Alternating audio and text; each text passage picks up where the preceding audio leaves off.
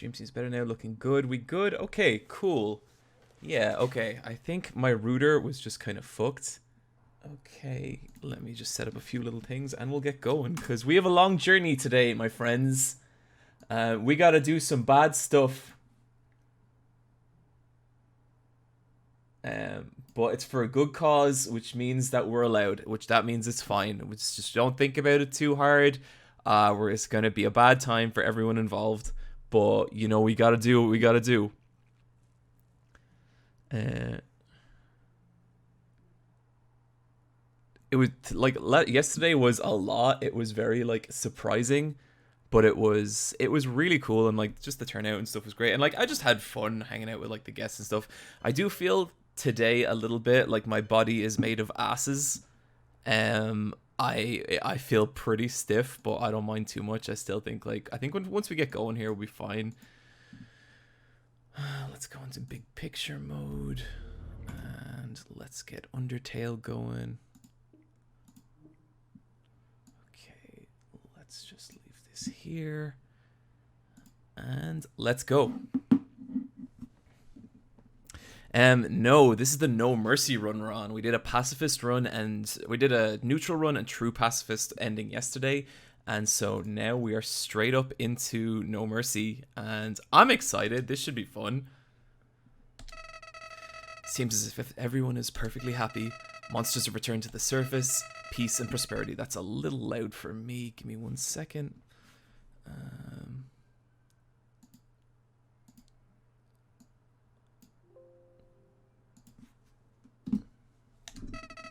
Take a deep breath. There's nothing left to worry about.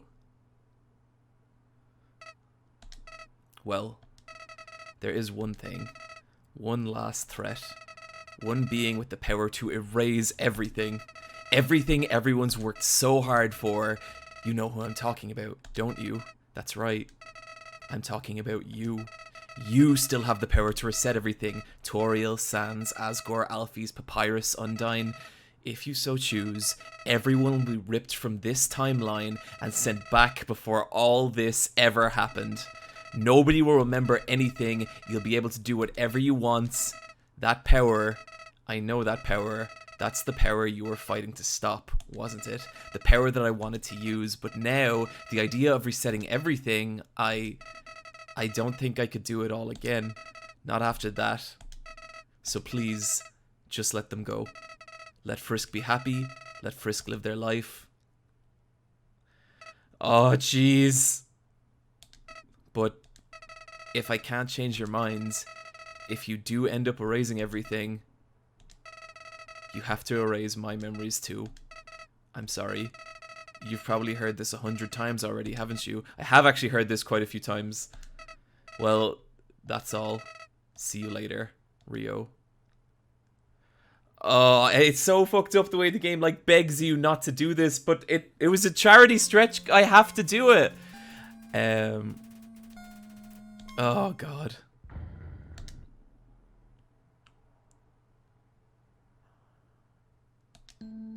Oh, no, we gotta go to reset.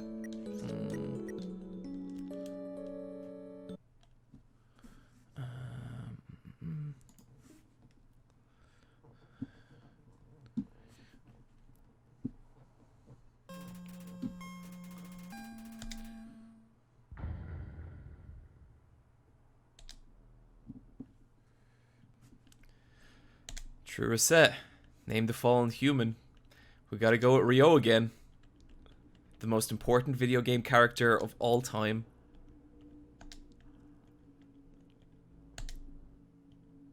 Yes.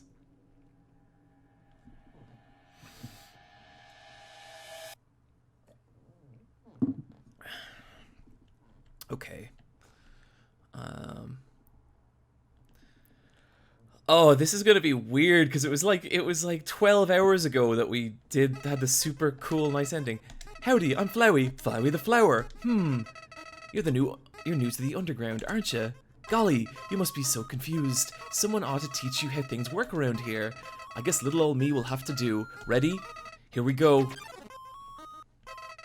See that heart? That's your soul, the very culmination of your being. Your soul starts off weak, but you can go strong if you gain a lot of LV. What's LV stand for? Why, love, of course. You want some love, don't you? Don't worry, I'll share some with you. Down here, love is shared through little white friendliness petals. Move around, get as many as you can.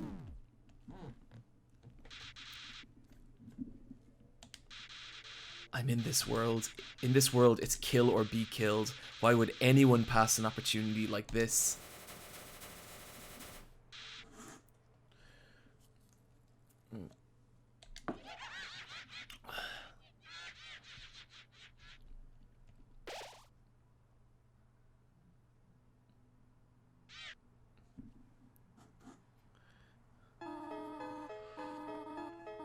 What a terrible creature, torturing such a poor, innocent youth. And do not be afraid, my child. I am Toriel, caretaker of the ruins. I pass through this place every day to see if anyone has fallen down. You are the first human to come here in a long time. Come, I will guide you through the catacombs.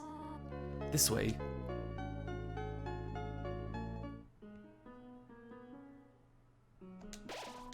The shadow of the ruins looms above, filling you with determination. HP fully restored.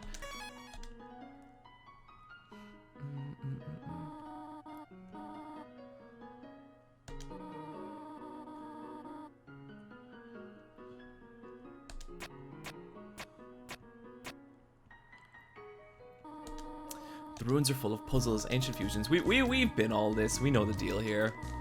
I might see if I can adjust the text setting there. No, okay. To make progress here, you will need to trigger several switches. Do not worry, I have labeled the ones that you need to flip.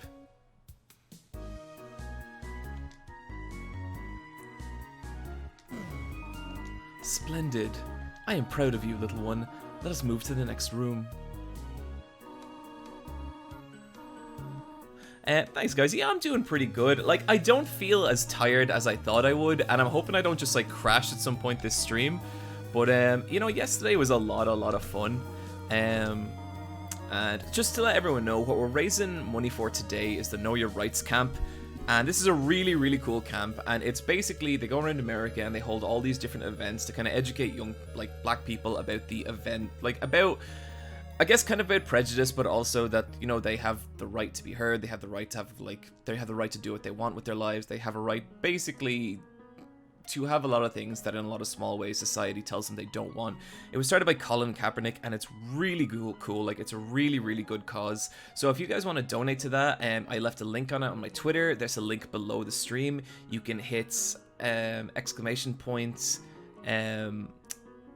BLM exclamation point donate, and they will both bring up links in the chat in which you can donate.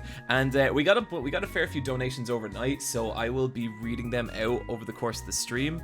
So yeah, let's, I mean, if we could get, if, like, the original goal was 4,000, at the moment, in total, we've raised nearly $15,000 for charity, so I'm pretty fucking happy with that. That said, if we could raise another 4 or 5k over the course of this stream and get that bar all the way white, I'd be super pumped about that. So thanks to everyone who's donated, and, you know, thanks to everyone who's going to support the cause. I really appreciate it. Anyway.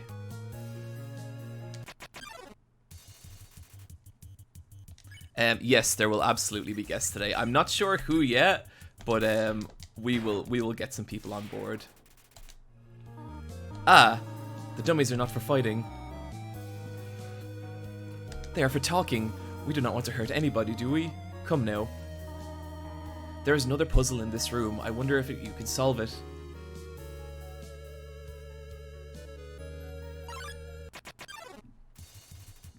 This is the PC version. I'm playing the PC version with a PS4 controller. My first No Mercy run I actually did on the Switch, and it was fine, but I found the Switch Pro controller, there was some of the fights in it that it just did not cut the mustard, like especially Undying the Undying and Sans they were tough fights on the Switch Pro controller. Matthew McMuscles, hey buddy, it's great to see you again.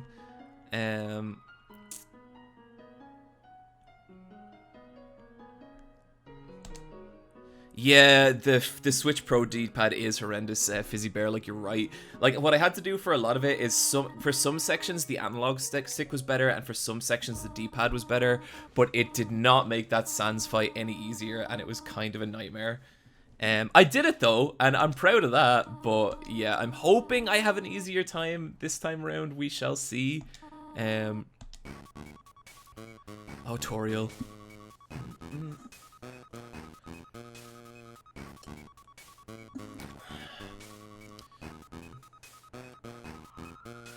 So, this is going to be a really weird stream, right? Because it's going to be, like, basically, the two actual challenges of Genocide mode are just Undyne and Sans. Other than that, Genocide mode is really easy. It's just more about, like, just having the patience and just taking everything out. But hopefully we'll get some guests in later and that'll sort that out. Did you get much rest? Yeah, I got a couple of hours sleep. I'd say maybe 6 hours, which is way more than I got yesterday. So I'm actually feeling kind of alright. Nervous, you know, like still kind of nervous just in general, especially starting off again. But, you know, it's fine. And like once we get into the swing of things, I think we'll be having a lot of fun again. No, I do actually like the Pro controller. I just don't love it for like high precision stuff. Like if I was playing like, if I was playing, like, just your kind of standard, like, either 3D platformer or shooter, it'd be fine, but for kind of pixel-perfect stuff, that's when it kind of bothers me.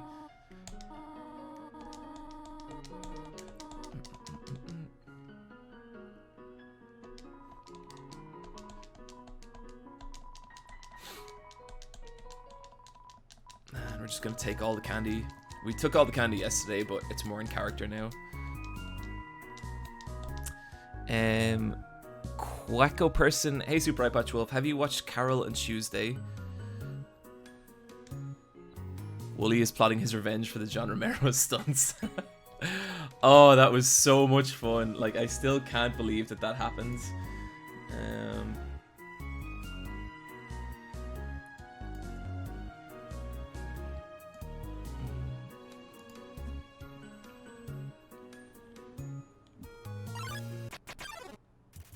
So the whole idea with the No Mercy run is like, you know, with the enemies in Undertale, like I could spare this guy and I won't get any XP, but you just straight up kill everybody. And you kill a lot of people, and we're going to be doing that quite a bit today.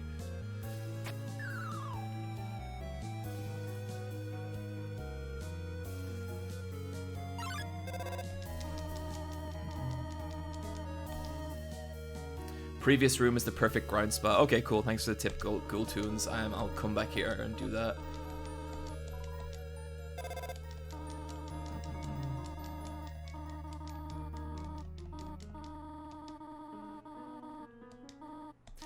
Guys, we are just inches away from hitting 5k already. That's so awesome. Thank you, everybody. It still blows my minds.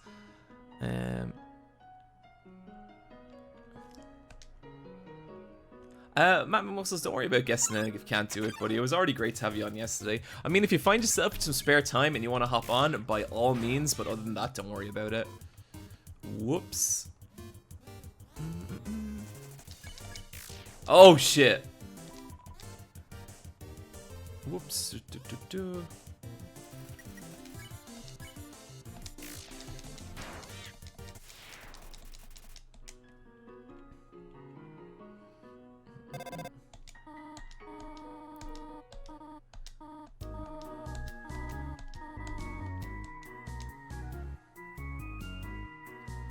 Okay, I think I remember this exactly. Oh, god damn it! Every time! Every time!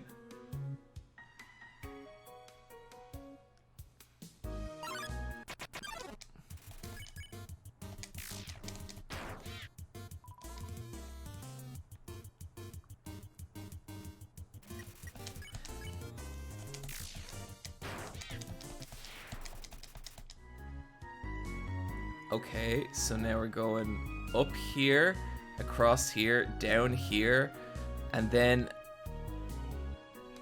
Oh, God, I knew it. You'd think I learn. Like, we've already been through that so many times.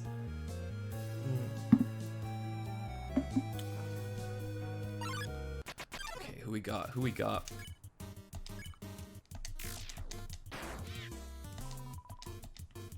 Whoa.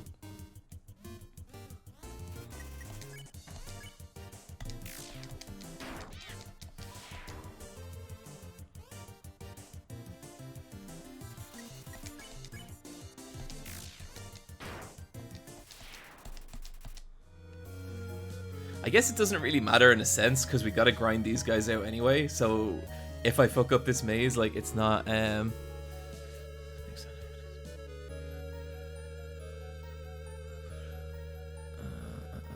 Oh, what? Huh. Hmm.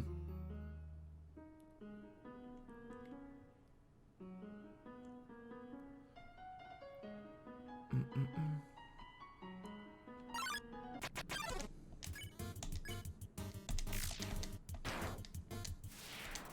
32 XP.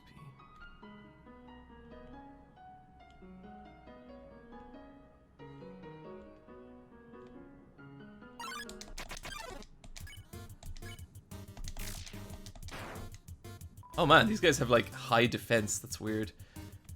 If you're doing pacifist, these enemies are actually way easier because you can, like, you see the way they're yellow, you can just mercy them all straight away. So they're actually kind of more of a pain if you're gonna fight them. Where there's like a lot of enemies where like the steps to like condone, like calming them down are more elaborate.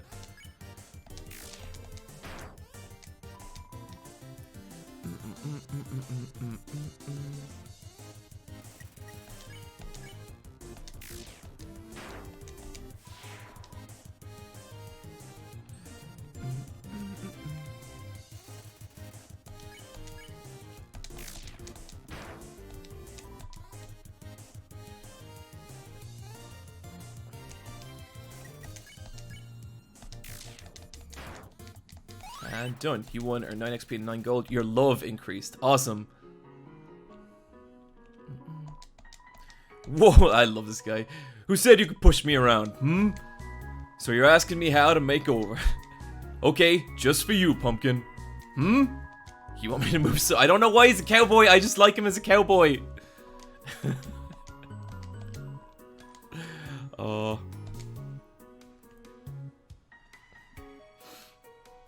Oh, that's fucking God.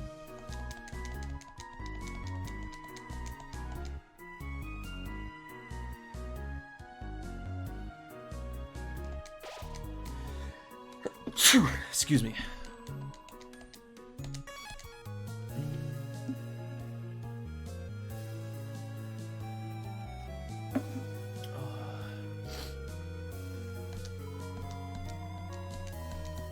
So I don't think you can kill Napstablook here. I can't remember how this works.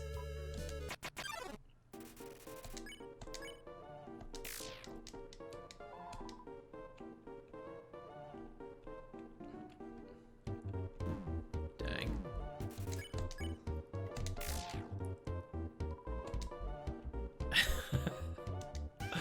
Oh, such cool. Such a cool character still, like, alone.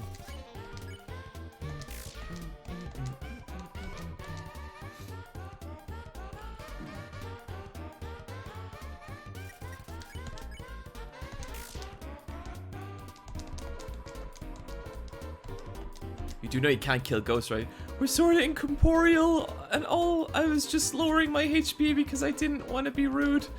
Sorry, I just made this more awkward. Pretend you beat me. Oh. You won. You lost 1 experience. God damn it.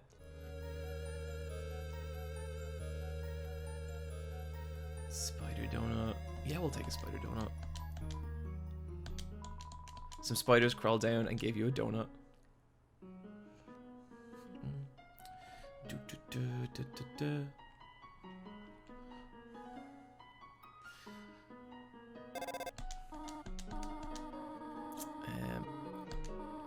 I was not expecting to have company so soon. There are probably a lot of things lying about here and there. You can pick them up, but do not carry more than you need. Someday you might need something you really like.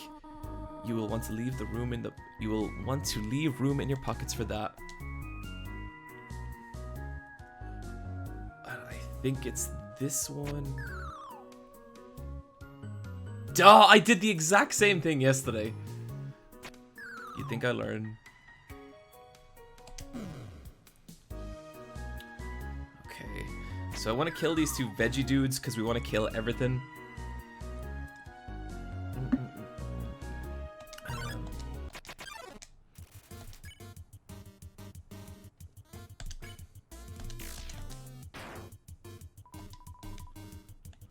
Whoops.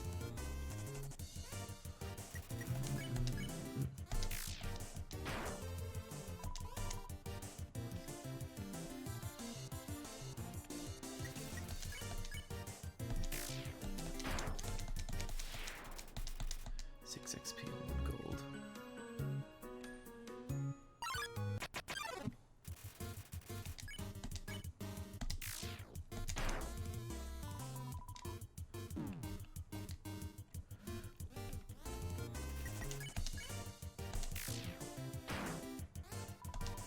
I think one thing I really appreciate about the No Mercy run is, like, especially after you've done the true pacifist run, which is such a, like, if some of you guys were there for the ending of that last night, it was so fucking just, like, uplifting and beautiful and nice. And even characters like Alfie's, you get such a better idea of her on, like, the true pacifist route.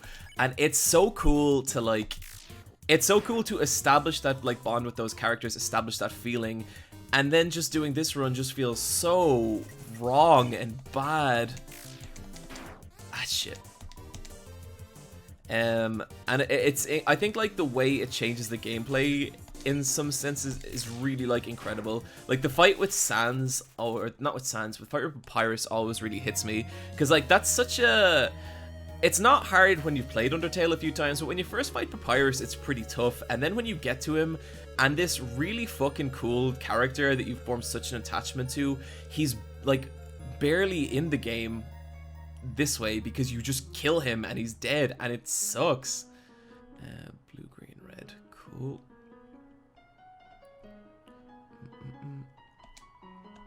If you can read this, press the blue switch.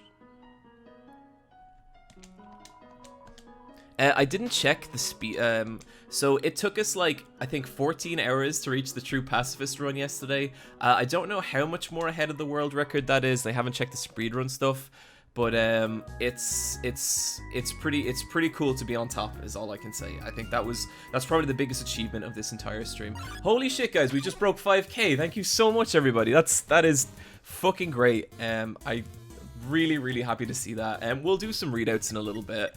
But that we're already off to, like, a great start, and that makes me very happy. So thanks, guys. I really appreciate it. Whoops.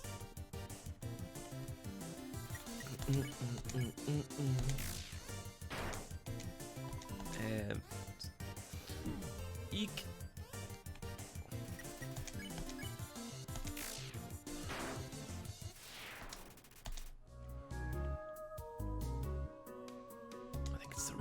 Read this, press the red switch.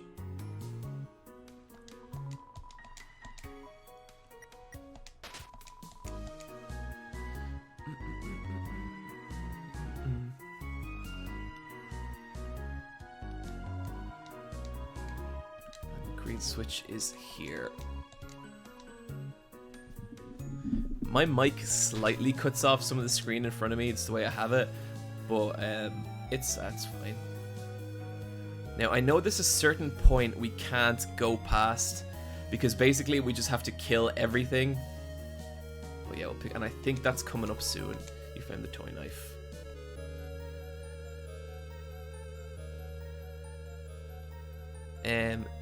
Terrells, are you going to do the betrayal kills? I'm not sure what they are. Yeah, I'm playing on PC. Oh dear, that took longer than I thought it would.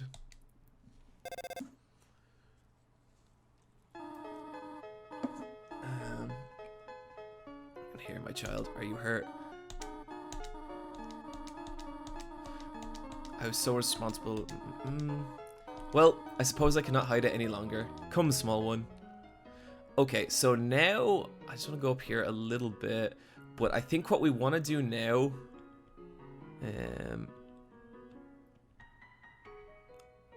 That's when you get the boss characters to point where you can spare them and kill them anyway. That's special dialogue and stuff, but it's super messed up. Radical Dreamer, do I need to like, so that won't trigger if I just like hit them normally. I actually have to go through dialogue with them that way. I wasn't aware of that. Man, this game. Seeing such a cute, tidy house in the ruins fills you with determination. Okay. So now we basically just gotta go and I'm gonna go back to the room that guy said, but we just gotta grind, and there's gonna be a lot of that in this stream. But we just gotta do it. There's no way around it.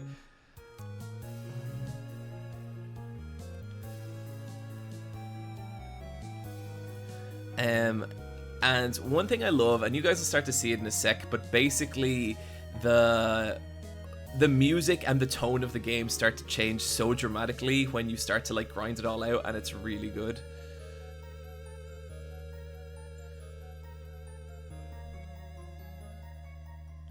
I'm trying to remember where was the good grind room.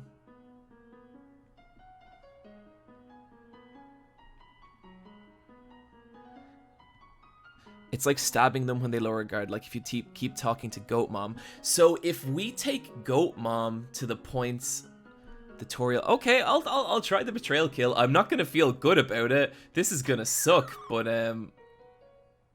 yeah, we'll do it. I might not do it with like Undyne and stuff because I just wanna, like, I am terrified I'm just not going to be able to beat Undyne or Papyrus on this run, and I've beaten them both before. But yeah, we'll see.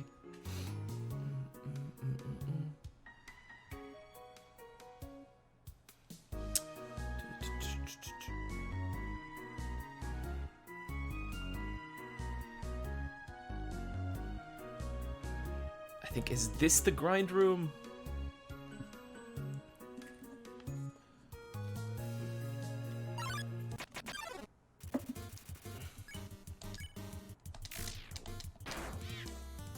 Oh, we didn't equip the toy knife yet.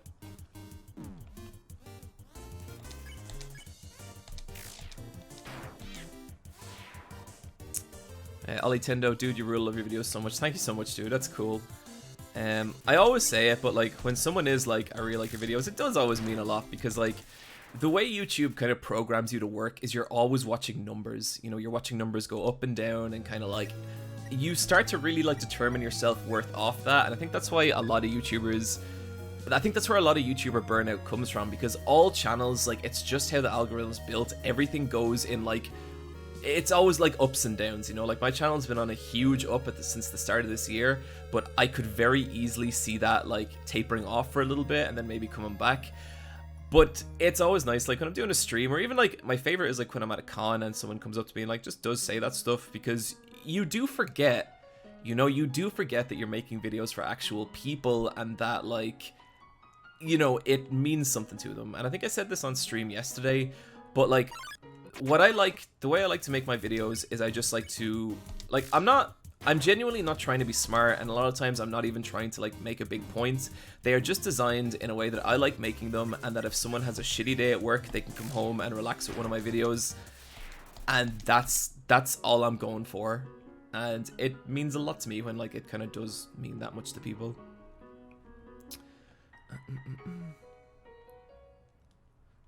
Your Naruto video actually made me cry. Man, I don't even remember the Naruto video. God, I made that so long ago. I can't remember what points I made or anything.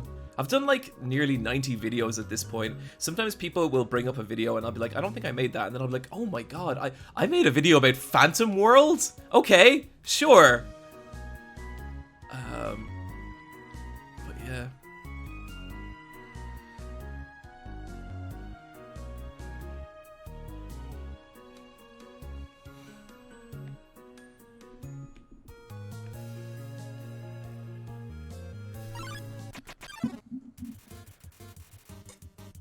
This is what we want to see. A lot of enemies just lined up for us to take out.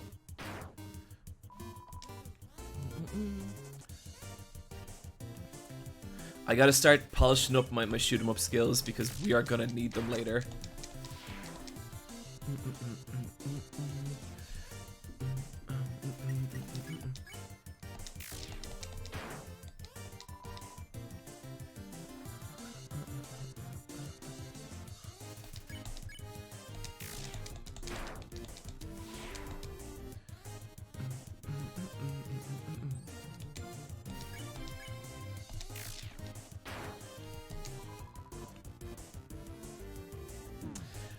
Yeah, someone just asking about that Phantom World video. The Phantom World video was the 3rd video I ever made, and I would say it's probably, to me, one of the bottom 5 videos I've ever done.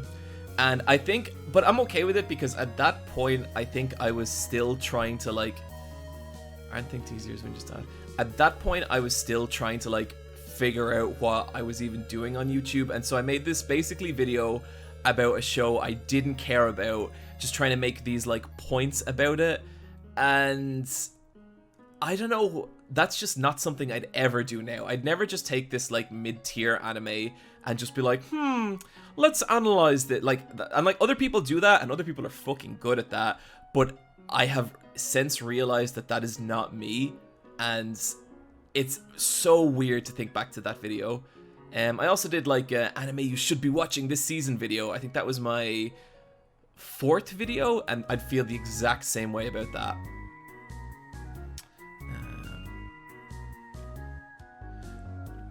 Watch Mojo top 5 Eyepatch Wolf videos. Oh jeez.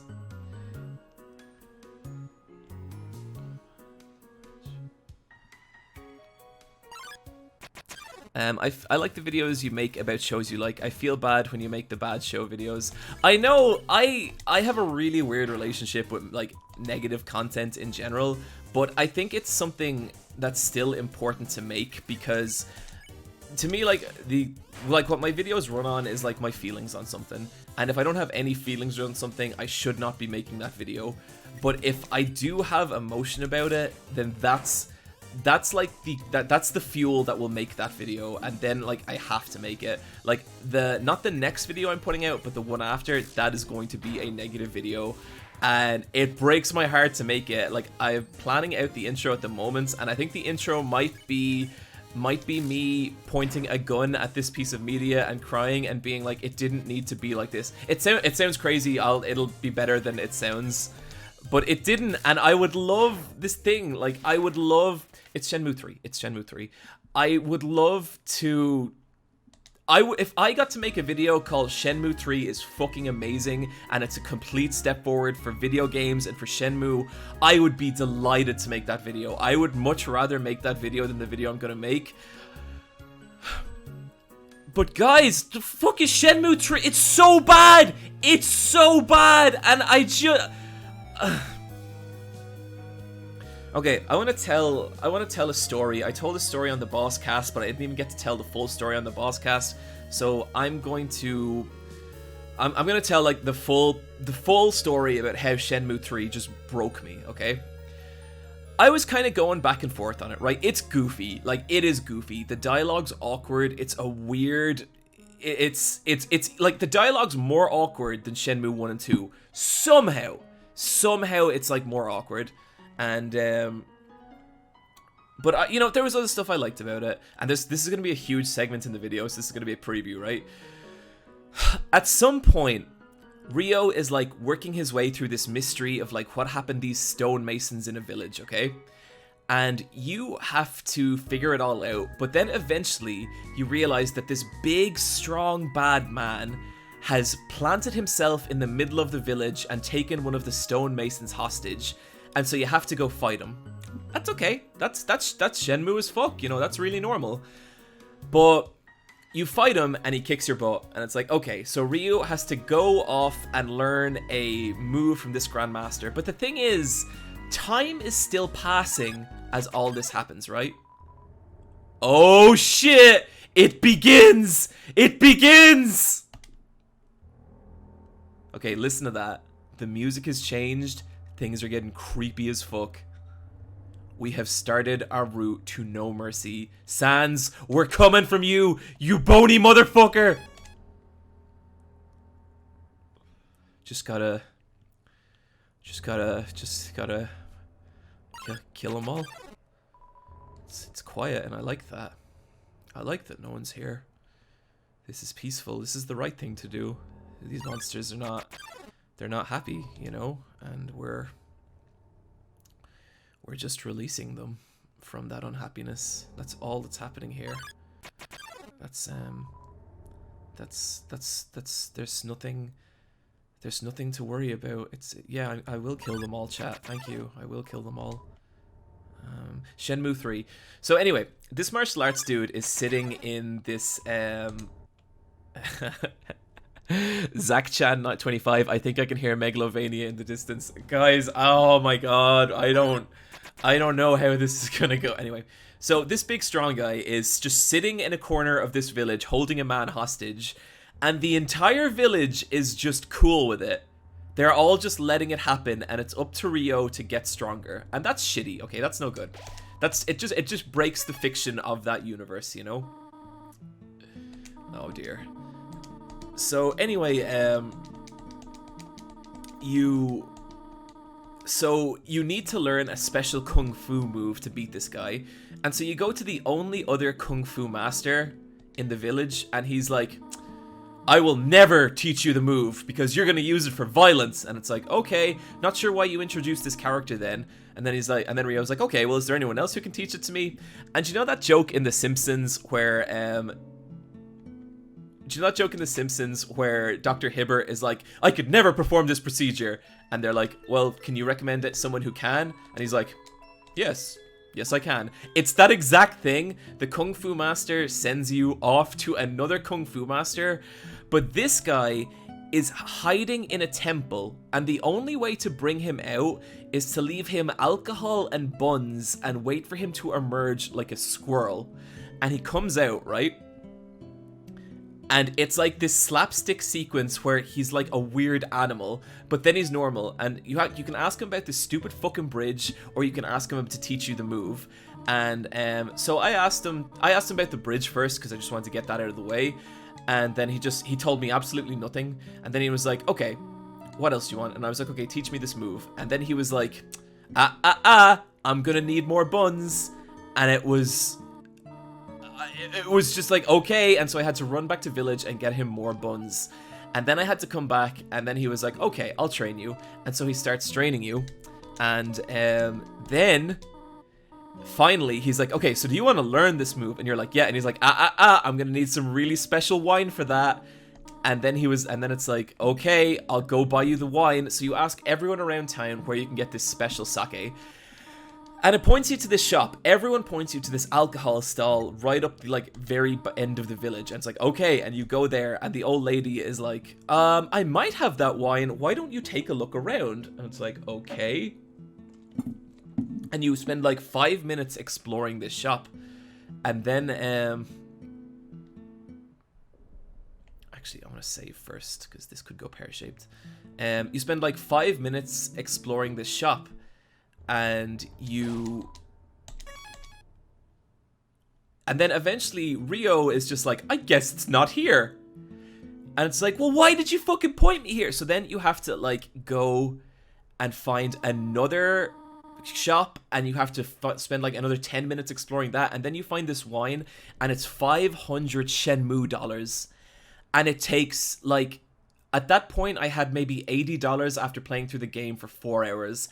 And it takes so long to get all the money together to buy that fucking wine. But eventually you do. He teaches you the move. You beat the big strong man, and you move on. And after that, Shenmue gets a lot better. It's like you go to... I see all the howdies in chat. Justice Kazzy is rating. Thank you so much, Justice Kazzy. Appreciate it, dude. And so then, anyway, you go to a new town, right? And it's good for a little while. It's good. Like, Shenmue is good again. And then a big strong man appears. And he beats you up. And you need to learn a special kung fu move to beat him. And you go to the kung fu master. And he won't teach it to you. And he's like, oh, but you know where? Maybe if you look around the shops, you can find a special manual to do it. And it's like, okay. And then eventually you find this manual, and it's $2,000. $2,000. And most of the game is spent grinding for that. And I shit you not, okay? You buy the manual, and the last page is missing. And then you go back to the Kung Fu man, and he's like, oh, that's a shame. I guess I'll just teach you the move then. And he teaches you the move, And then, you know what the move is? It's a copy and paste animation of the first move you learned. The previous one from the village with the chickens and the old man. And it is the most frustrated I have ever been with a game. I could not fucking believe it. But,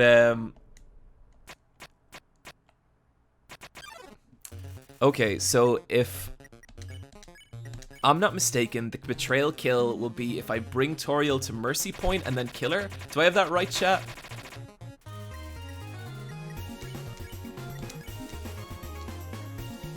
Oh my god, that's different. That's different dialogue. So I think I gotta let Toriel take my health down.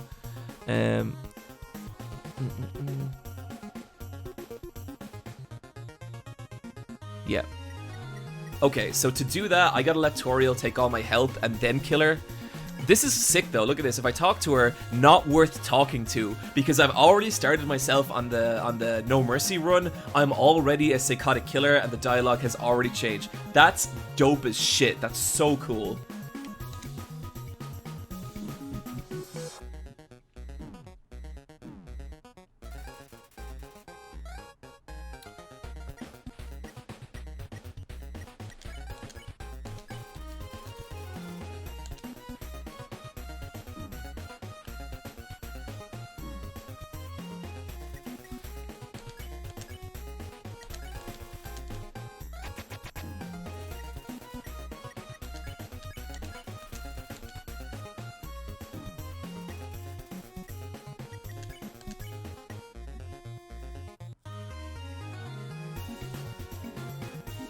Okay.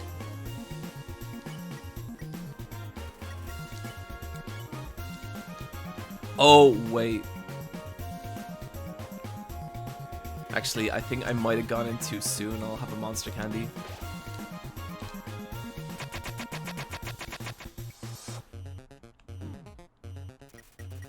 So if I do this...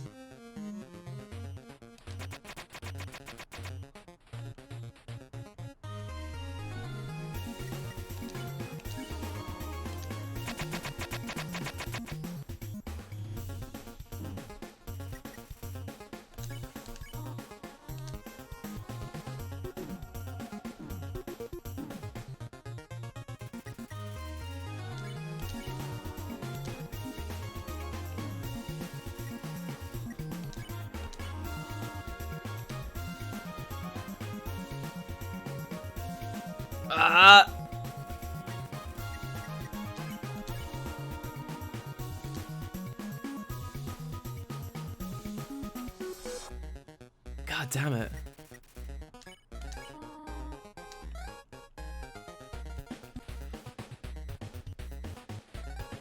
I don't know if I can actually run into that attack.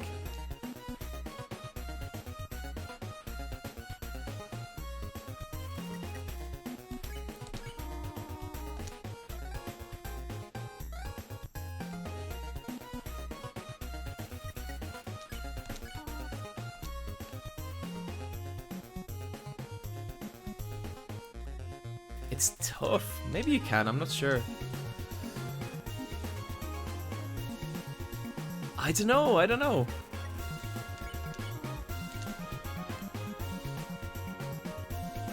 You see, they move faster than I can get to them.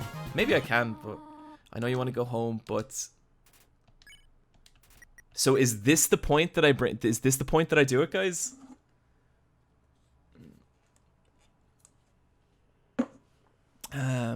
Now attack. Okay. This is fucked up. Oh, okay.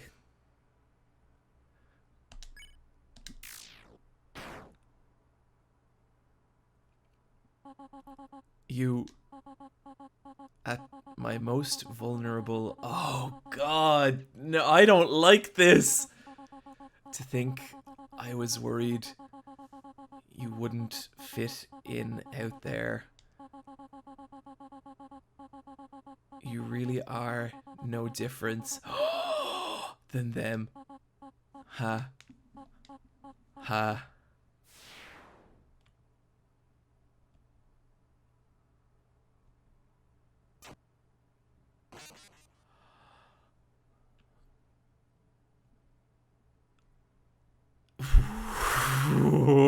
Okay. That was pretty cool. Yeah, I'm so sorry, everybody. What an awful thing to do. Goddamn. Okay, that's the ruins. That didn't feel nice.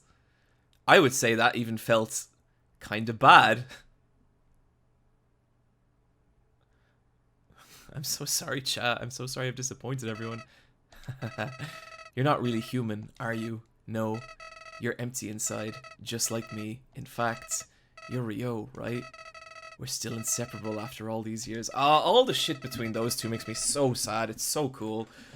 I have a plan to become all-powerful. Even more powerful than you and your stolen soul. Let's destroy everything in this wretched world. Everyone, everything in these worthless memories. Let's turn them all to dust. That's a wonderful idea. Fuck.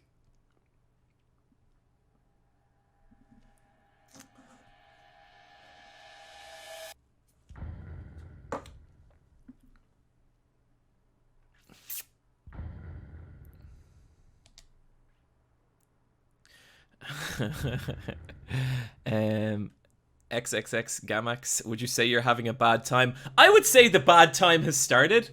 Okay, guys, I just want to read out some donations real quick, and then we'll get back to our bad time.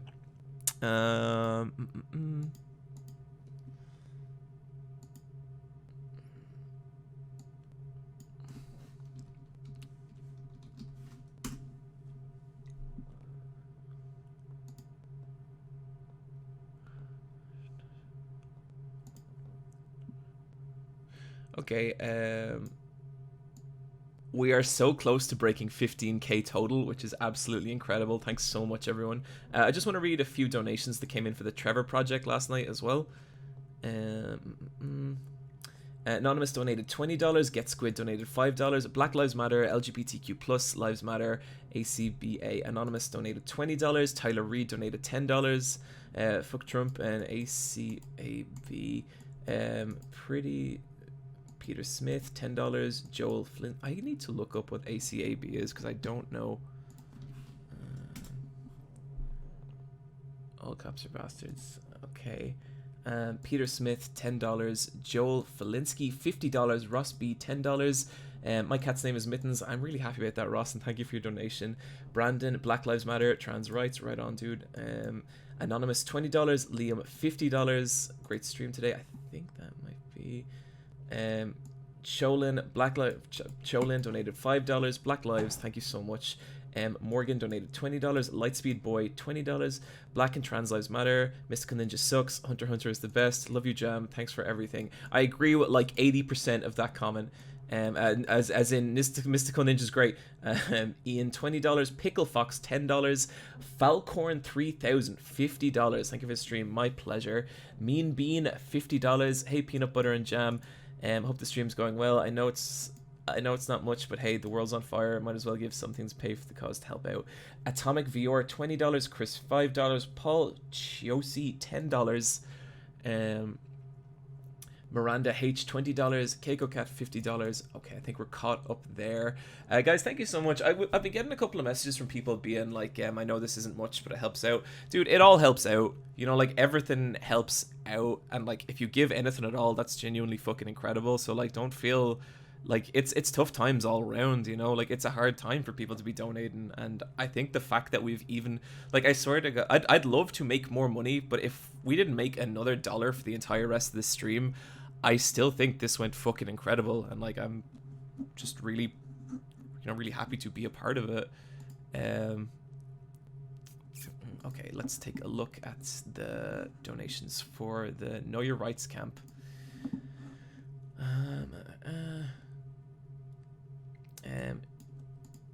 Shimmerin $10. Shout out to all the good people on the Let's Fight a Boss Discord, especially my vulnerable mates and venting and personal channel. Yeah, right on. Robbie, I think it's Robbie Raccoon. It cut off the end of your name. I'm so sorry. $15. Evercaptor $20. If I remember right, holding up and down at the same time optimizes movement for encounters. Anonymous, $100. Thanks for organizing this. Jack Blade, $50. Love your work, sir. Love your work, Jack Blade. Chusa, $20. Thank you for supporting a great cause and introducing me to many of my favorite games and anime. My pleasure. Seven Draconian, $20. With everything bad going on right now, it's easy to forget there are always people trying to do their best or good. This is a great reminder of the things aren't always bad. Maybe not this run specifically, but I take your point. Jesper Rowan, but thank you for that, dude. Jesper Rowan, I hope this helps. Yes, it does. Anonymous, $20. Sam Special, $5. Anonymous, $20. Anonymous, $50. Anthony P, $20. Vanna, $100. That's insane. Thank you so much. And that brings us up to date. Thanks everyone for donating. If you want to continue to donate, you can do so by exclamation points BLM in the chat, which will give you a direct link to the Trevor Project. Exclamation points donate, which will give you a link to the Trevor Project, or sorry, the Know Your Rights camp. Exclamation points donate will give you a link to the Know Your Rights camp and the Trevor Project, and exclamation point LGBTQ will give you a link to the Trevor Project. We've raised a lot of fucking money. I'm looking forward to raising more, but it's been awesome. You can also go to my Twitter. There's a direct link there, or there's a link in the there's a link just below the stream if you're not on mobile. So thanks so much, guys. Like it's been really fucking cool. Okay.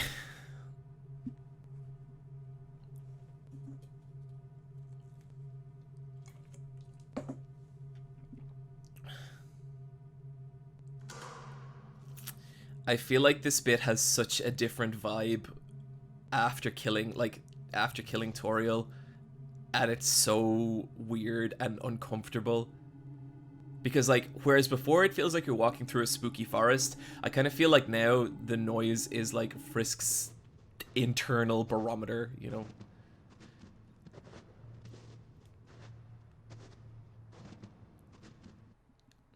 Human. Don't you know how to greet a new pal? Aw, Sans, we ain't pals this time, buddy. Turn around and shake my hand.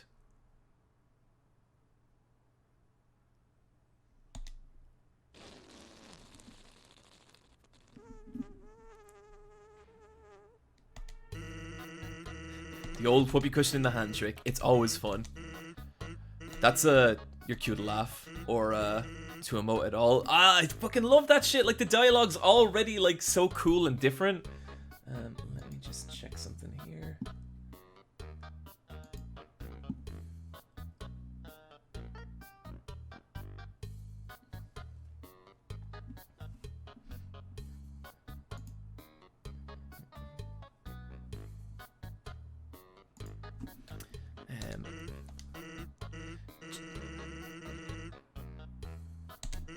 Gee, lady, you really know how to pick 'em up. Okay, that's fine. Everyone's got their own sense of humor.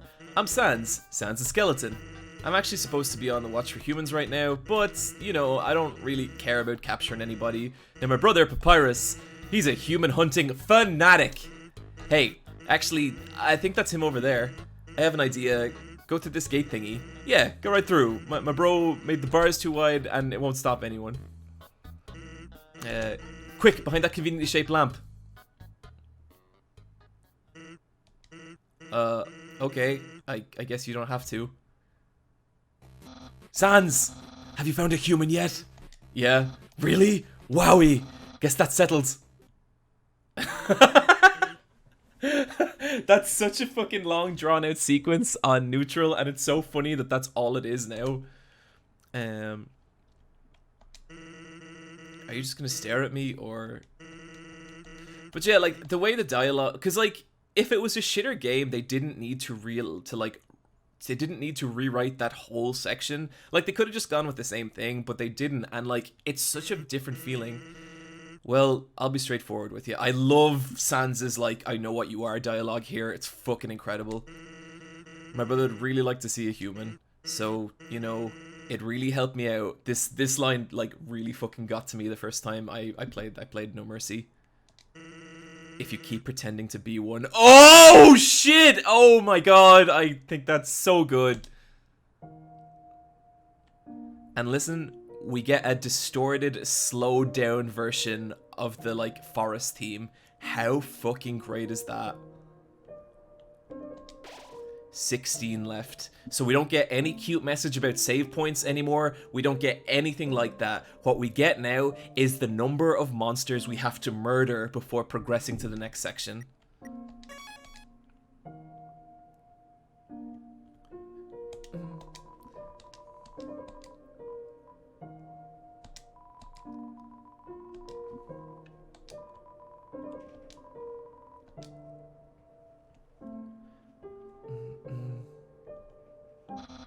So Sans, when's the human showing up? I want to look my Sunday best, or at least Tuesday pretty good. Don't you only have one outfit? Yeah, but I could style my hair. Oh, right. Good idea. Say, why don't you look over there?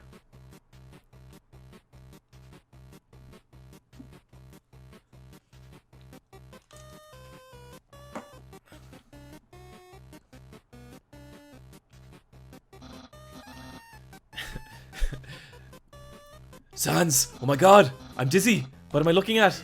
Behold. Oh my god!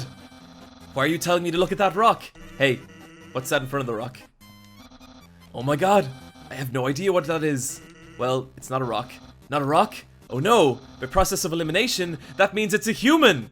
Ahem, human.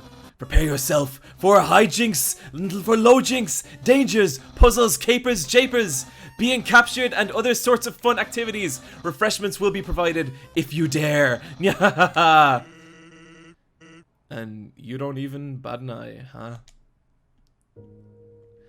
All Sans' dialogue like that, it kind of wrecks me, and it's sort of beautiful. I know there's a way you can play these sections where you only kill enemies of a certain amount of XP. We're not gonna do that because we have a lot of shit to get through, and that'll just make it take longer. But hopefully it'll be okay, and we get a good mix regardless. Oh, I don't want to kill this guy.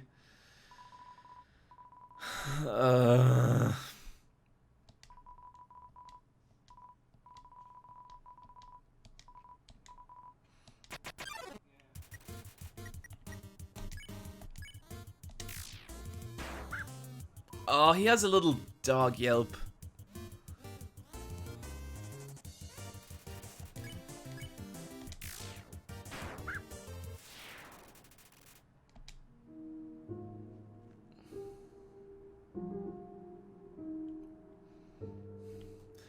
It feels bad, man. That does not feel good. Oh, okay. Here's something crazy you can do here. Hello, I am a snowman. I cannot move. Oh, we forgot to deliver the snowman last night. That sucks. Oh my, what are you doing? Soon there won't be any of me left. You got the snow piece. Okay, so you do that. Then you actually can eat the snowman in front of him. You ate the snowman piece. Your HP maxed out. Stop, please. You got the snowman piece. A useless pile of snow. Okay, I fucked that up. But basically, you can eat the snowman piece in front of him, and he like I'm gonna reset the ticker there. Give me 2 seconds, guys.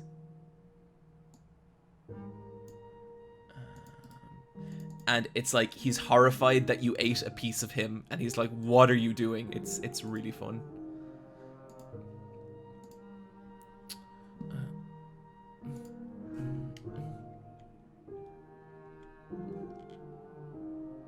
Well, I say fun.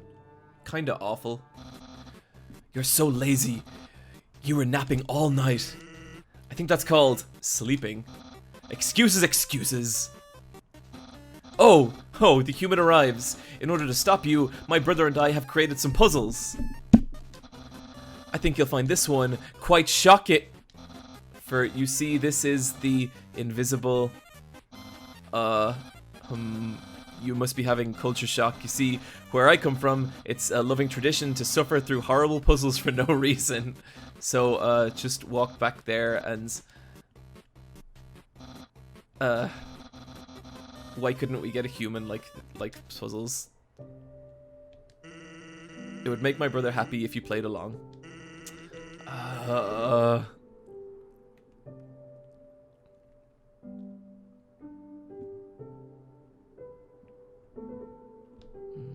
What's down here again?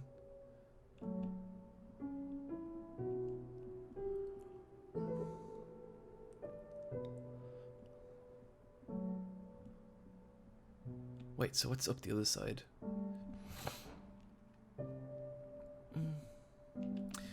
So then anyway, you get to the end of Shenmue 3, right? And listen, I gotta talk about this because I'm still so mad. And so if anyone is like super invested in Shenmue 3 and somehow has not played it, I want to drop some spoilers for what happens at the end of the game. So come back in like a minute and I'll be done. But the whole thing about Shenmue is like you go and you fight Landy. You know, you want to beat Landy. And so I would say for the first 15 hours of Shenmue 3, Landy does not show up. And then you finally find him. And it's like, oh my god, this could all be worth it if they just do something here. And all that happens is Ryo fucking fights Landy and gets his ass kicked. He gets his shit pushed in. And it's so frustrating. And that's the end of the game. And it's like, they made Shenmue 3 was a filler episode. It was a Shenmue filler episode. And I waited 19 years for it.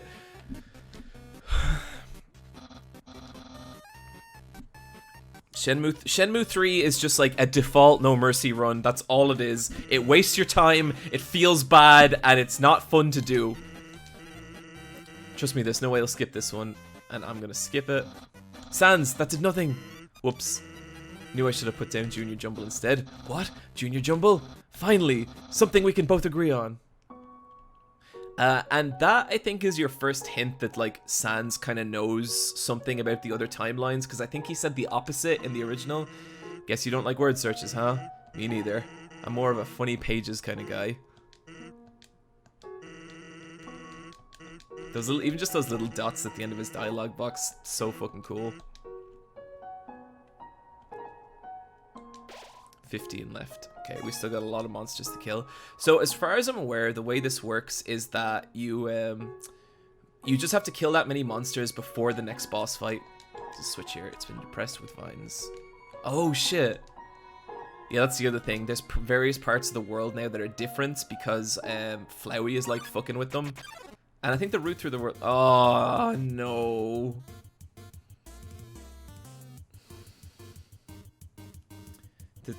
This isn't what I want.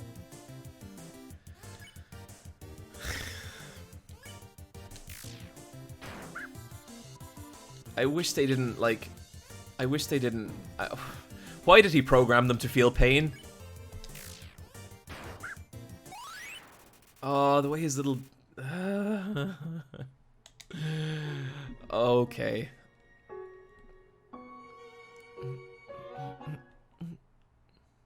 Oh, no! No! Oh.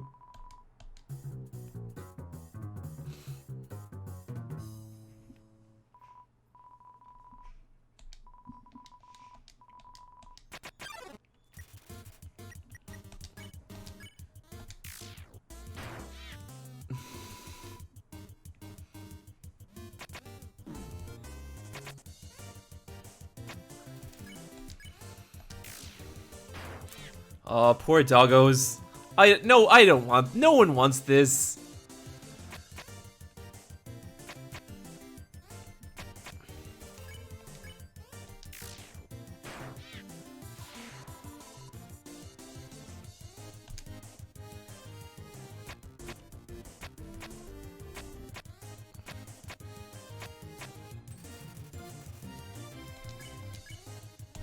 So yeah,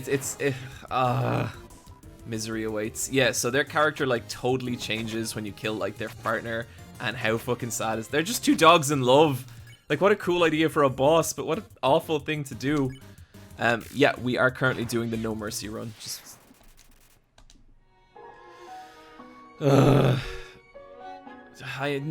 Jack Russells are like my favorite dogs, and I don't want that. Oh, it's already been depressed with vines, has it? Yeah, I think so. Ugh. I think this has already been done as well, if I'm not mistaken. Yep.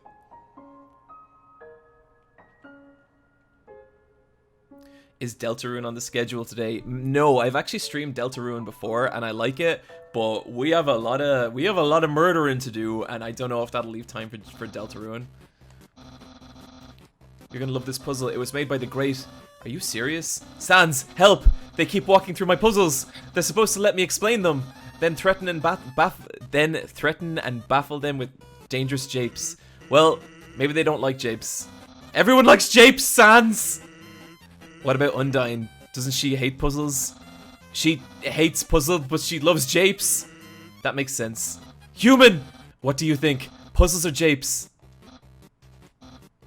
Okay, this is normally the part where you either agree or disagree, and depending on your answer, we say something great in response.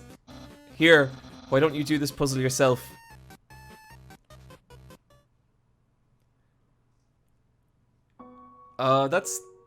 That's kind of sad. He just kind of gives up and walks away. Hey, puzzles might be fun if you tried them.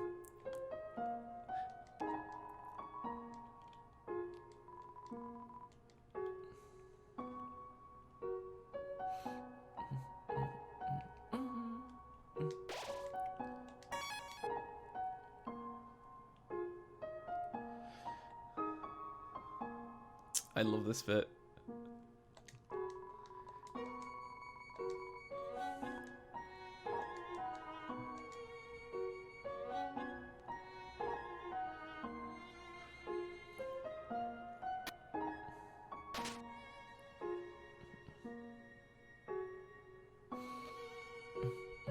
Oh, that was cool. I never saw that before. We got a little ice dog. What's up? That's such a that's such a simple trick. Say, are you following me? That's such a cute little visual trick, but like it's fun. Like it does make you go like, wait, what? For a second, but it's like, oh, there's two sprites.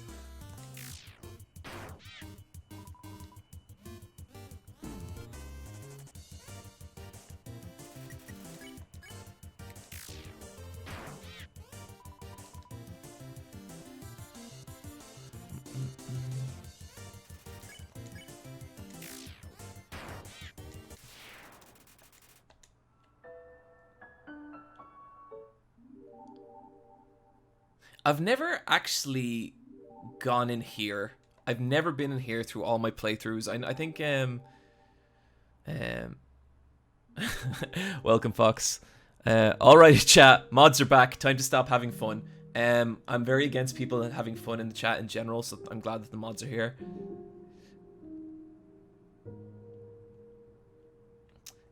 Tady's essay. Mates have told me to play this game, and after seeing yesterday and today's stream, I'm buying this. Yeah, it's probably obvious at this point. I highly recommend this game. I absolutely adore it. And yeah, anyone who's even slightly curious. No!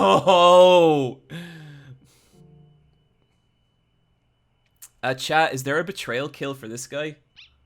I'll do it.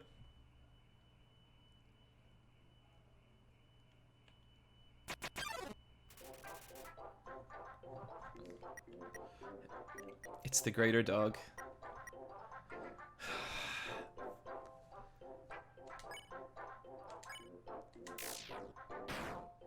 I even feel bad about avoiding kill the doggo, Snowpuff. Why? It's a betrayal kill. Are you having fun, Joho? No, I'm not. Wrong fun.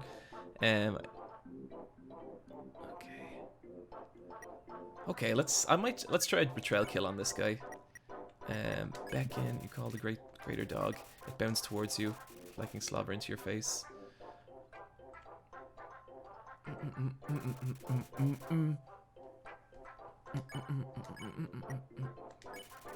Greater dog curls up in your lap as it's pet by you. It gets so comfortable it falls asleep. Then it wakes up. It's so excited.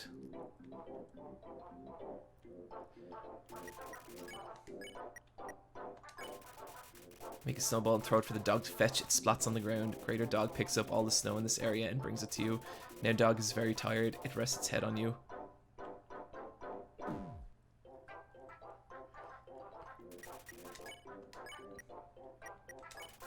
As you pet the dog, it sinks its entire weight into you. Your movement's slow, but you still haven't pet enough. Man, it can't even really do a lot of damage to me now. Like, remember, this killed me yesterday, didn't it? You pet decisively. Pet capacity reaches 100%. Ugh! The dog flops over with its legs hanging in the air. No! Oh my god!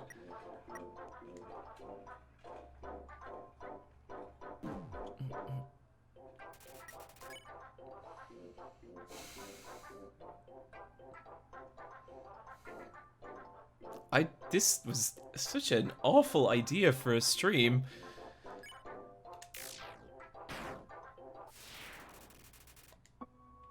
That was the same. It just felt emotionally much worse.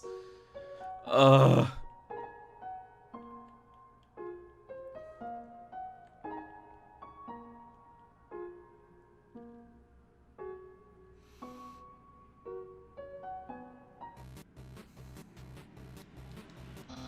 Human, this is your final and most dangerous challenge. Behold, the gauntlet of deadly terror. When I say the word, it will fully activate. Cannons will fire, spikes will swing, blades will slice. Each part will swing violently up and down. Only the tiniest chance of victory will remain. Are you ready? Because I am about to do it. Well, what's the holdup? Hold up! What holds up? I'm about to activate it now. That doesn't look very activated. Well, they're probably going to walk through it. It won't be any fun at all. So this human thing was a bust, huh? Well, I mean, I'm excited to capture them, so I'll become a famous royal guardsman. But all the time I put into these puzzles, it's kind of like throwing a birthday party without chops and fire. Exactly! It's pointless! Maybe you were right to be lazy about puzzles. Me? Right about something? Really? Yeah, what I'm saying, you're still completely wrong. I just have the wrong audience. I think about how much fun Undyne would have here. Flames, violence, it's right up her alley. So I don't want to waste the puzzles on you. I just have to appreciate the friend I already have. It's so sad watching Papyrus get like dejected. A valuable life lesson. Yeah. We will do the betrayal on Papyrus. Guess we didn't need your help to have a good time after all. Say, I've been thinking. Seems like you're gonna fight my brother pretty soon. Here's some friendly advice. Oh, is this where he says it? Is this where he says it? If you keep going the way you are now, you're gonna have a bad time. That's so fucking good. Oh shit! Okay, wow. I forgot he does that. That's awesome. Okay, we'll come back to Snowden.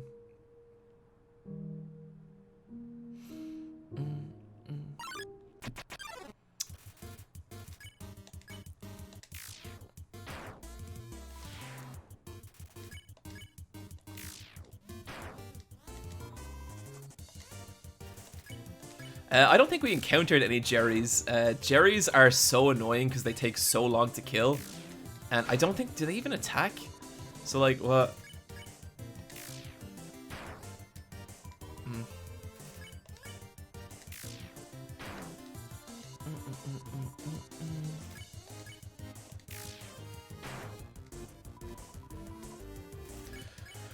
Ugh.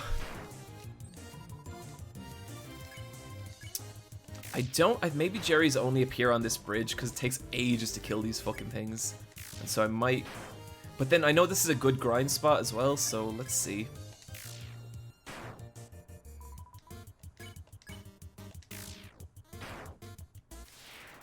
You want to earn 18 peaks.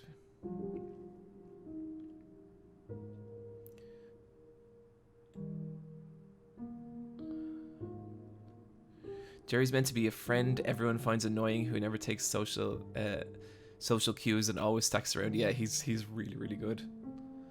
Hold up, then down.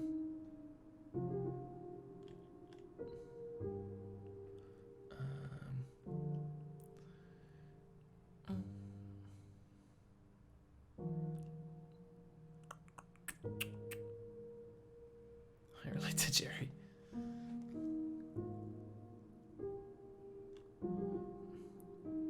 I really love that. Like, I can't tell if that's just the original one slowed down or if they've changed the key or whatever. I don't know anything about music, but I just love how they do that. Like, it's sad, but there's something kind of distorted and wrong about it as well, and it's just kind of fucked up. Guys, let me just open the door here. It's boiling in here.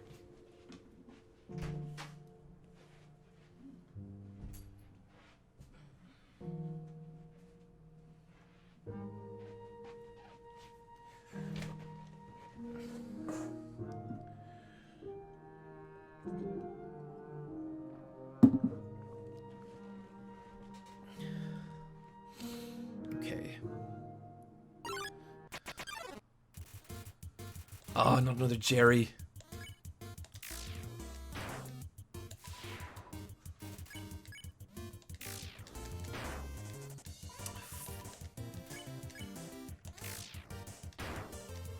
So the way Genocide works, like with you have to stay in the same screen because otherwise your step counter resets, and the more enemies you kill, the more basically steps you have to take before another one comes forward. Guys, just to remind everyone, we're doing this stream in support of the Know Your Rights camp, which was this camp started by Colin Kaepernick, and it's basically just this kind of sort of outreach program that does these like different events in different cities to kind of educate and empower young black people, and like it's a super good cause. And if you want to donate to it, you can do exclamation points BLM in the chat, exclamation point donate in the chat. There's a link below the chat if you're not on mobile, or you can just go to my Twitter and it's the last link there. And it's a really great cause, so let's raise some money for it. And we'll be reading out donations in a little while as well.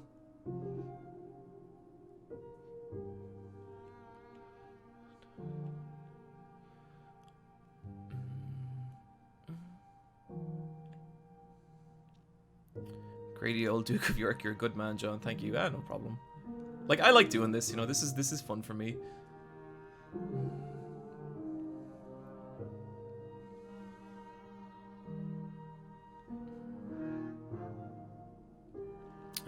You can change screens too.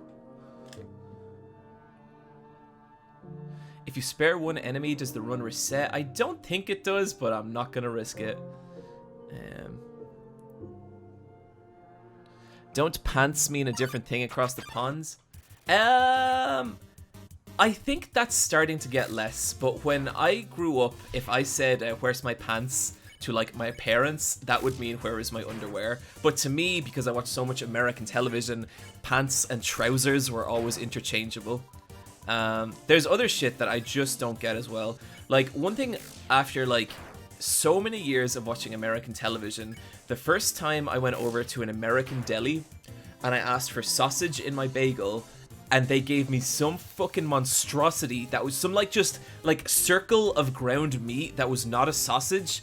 That was insane. And I'm sorry, I know a lot of people are American in the chat, but you need to get your shit together. That is not a sausage. A sausage is a cylindrical object. I still get mad when I think about it, because I went up to the guy and I was like, hey, I asked for sausage in this, and he was looking at it and he goes, there is sausage in that. And I was like, what are you talking about? No, there's not.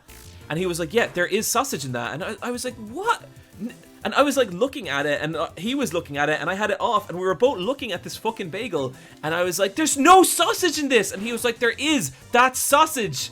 And it was one of the, like, I felt like I was going insane. It was one of the most surreal encounters I've ever had. And it's because that's the wrong word for sausage. I'm glad you're all entertained by that, but it was a very traumatic experience for me.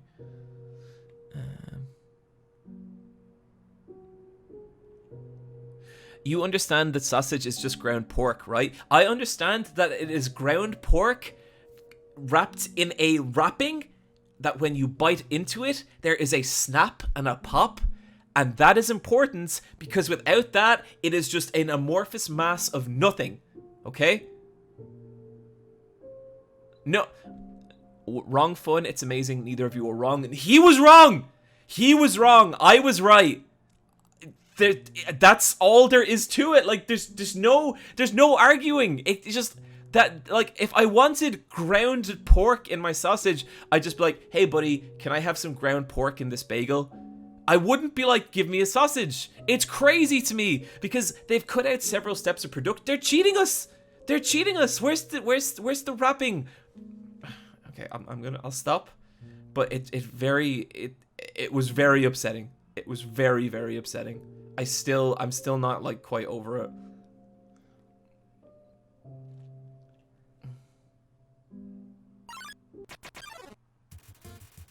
Okay, at least we got 3 enemies.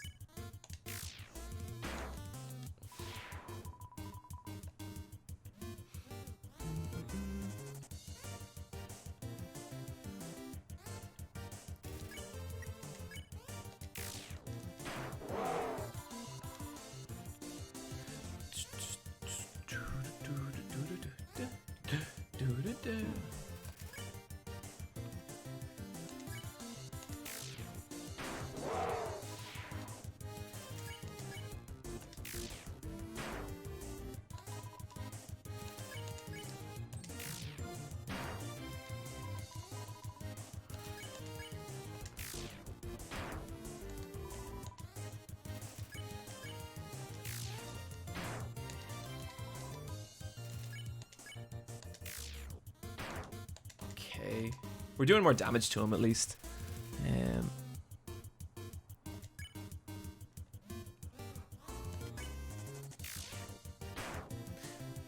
Okay, you see, the thing is, sausages are also super bad for you, so I don't eat them often. So when I get a sausage, it's like a treat. It's like something I've earned. And so when that happens and it just ruins it, it's upsetting. That's why I was upset about it.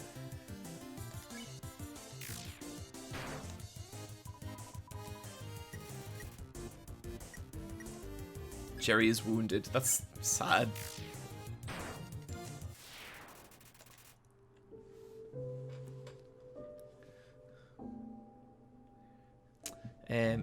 DJ Mavrov, hey man, big fan from Bulgaria. Please keep up the videos. Will do, dude. Thank you. I forgot, does the battle music become more ominous at some point? I think maybe? I can't quite remember.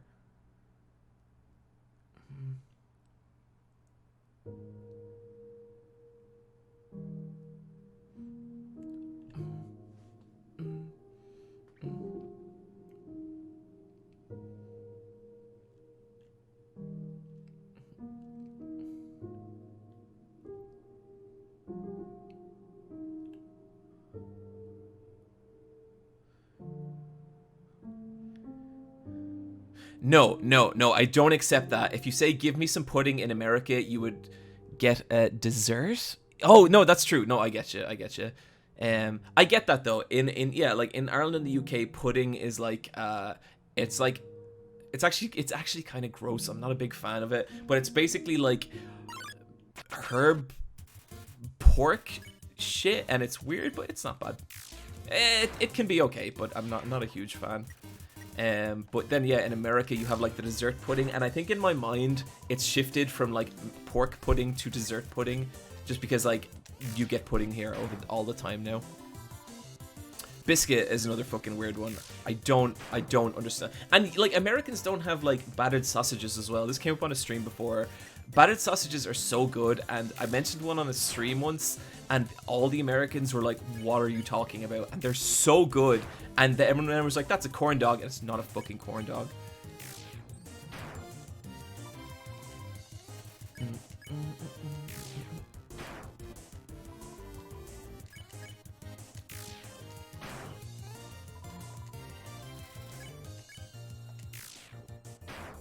It's not a corn dog. Don't start. Ah, yes, the corn dog. Fuck all of you.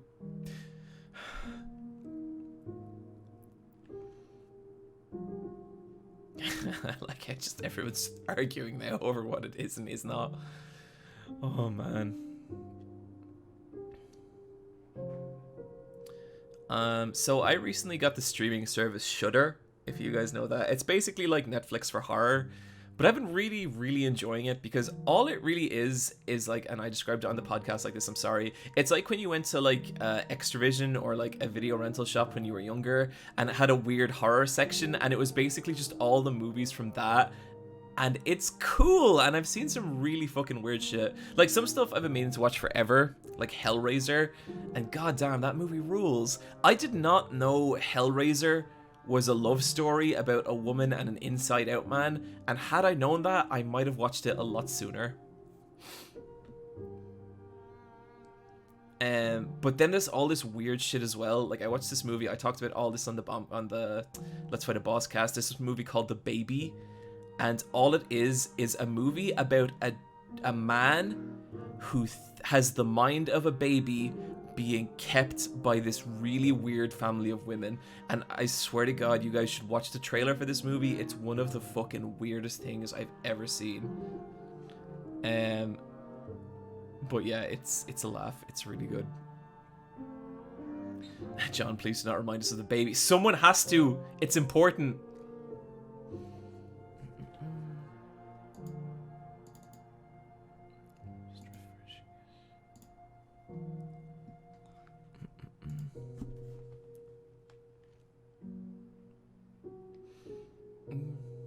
I wouldn't imagine we have too many more monsters to kill here. I'd say this could even be the last one. My cousin was actually in the last Hellraiser movie. No way, that's pretty fun. Yeah, I really want to go and watch them all now. In Praise of Shadows has a great like retrospective on like just the all the different Hellraisers, and it's really good. I'd recommend people check that out.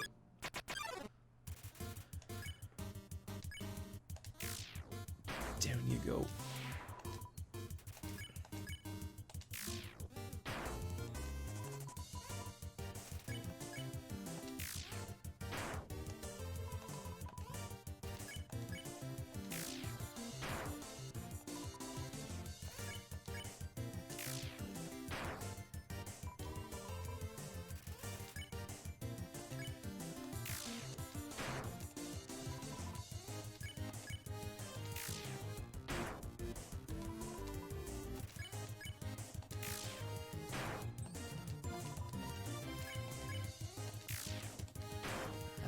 Nearly there. I think this could be it. This should be the last one. No, not quite. Because I think the music changes.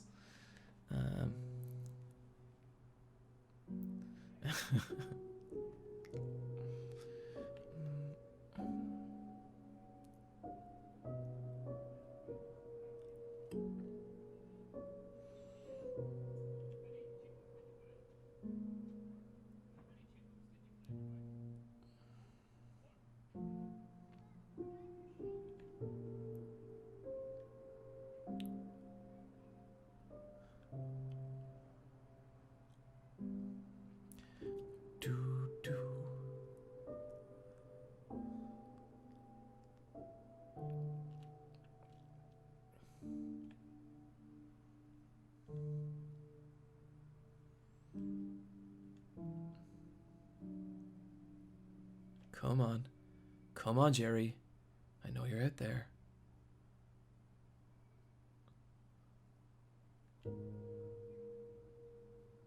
I feel like the music has slowed down more. I wonder am I right about that? Because it sounds like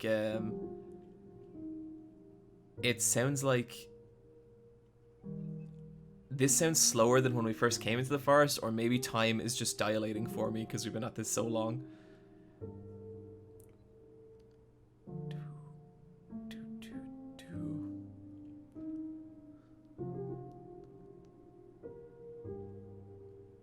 I will never understand a fried stick of butter. I get that. It's like, wow, what are we doing as a society? Come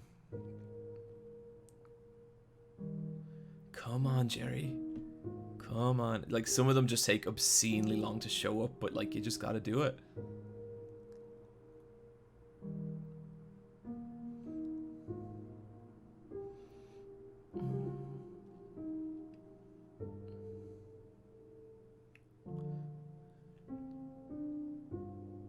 Oh, I think it's the same speed. It just doesn't have the violin bit, so it seems emptier. That's really, really cool.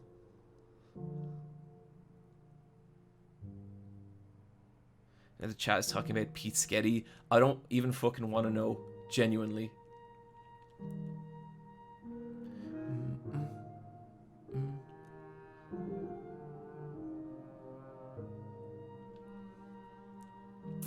Come on.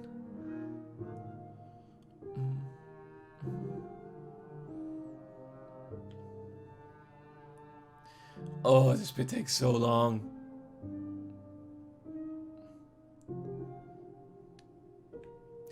But, like, I get why it does as well. Because, like, it's not meant to be easy to do. It's not meant to be, like, fun. Like, you have to be very deliberate about it. Because... And I think that's kind of cool. Because it's like, okay, you want to see every part of this game. You want to do, like, the awful thing to these characters. It takes, like, effort. And it takes a long time.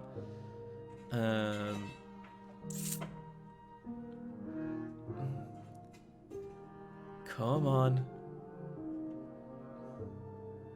No, there's no way you would ever do a genocide on accidents in Undertale. Like, it's just, it won't happen.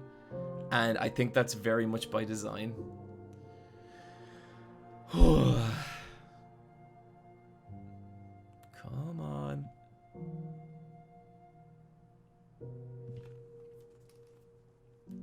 Where is it? Where is it? It takes determination to write, it does.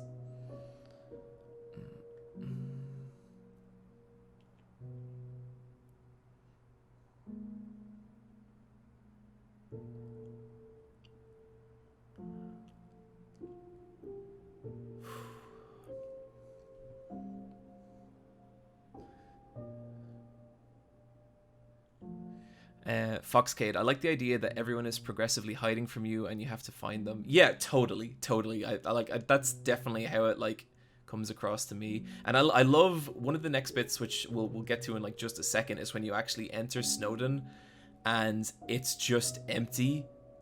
That's so eerie and so spooky, especially, like, with how much character it has in the neutral playthrough. Come on. Come on, one more.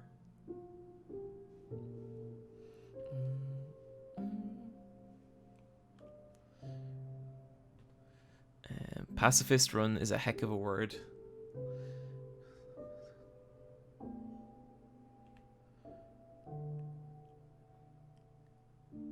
Any second now, our buddy Jerry's gonna be like, hey guys, it's just me again. Whoa.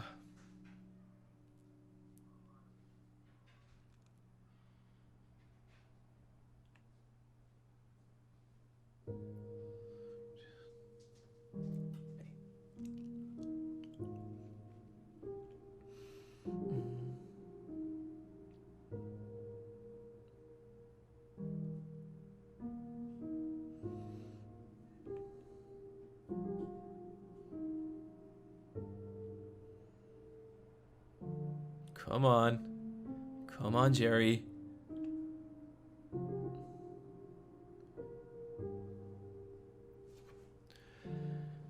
I wonder how... Oh! But nobody can... Damn it! We were fine! We could have just gone on! Oh, Jesus. Okay, next time we do this closer to a save point so we can check, because we just wasted, like... What was, like, 15, 20 minutes or something? Christ! Oh... God damn it. So then, okay, you go to Snowdon, and how fucking cool is this? Like, no one is here. Just no one is here, and it's so weird, and it's so spooky. Oh, this guy's here. But I'll show you one of my favorite things. You go into the shop, and it's just nothing, and your options, like, there's nobody came. You can just take everything. You can take the glove, you can take them, and you can take, and you can just take as much as you want. And then you steal. You took 750 HG from behind the counter. Money in this run is completely meaningless because society has collapsed. Oh wait, no, there is actually 2 shops you can spend money, but they there's a note here. Please don't hurt my family.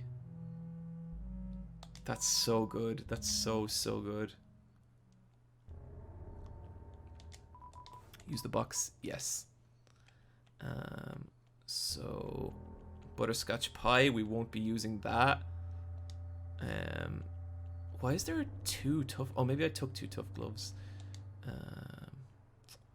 Monster Handy, Spider Snowman. The book, some of the storage stuff here gets kind of tricky because, like, you only have a certain amount of slots and it's kind of a pain. So let's okay, take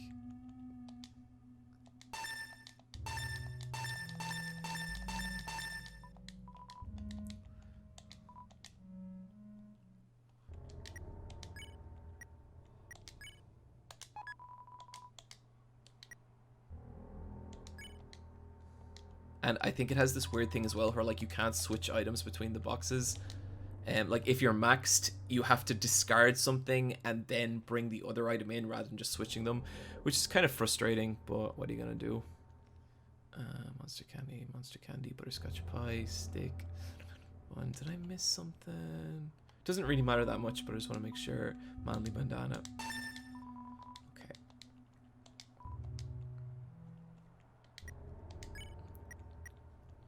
So you equip the manly bandana, and then I don't think there's any use for the toy knife, so we can get rid of that. The toy knife was thrown away. I don't think there's a use for the bandage, but we'll just stick it in there for the moment. And then, like, you go into the inn, there's just no one there.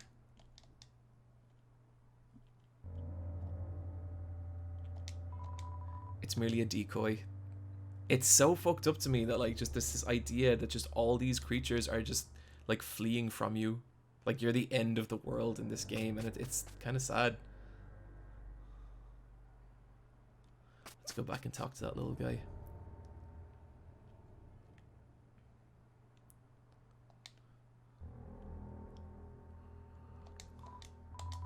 Yo, everyone ran away and hid somewhere.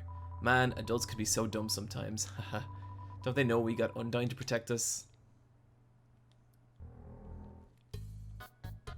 Just no one in Grillby's.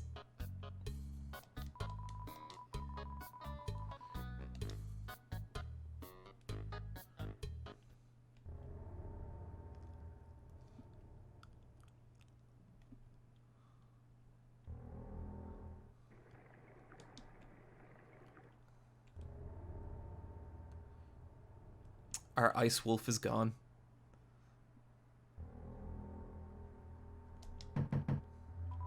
No answer.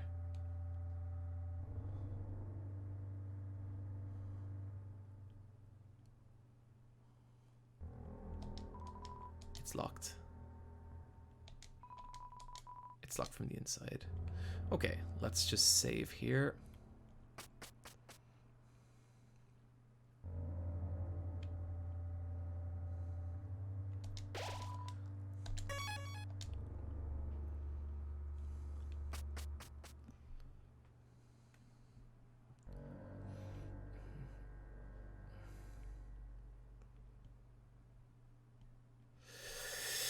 Here we go. It's gonna be bad.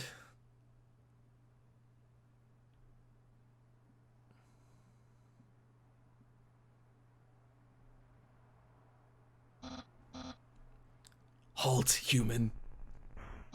Hey, quit moving while I'm talking to you. I, the Great Papyrus, have some things to say. First, you're a freaking weirdo. Not only do you not like puzzles, but the way you shamble from one place, from place to place, the way your hands are always covered in dusty powder. That dusty powder is the monsters you've killed, which is just awful. It feels like your life is going down a dangerous path. However, I, Papyrus, see great potential within you. Everyone can be a great person if they try, and me, I hardly have to try at all. Yeah. Hey, quit moving. This is exactly what I'm talking about. Human, I think you're in need of guidance. Someone needs to keep you on the straight and narrow, but worry not. I, Papyrus, will gladly be your friend and tutor. I will turn your life right around. I see you are approaching. Are you offering a hug or acceptance? Wowie, my lessons are already working. I, Papyrus, welcome you with open arms. Oh, Papyrus is sparing you.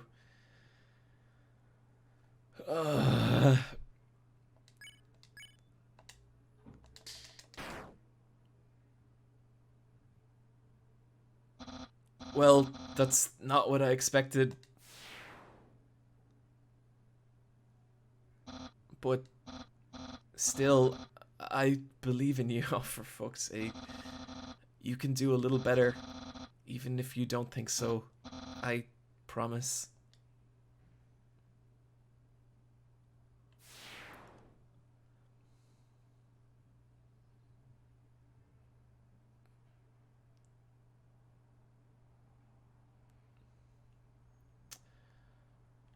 Huh.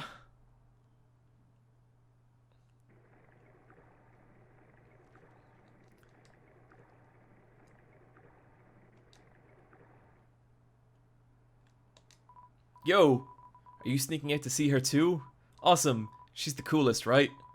I want to be just like her when I grow up. Hey, don't tell my parents I'm here. Haha. Okay. 18 left. That won't take as long next time because, like, we'll just count it down. Guys, I'm just going to grab some lunch super quick. I will not be long, and then we'll be right back to this. I'd say maybe about 15 minutes, okay? Hey, guys, we are back. The real bad time continues. I'm just going to try... I'm going to rustle up some guests real quick, but we will get going in just a second. Thanks, everyone, for sticking around. Okay, let's see.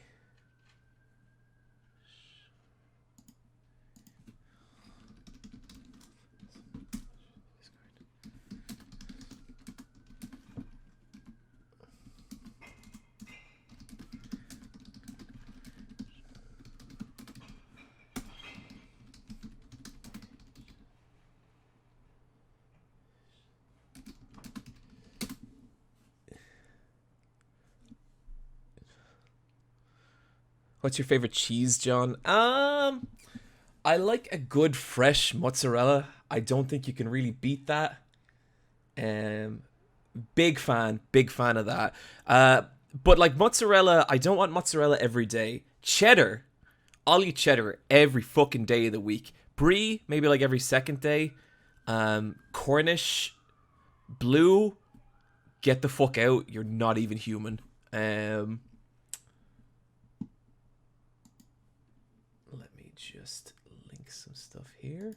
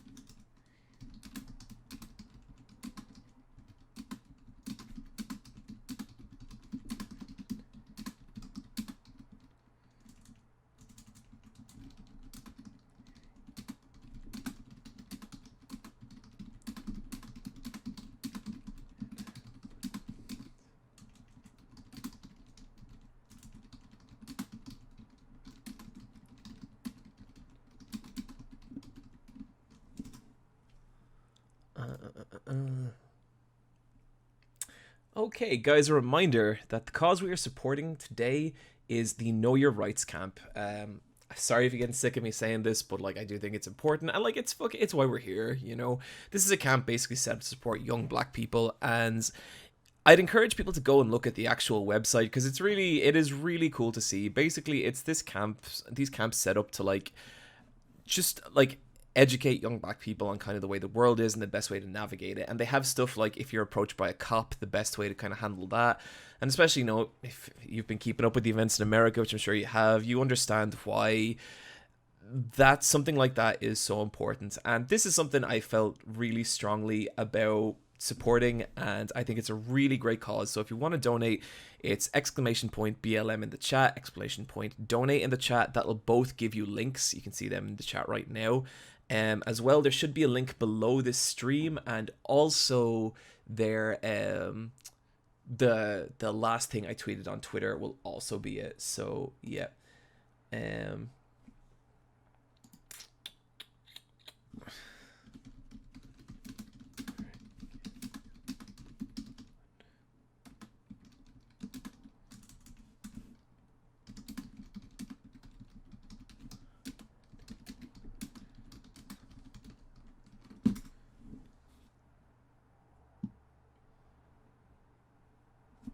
Okay, and with that, let's keep going. We'll do some donation readouts in a little while.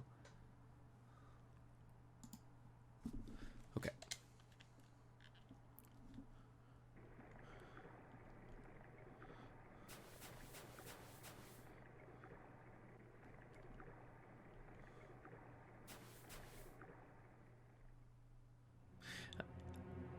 Foxcade in the chat. It's sad to see that people have to be taught what to do to be approached by the police, like they are bears or something. I know, yeah, it's a horrible state of affairs, but I think it's such a necessary thing as well. And it's, yeah, I'm totally on board. It sucks that it has to exist. It's great that it exists.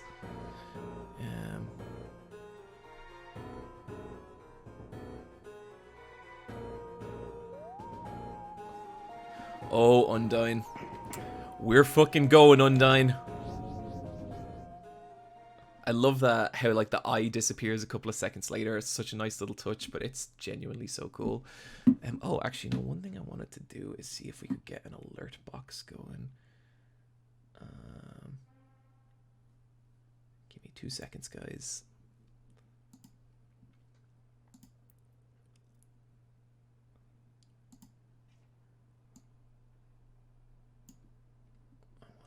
This might not work, but we shall see.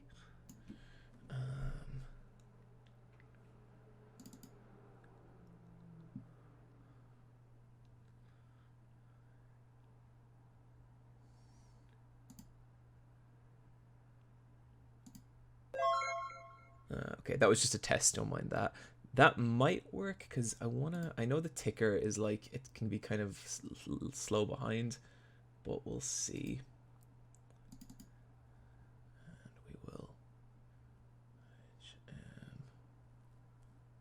Settings, source, fresh cache. Okay.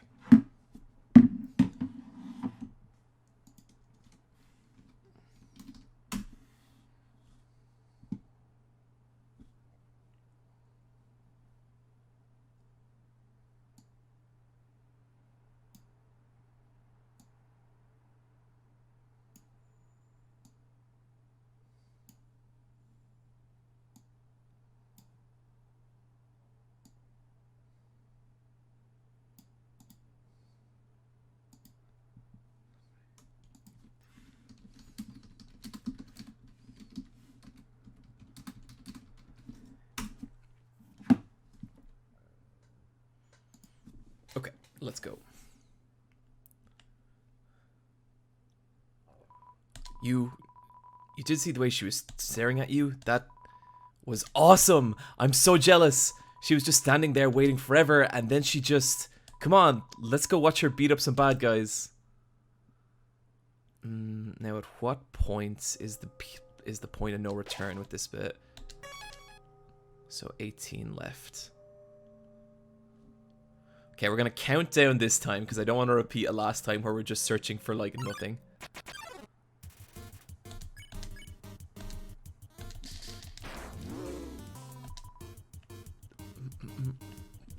Oh, damn it.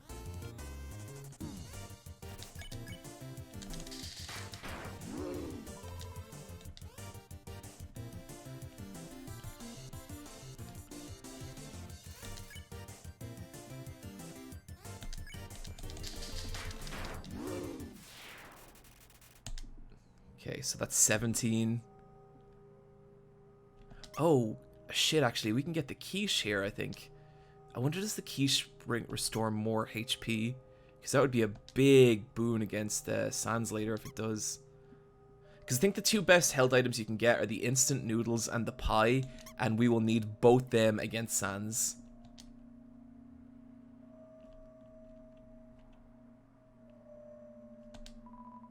There's a lone quiche sitting under this bench. Will you take it? Take it. You got the abandoned quiche. Item. 34. Cyclize. Nah, that's not good.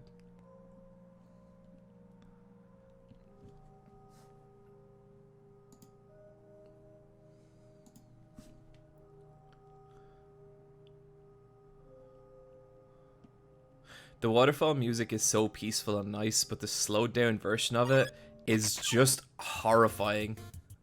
Ah, look at these little guys. Washu, I don't want to kill this guy. Your soul is unclean. Hmm.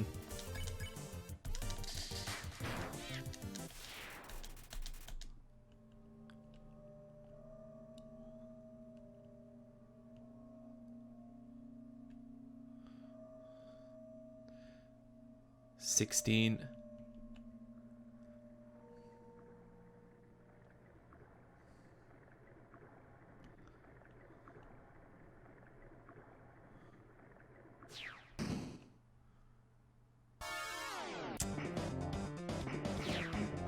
So this isn't the proper fight, I know, because we still have the shop to go to.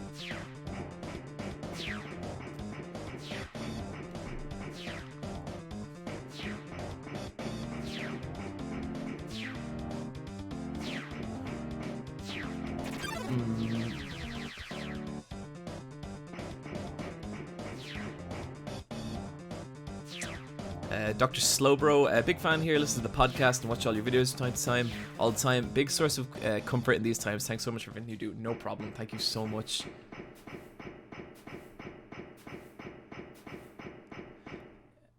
Anonymous has donated to Tiltify $25. When's the Shenmue 3 charity stream? Oh, no, I don't want to do that. No. Oh, I already know I'm gonna have to play that game 2 more times, like, in the next year and a half, and I can't handle that. Like, I cannot handle that. Actually, the way I have it set up now, I can actually see the donations coming in, so I'll be able to read them out a lot more efficiently. So if you guys want to get your message read out, all you gotta do is throw a little money at the Know Your Rights campaign, and I'll see it right there, and we can just have a little party. Undyne just touched me. I'm never watching my face ever again, man. Exclamation point BLM in the chat. Exclamation point donate in the chat. That'll bring you both links and how you can donate to that wonderful, wonderful cause. If you were just standing a little to the left, don't worry. I'm sure we'll see her again.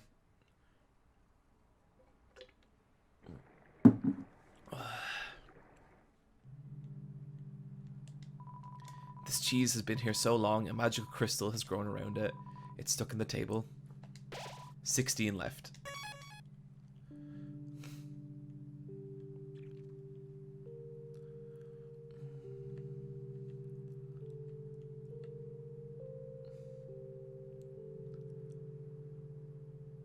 That song is beautiful and so fucking sad.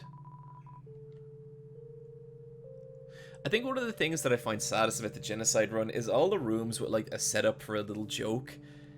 And they're just completely empty when you get to them. Like, there's nothing here now. This room is empty. And before, it had that cute gimmick where, like, you buy 3 tickets, you go over here, you get the tickets out of the box, and there's mice playing with the tickets. You bring the tickets back to the dude, and it's fun, you know, it's memorable, and it's stupid.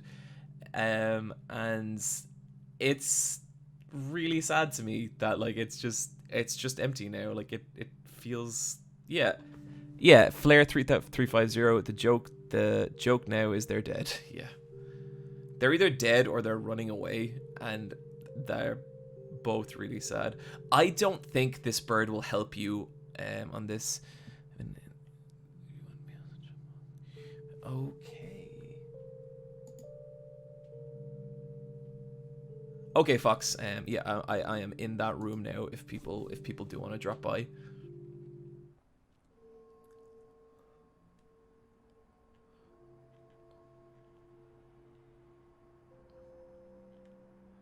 Oh, this is so spooky.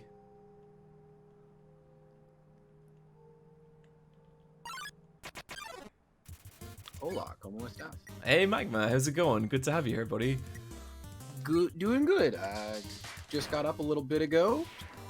Played some Animal Crossing. There's a great marathon of Craig of the Creek on TV. It's a good Sunday. That sounds like a fantastic Sunday. Oh yeah. How's your Undertale going? It's been going like, you know, the No Mercy route, a little grim. I can imagine. There's a certain levity that maybe is not, maybe not present. I poked my head in like a little bit after I had gotten up because I already knew like you would be going, and I caught to the part where you first walked up to Papyrus, and I just caught the lines of like all this white dust on your hands, and it's like, oh yes, the remnants of the bodies I've slain. It's not a good time. It's in fact quite a bad time. Not Shiren. We started a band yesterday. It was so cool, and man. You had done all this work to build up friendship, and then you decided to wake up the next day and be like, what if I just murdered everything? Yeah, it's not great. It's okay. You're gonna get through this one way or another, and I'm sure that it won't leave you with any post-traumatic scars or any regrets. Yeah, this definitely won't be a horrible experience for everyone involved. I don't think I don't think can you even pick up the umbrella here? Take an umbrella? Yeah. You took an umbrella. Cause I just like this bit. It's so cute.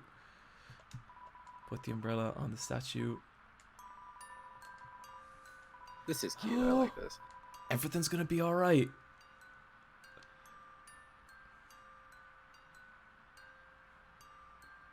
This is like the one moment of humanity in this entire Let's Play. I was gonna say, I'm like, for a genocide run, this is pretty kind. Yeah. Yeah, this is like my first actual full-on experience of dealing with Undertale. I think I tried watching a bit of an LP like way back in the day, and like I just couldn't pull myself into it. Like I couldn't get invested, so I never finished watching. So this is a nice, fun way to palatize Undertale, I guess, because it's not my type of game. Yeah, no, I get that. Like, kind of, I had a few guests on yesterday where it's like, it's just not quite their thing, and that's like, I 100% understand that. So I think, no, that's not the point of no return, because we haven't seen the shop yet, I don't think. See, the way this works is you have to kill a certain number of enemies per area, and if you advance past that, you'll put yourself back on the neutral run. And so I just want to be super careful that I'm not actually like fucking this up. You got to make sure you fill your murder quota. Got it. That's exactly what it is. I feel that though. I've played enough games where like that's the mentality walking in. It's like, why I have to make sure that all of these things die, and I gotta farm all of this, and I'm not leaving until they're done. Yeah. Yeah. I don't know why, but I said that out loud, and my brain went to Mega Man Battle Network. I've never played that. That game is super fun. I love the shit out of Mega Man. Yeah, I know it has like a super hardcore like underground following. Yeah. Well, not. It's kind of one of those like medium-sized fan bases that are so vocal and so like, please just give us anything. I know it had that game, One Step from Eden, that came out like earlier this year, and a lot of people like that. I still haven't touched it because like I saw it at MagFest this year, and I was just really excited about it because looking at it, it immediately made me think of Battle Network. And then, like, as soon as I got home from MagFest, I had Anime LA to run, and it's just, I went from one thing to another, so I haven't had the breaks, but now is a great time for me to skim through all the garbage that's on my desk and find the postcard that I took from their booth and download that game. Because, yeah, you know what? I should probably invest. But yes, Battle Network is a great game, and it definitely has that medium-sized cult following. I used to play. I had like one physical edition that I had bought, and then in high school I was a filthy emulator man, and I emulated all the rest of them, and I like played through them all the time during free period classes. Yeah, I get you. Oh, they're so good. I wonder what I'm trying to remember what the point of no return is in Waterfall. We'll just move forward, and if we hit it, we can just reload the save. It's not a big deal. There you go. Ooh. Hey, John. Brian's here too. Bryan, how's Hey, it going? Good to have you back. Thank you. I'm glad to be back. I was going to hang out for about half an hour or so. Sure. I'm working on a project here. I'm recharging those batteries. I thought I would also recharge my own batteries. Just sit down, have a chat. Yeah, no, that'd be Hell great. Yeah, I think right now it's a little hotter than it is yesterday, and I am really feeling it. Like my body is like, what is happening?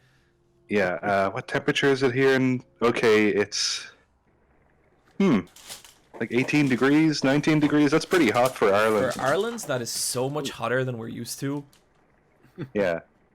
I feel like it's been a little abnormally like overcast and cool out here in LA, and I'm kind of like love.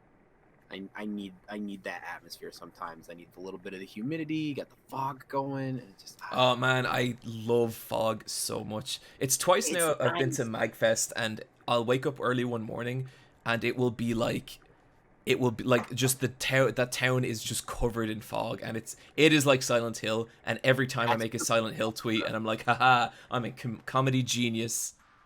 It's so good. I love it. Or just like I love making draw distance jokes every time I see fog and it's super thick. And it's like, oh man, yesterday I could see all the way across the valley. Today I can like see 3 blocks. What happened? It's just looking like Turok. Oh, exactly. And you just kind of like, oh fuck, something's gonna spawn real quick, and I'm not gonna like it. I'm gonna have a bad time.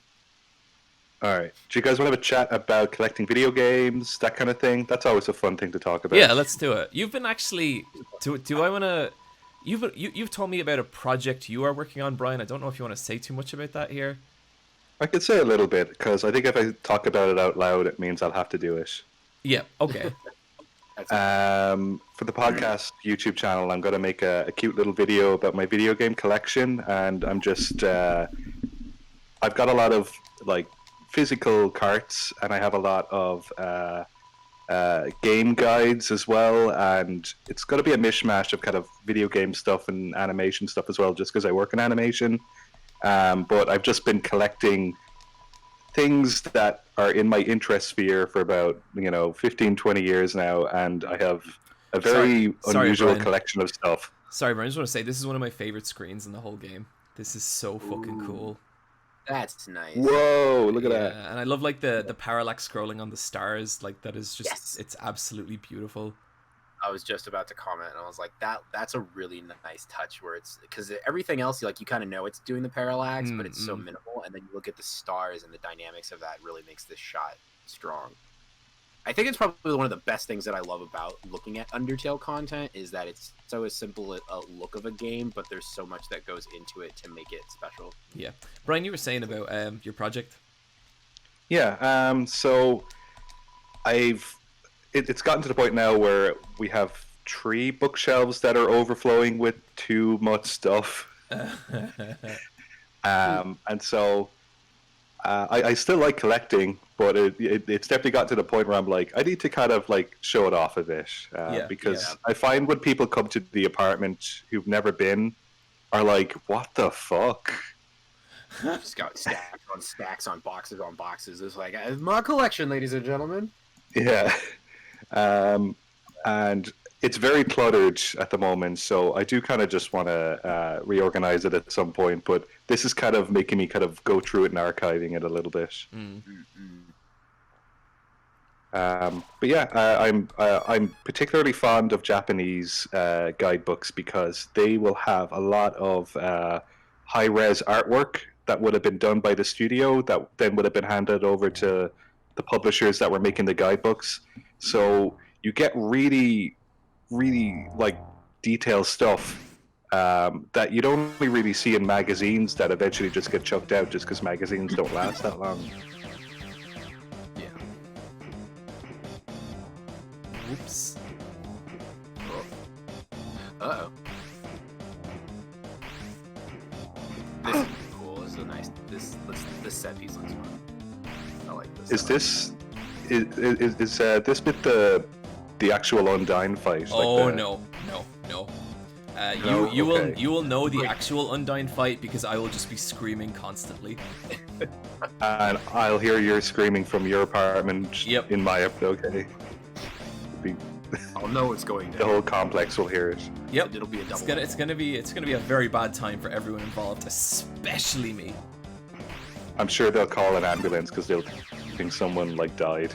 Like it'll just be that much screaming. Shrieks of bloody murder. There's this man, and he's screaming, and there's stomping going on, and something about the dying of the undying, and I'm concerned. Keeps talking about wanting to marry this fish.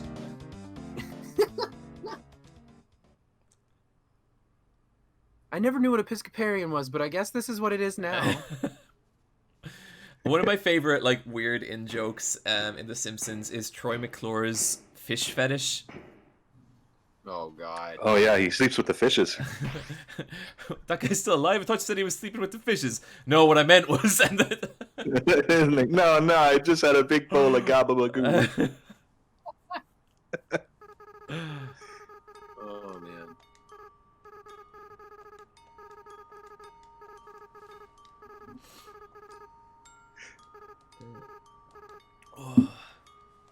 Fallen down, haven't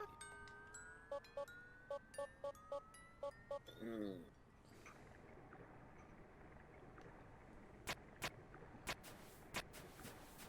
Ah, the garbage dump. Beautiful garbage dump. Smell that sweet, sweet garbage. Houses and flowers for you to fall onto. Okay. I beat up desk computer. The inside is empty. I think this. So I have a question for you. What is the? I noticed when you went to that save icon, it says that you have 11 left. Do you have a limited number of saves that you get? No, I have to For this murder. run? I have to murder 11 more monsters in this area. Ah, okay, Yep. so it's your murder count. Yeah, Okay. pretty much exactly. That's nice, actually, that it tells you that. It's just like, we see that you've thrown away your humanity. Here, we'll track that. So earlier in the stream, we kind of experienced a bunch of pieces of it, but like the way this game subtly changes for like each different, the way this game subtly changes on the No Mercy run is so cool. Yeah. Do characters have different, like, I'm assuming, obviously, that there are certain lines in the game where characters have different dialogue, Completely maybe? different, yeah. Like, one of the coolest things when you run into like Papyrus and Sans is that when you're playing neutral, it's assumed that you're always going along with their jokes and you're always kind of going, okay, and what does that mean, or something like that, you know? But on No Mercy run, you are constantly, you're just treated as not responding to them at all, and they're like, oh, this is the part where you're supposed to answer our question, and you just don't, and they're like, okay, and it's really sad, like, because you know all those jokes, you know how fun they are, and they just don't happen. Yeah, that could hit a certain way. I could see that. Yeah. And it's just like, I'm denying you the thing that I know you're gonna enjoy, and they're actively sad about it. Yeah.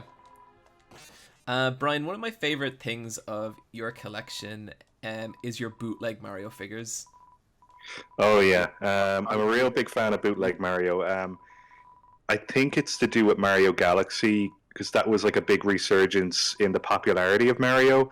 But that model of Mario is really unusual because he has extremely long arms. So a lot of the bootleg Mario figures accentuate the length of his arms. So you just have these like figures of Mario where he looks like Lanky Kong, where his arms are like dragging on the like beside his feet. I hate that image that's in my head right now, like his knuckle dragging Mario. I don't like it. That, and I really like when they have the Mario Brothers, but they don't know what Luigi's called, so it's Mario and Green Mario, and and it'll just be like the Mario figure, but they or like a plush or whatever, but they won't have an L sticker, so they'll have to put the M sticker on the cap of both characters. He's finally here, performing for you. He's the first member of the Jumpman crew. Huh, Mario. That was beautiful. That was brilliant. Thank Yeah, you. like that, and Bootleg Bard is also really, really fun. I know Oh. Matt Groening, like the creator of Simpsons, loves Bootleg Bard and has a collection of unofficial Bart Simpson merchandise. Okay, so okay,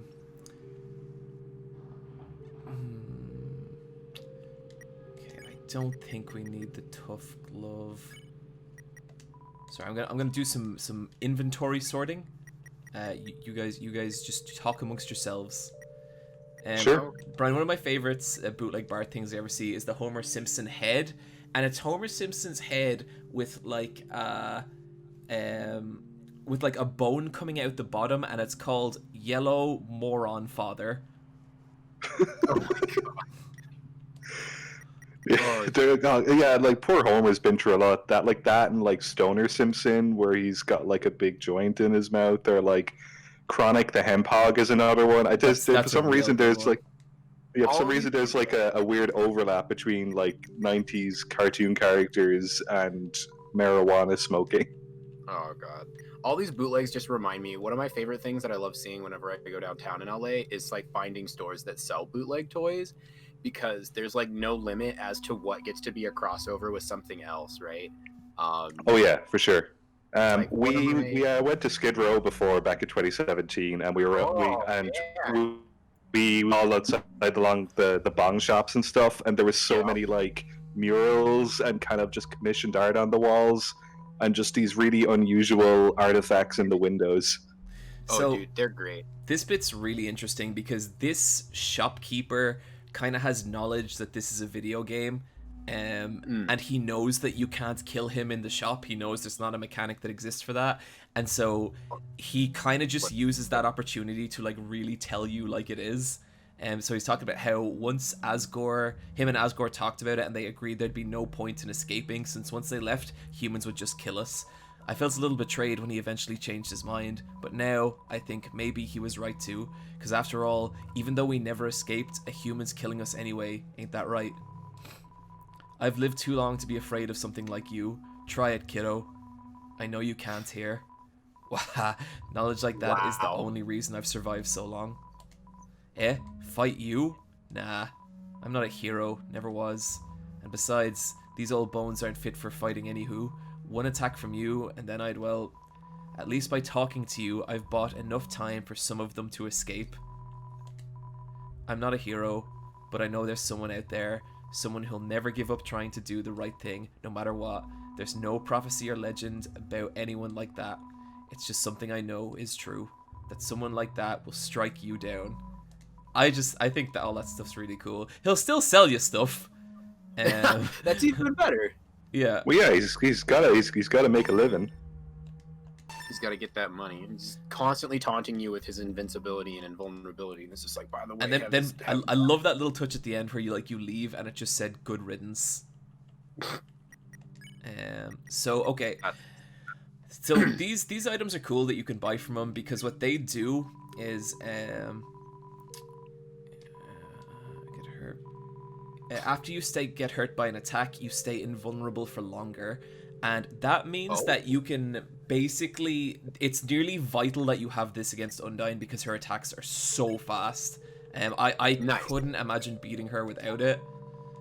So this is like Undertale's damage boosting.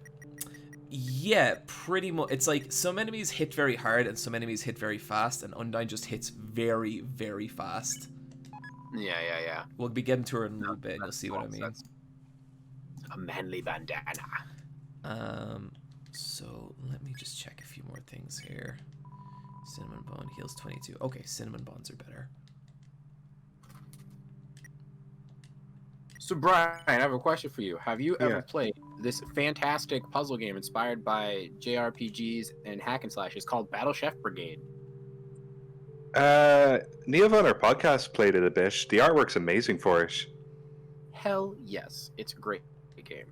It's been my recent go-to during stay at home, and I absolutely love playing it. I've been playing it for a while, but I've recently started revisiting it again, and it's a great game to just pick up and just play mindlessly for hours on end. The game's on Switch, isn't it? It's on everything actually. You can get it It's on everything. Xbox, PS4, and Steam. So there's no excuse to not play it. Okay, I think I'm gonna go with this setup.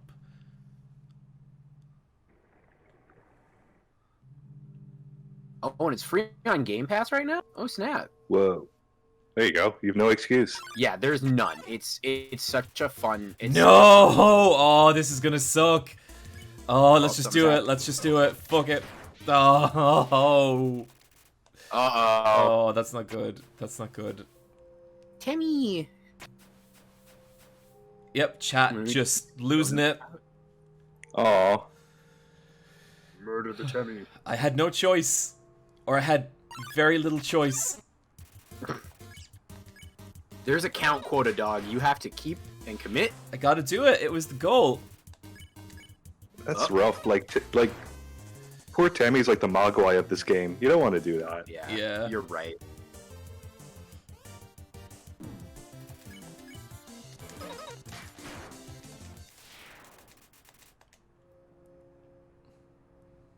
Oh man, yeah, the chat's just popping off super hard. Yep, not happy. Not happy at all. No. And who could be Bad game. Bad game. Bad gamer. Bad gamer. Shame on you. Yeah, game on you. How could you do Somebody that? call Gamer Police. This man's committed a crime. Here's the Tammy village, and no one's here. 7 left. Okay. Oop. Feeling of being watched. Hoi hoi, I'm a murderer. Temmy's still here, but instead of buying her like armor that basically makes the game kind of and not makes the combat kind of not an issue, that item is now removed. Oh.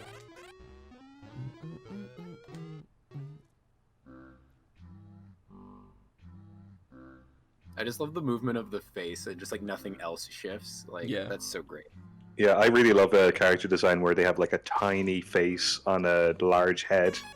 There's something about that design in anything. Like I feel like that's been a very fun trend of design for like the past 2 or 3 years. And every time I see any content with that, I lose my shit. There's just something about it with just super tiny face, and you can put any expression on it, and it's just like this is gold. Yeah.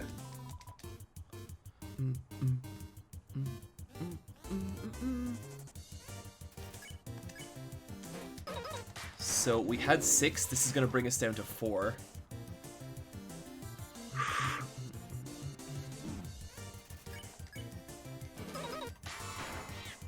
Down he goes. Okay, 4 more, and we're done with Waterfall.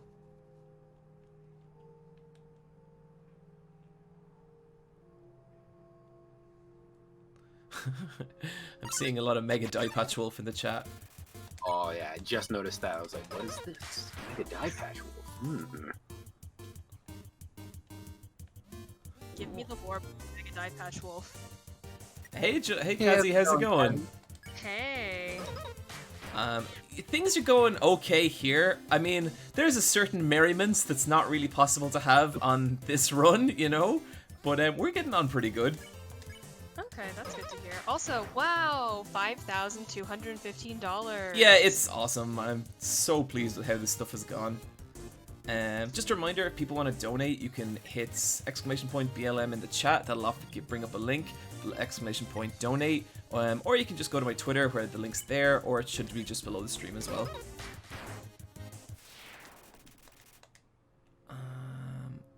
Okay.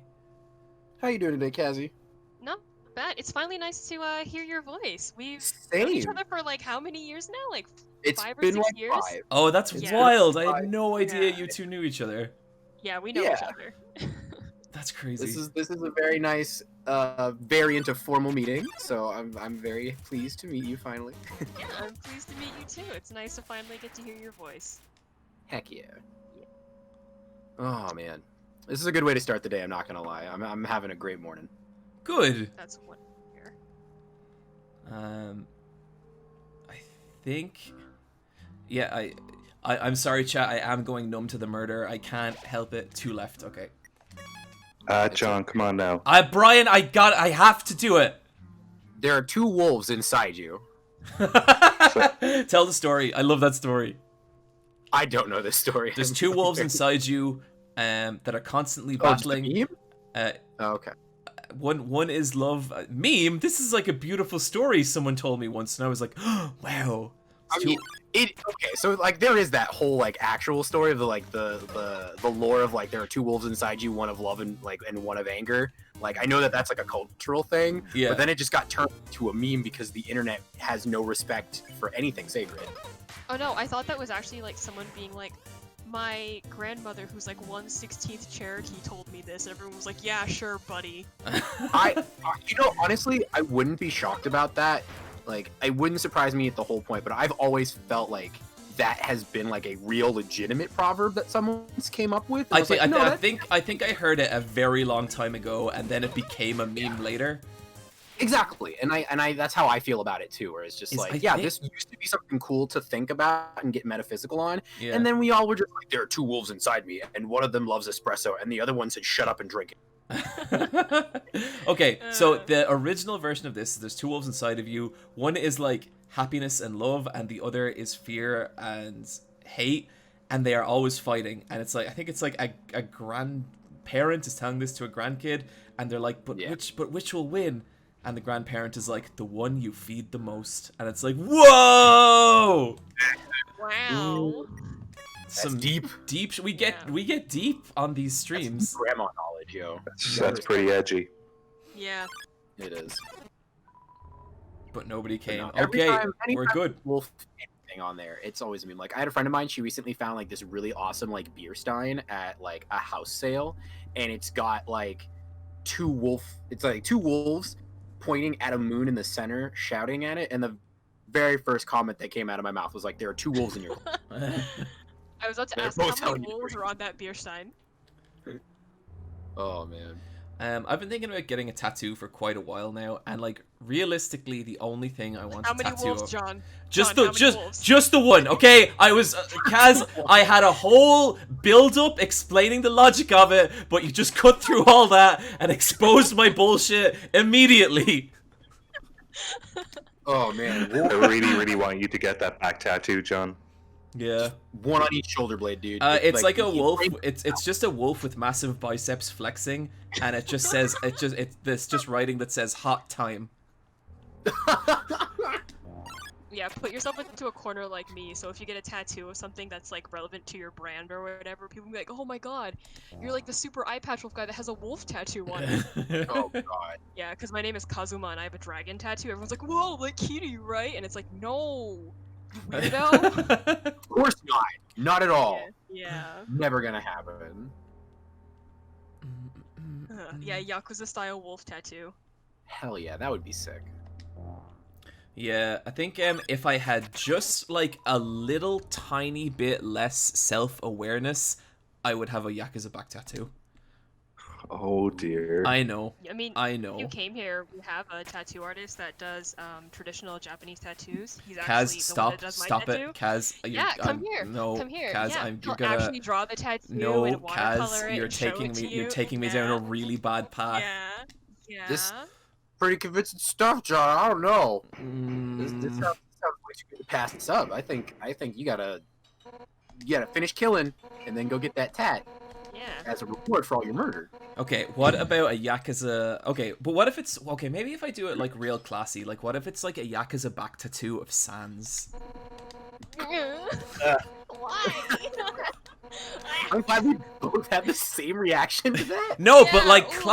classy, or like cool. Okay. I mean, I guess you could do that as like a gashadokuro. I mean, that's like a real thing. You could have that on your back, and I guess you could pull it off. But also, why? Yeah. Cause Undertale. I don't know why you said classy, and my brain immediately went to like ironically classy, and it's like Sans trying to look sophisticated, but he's drawn in a very cartoonish manner.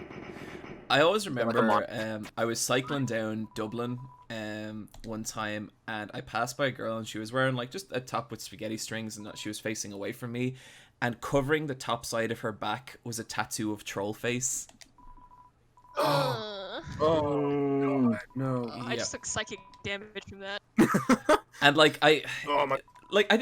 people should get whatever the hell they want, that's cool. But oh jeez, like that.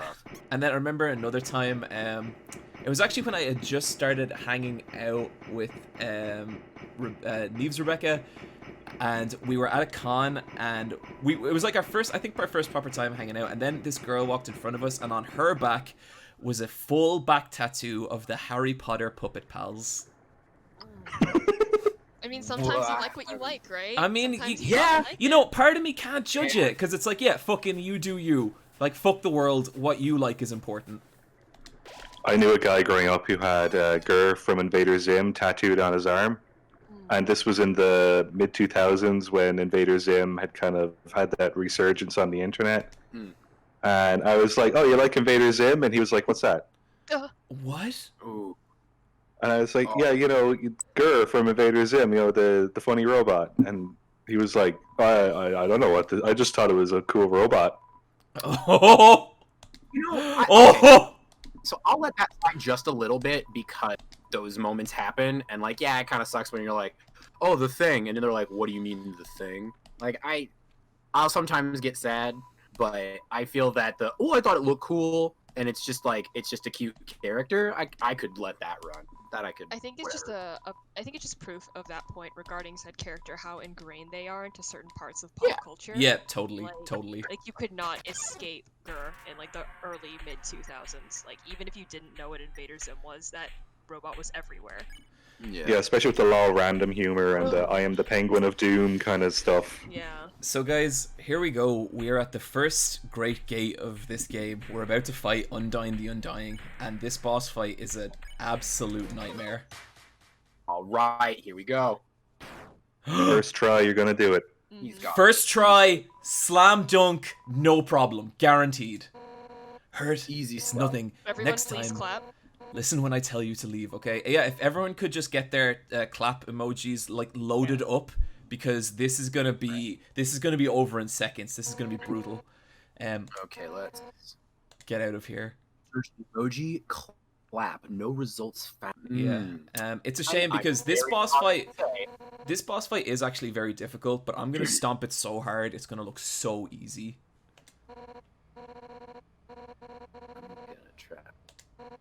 I'm all ready. Oh yeah, because you have like all the XP and stuff, right? Yep. He's been doing so much murder, like Papyrus, there's no way. Alphys, Asgore, just like that. I failed you. All right, loading up No. some claps here. My body, it feels like it's splitting apart. Like any instant, I'll scatter into a million pieces. But deep, deep in my soul, there's a burning feeling I can't describe. A burning feeling that won't let me die. This isn't about monsters anymore, is it? If you get past me, you'll destroy them all, won't you? Monsters, humans, everyone.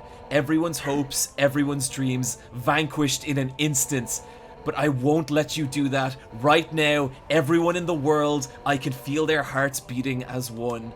And we all have one goal: to defeat you, human. No, whatever you are, for the sake of the whole world, I, Undyne, will strike you down. That It's an is anime moment of all time. This is my jam. This is my aesthetic. This is my love. You're gonna have to try a little harder than that. Oh fuck! This song's so good. This song is so good.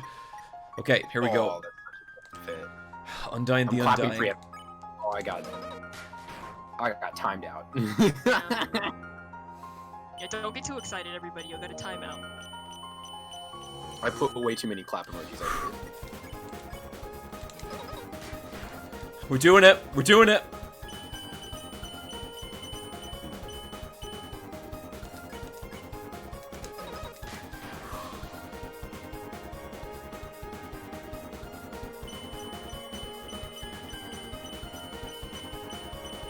I like the way this boss fight goes down too. I like the block and the arrows coming in, like a very fun, like very scarily intense rhythm.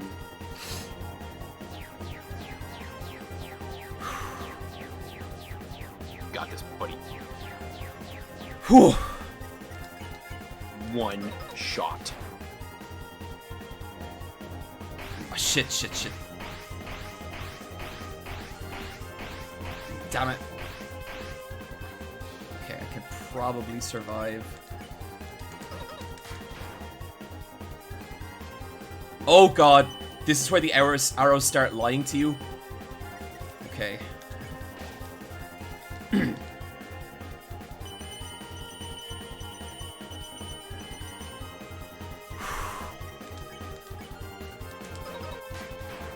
Oh boy.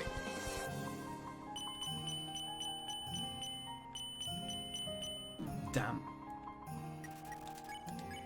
I saw someone in the chat say something about DDR, and now all I'm hearing is max 300.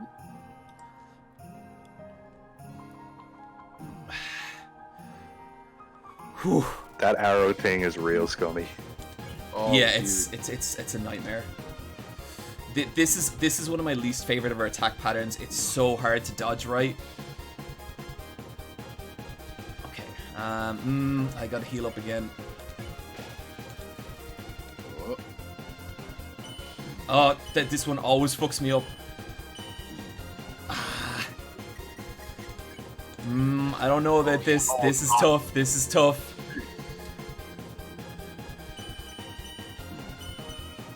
You're gonna make it, buddy.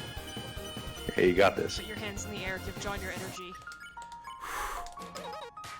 They are up. I'm getting those good shoulder stretches in at the same time. This is a dual effect. Good. Halfway there. Whew. Okay, come on. Living on a prayer.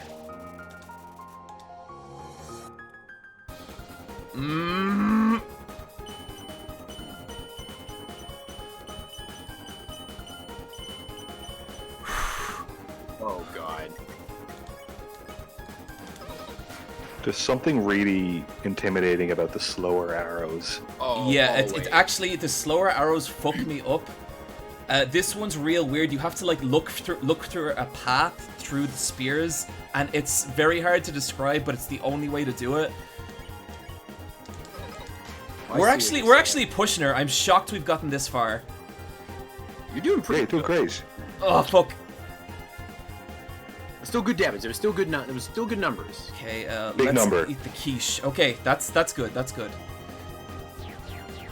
Nice. Nicely done. Fuck.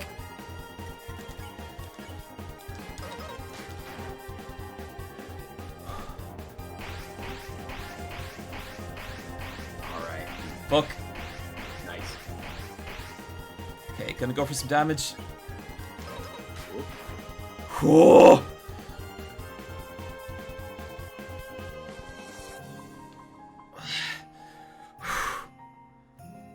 You're doing it, buddy. Sounds like you're doing like really intense physical workouts. I am, Kaz. I am. Some real ass cardio going down right Yeah, now. like he's like doing some squats or something. Every time he hits the dip, he does another set of damage. This is the one I can't do. This is the one I can't do. Shit. Shut up, you can do it. Okay. Item. One last. Oh. You can totally do this. Believe in me who believes in you. Ah, god damn it. Okay, come on. Okay, chat, if you want to send me your energy by donating to the Know Your Rights camp, please, that would be excellent. Yeah, please. Now's the time. Unleash your support donation. Exactly. Give John your strength and donate to an amazing cause. Hit him with the donation spirit bomb. Yeah. Okay, no damage there. We're doing it. Nice. Okay, it's just a little more shit. Okay, this one actually not too bad at. Oh, almost there. Come on! God! End! Oh! Oh my goodness. Okay. Oh. Man. No, not this one. It's wild to hear him losing his mind, but I'm still like a few seconds behind with this. I hope someone's clipping this. Yeah, there needs to be clips. Okay, shit. Come on. You got this. No! Oh! Oh, Oh man.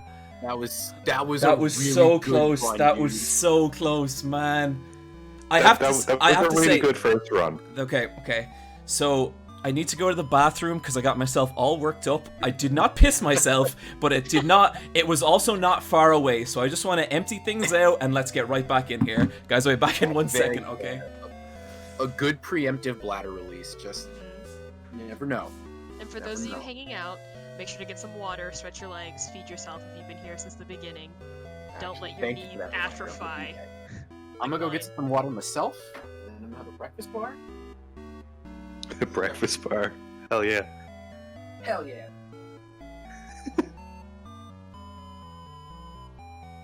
Also, nice to meet you, Bryan. Hey, how's it going? Not bad. I know you from the podcast. Yes, I'm the boy with the deep voice on the podcast. It's nice to finally meet you. Thank you. Likewise. Yeah, I've got my water here already, and I'm sitting in my ergonomic chair, and I hope everyone else is doing the same. I hope everyone is sitting in a comfortable way, or lying down even. Lying down is always good. I like lying down. Okay. Yeah. Got my water. I got my Nature Valley bar. What did Jorb die to? He got speared to death. He got hit by a Roman Reigns super spear. Yeah. Yeah. Tell us about a fun game in your collection, Bryan. Says Valkyrie. Okay, what do I have that's fun? I have loads of bootleg Game Boy games. I have one called Pikachu the Nightmare, and Excuse me, what? Can you yeah, repeat Legit with called- flash. it's a Game Boy Color bootleg cartridge called Pikachu the Nightmare, and what it is it's the Smurfs, but they've reskinned the Smurf so it's Pikachu, but they broke his legs because Pikachu's legs bend backwards, but the Smurf's doesn't. So he has a really, really messed up walk cycle, and it's a puzzle platformer. It's good stuff. I'm uncomfortable just hearing all of it. And it plays the Smurf music, but I think it's the German version, so it's Die Schlumpf. Die Schlumpf? Oh my god. Guys, That's I am wild. back. I'm just going to drop a link on Twitter and we're going to get straight back into this. I'm going to apologize to people about my screaming during these fights. I can't help it. It's gonna happen, and especially against Undyne, it gets intense. I'm gonna say your screaming so far, I think, has been fine. I think you're safe. The panic. You're doing great. I might stand outside your apartment window and listen to you scream a bit. That might be nice.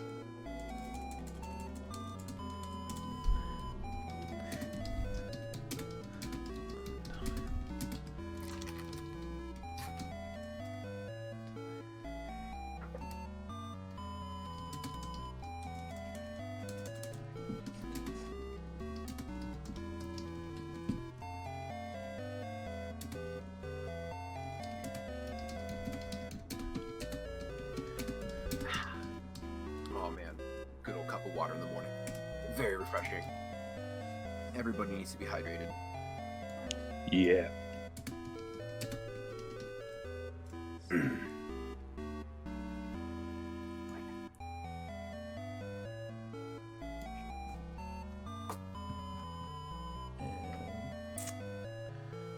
And let me just link to Tipify. That actually, so I was kind of like, I was kind of expecting to get like my head kicked in that fight, because I haven't fought her in a while. But actually, a lot of the muscle memory is still there. Nice. So maybe You kept a this- stiff chin, dude. Yeah, some of those patterns are so hard to get used to. But yeah, I think it went okay. What's the most difficult fight for you in this game? Sans is a complete nightmare. Undyne is actually very, very difficult as well. I've just fought her a lot, and I think like I remember the patterns. But like the first time I fought Undyne, I got rocked so hard. I had to look up a forum about how to beat her, and I found this forum, and the forum was just full of people being like, yeah, I got Undyne to like 60% and just gave up because fuck this. And I was like, okay. And then like the very last comment was just someone being like, if you guys can't beat Undyne, never try Sans. And then you did it. Just about. How's it going, guys? Hey, what's up, Fox? How you doing? Hey, Fox, Hello. you have joined us at a good time. I was gonna say you did a really good first run. Like, can't even be mad about that. Yeah, I was surprised. Genuinely kind of shocked that went as well as it did. I think I messaged you, Fox, being like, what the fuck is wrong with Undyne? Yeah, I remember. Yeah, I remember that message. And it's like, yeah, that's a tough one. Yeah. It basically it becomes like DDR hell mode. It's so good though. Yeah, it's great. Okay, we're gonna start that again in just a moment. Okay, let's do this. Whoa. You guys feel free to chat about whatever. I'm sorry about my screaming. It's Oh just, shit! it's Hang gonna- on. Yep. We need to shut the conversation down. Oh yeah, there's something going on. Fox, if you can. There. Sorry, everybody. I had to shut the chat down for a second. I apologize for that. We are getting bombarded by bots right now. I will reopen the chat in 15 minutes. Yeah. Oh, Yeah. weird. That's a shame. Yeah, there's just like a spurge of new bots on in the chat. Okay. Um, Sorry, everyone.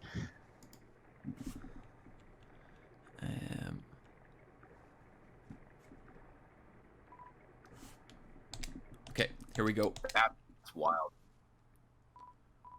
Frogwash is saying if you stop and start the stream, it will make them go away.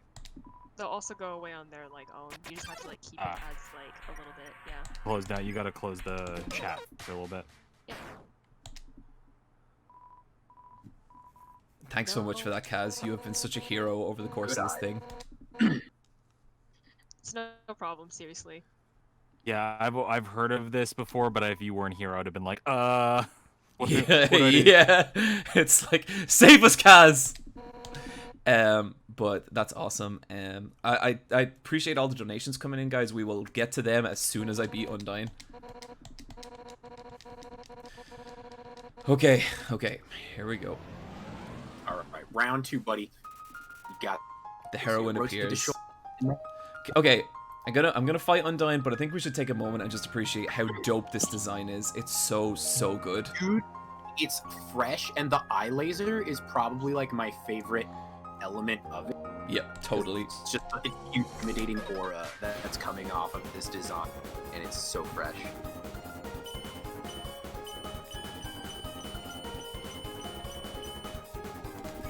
Also, I was gonna say, guys, I don't know if I mentioned it when we were on stream the other day. I love your knight. Oh, thank you. Yeah, it's very cute. I actually got my PB today.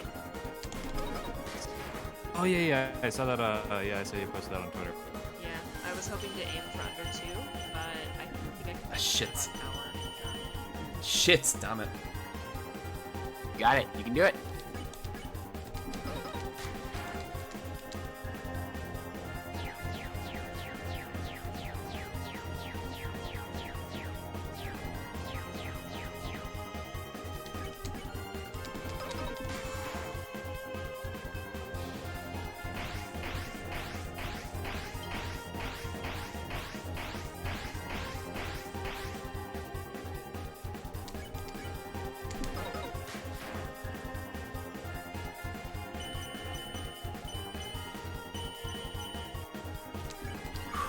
Like we're all so intent watching. Listening to this without audio was so interesting. Yeah, It is, yeah. Like clacking. Yeah. It's just I feel like I'm used to this because this is what it feels like playing like fighting games with friends, like online. Just a lot of clickety-clackety. Oh, all the time. I have a buddy of mine on my Discord server who, like, anytime I boot up Skullgirls, he sees it and he's like, "Hey man, you want to run a set?" And we just get on Discord and like I play a lot with my volume off on the game so I can just listen to my own music. But whenever I'm playing on Discord, I try not to listen to any music. So the only audio I'm hearing is like sound effects and the sound of my friend like slamming buttons and joysticks the entire time. Okay. Do you guys call it button mashing or button bashing? Mashing. Yeah. Yeah, I think bashing is a UK thing. Here in the UK and Ireland, bashing comes up sometimes. It's very British, but it has seeped in over here a bit. I like the idea of button bashing. There's something about it with the alliteration that makes it sound a bit more fun. Yeah, exactly. Yeah, I'm a button basher, and that's like something that you want to do, whereas like, oh, It's like, oh, mate, you button bashing? I'll give you a button bash. Okay. Also, hello to Sea Dog in the chat. Sea Dog Connor. VA. Yeah. Oh god, Sea Dog, if Yeah, you wanna pulled up the donate. jump in the Discord and come on in, you are more than welcome, my dude. Do you want me to like send him a link? Yeah, I that'd be don't know great. how I'll send him a link. Oh shit. Okay. you can do it. Ooh, okay, I'm in the path of freedom. I understand how to avoid everything. My mind is a reflective mirror. This is all fine. Ah! Okay. Gotta heal up. You're doing fantastic, John. I'm so proud of you. He's half projecting right now. Oh, that wasn't good. Okay, we can still make it though. Yeah. Okay, eat the quiche, recover 34. Every time the wind howls, just know that that's your spirit speaking to you. I love that. Okay. Listen, there are two wolves inside of you. Okay, wait, how many wolves? 2. Okay, what's one made of? One of them is made up of undying passion. Okay. The other one is telling you to fucking do it. Okay. Both of them are at a solitary truce to say that you can do this. Fuck. Send me your energy chat, please. Gotta work that balance. Okay. Oh, I hate this one. I can never get a solid grasp on this one. Okay, gotta heal up. We have a decent amount of food left. Maybe we can do this.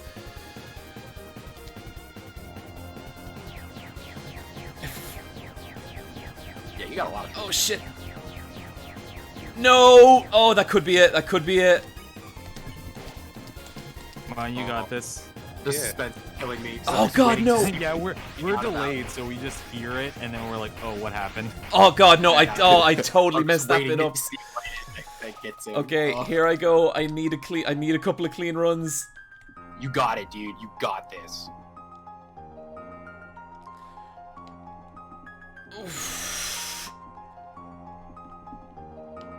End! You're there.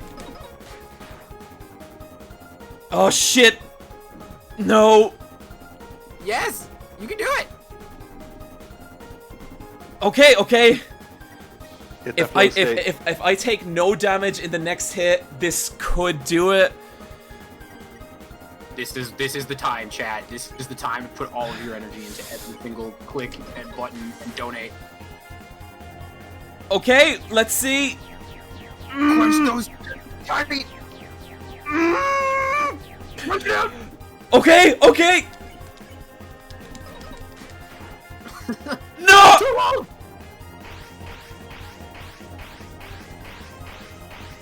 No! No. Oh, it was so close. We had her. No. Oh. I heard the disappointment that I had to watch it after the fact, and just like that hurts even more. Oh my god, I can't. I could. Don't hope. That was so That was close. a hella good run, dude. That was a hella good run. And like, do you know the worst part? This is absolutely nothing compared to Sans. Yeah. I really did badly at the start of that one, and if I did a better run at the start, I would have been okay. But and then like I made such a stupid mistake right at the very end. But okay, here we go again. John, before you get Yep. to another go, do you want to send Connor a EM? Because I have no easy way to message him without it being public access. Okay, let me just. And then we get 688 people joining the Discord. Yeah, exactly. Exactly. Oh, yeah. 688. Yeah, because even if I send it on Twitter, I have no way to like private the invite. Yeah. Yeah. You gotta like do one of those like giveaway things where it's like, all right, I've sent you part of the code. Now you gotta guess what 2 letters I didn't put in order to get access to the Discord.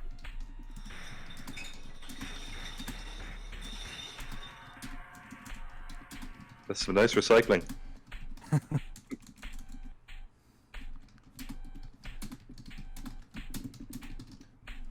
Okay, message sent. Now back to the fight. All right.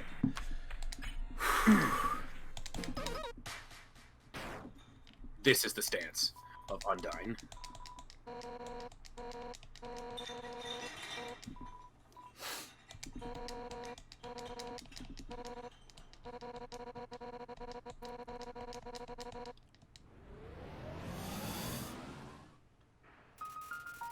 Someone in the chat is asking if this is your first genocide run. No, it's not. Nah.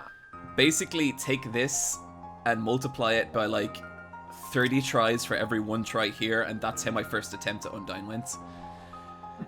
John has killed before. I have killed before. And he will kill again. I will kill again.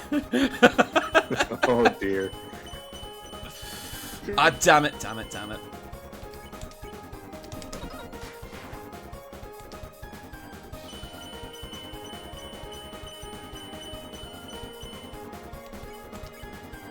Don't worry, John. First try. You got this. First try. Always. Shit. To be fair, as long as the enemy isn't counting, it's always the first try. That's very true. Oh, what do I do? I am a Japanese to English translator. I work for websites like RPG site in Silicon Era. And I also just post like free translations for the RPG series, which is basically like a hired tool for our RPG site.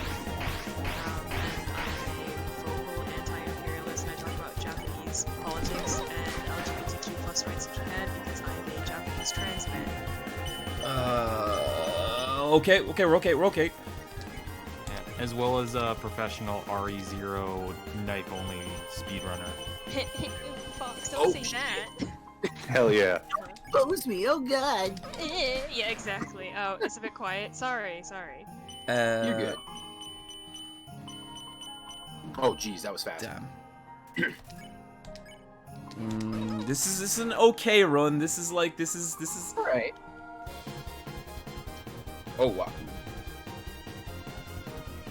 We could be doing better. It's not the worst, but it's not the best either. It's a nice middle ground. A healthy, decent.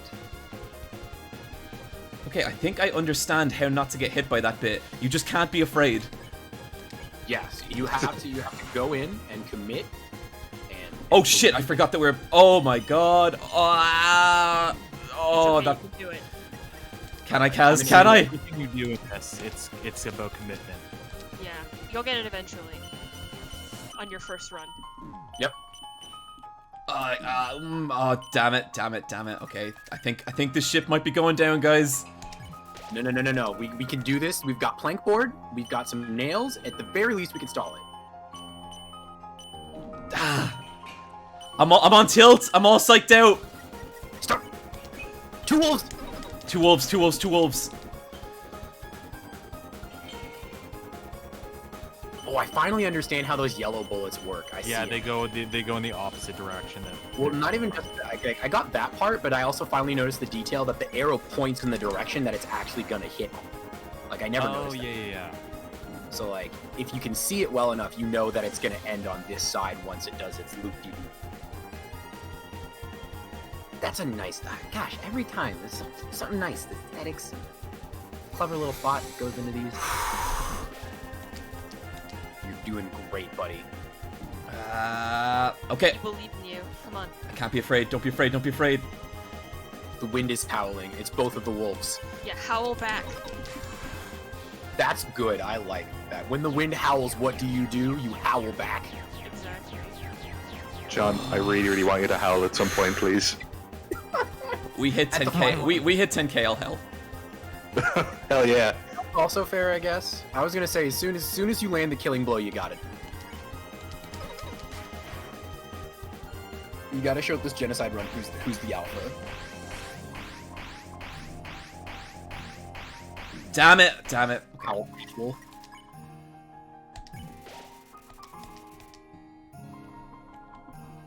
That's right, chat. Howl to support. Yeah, a woo's in the chat, please. Unleash your woos. I'll main solo Beowulf for a month if you do it. And Everyone in the Cold Girls will hate me.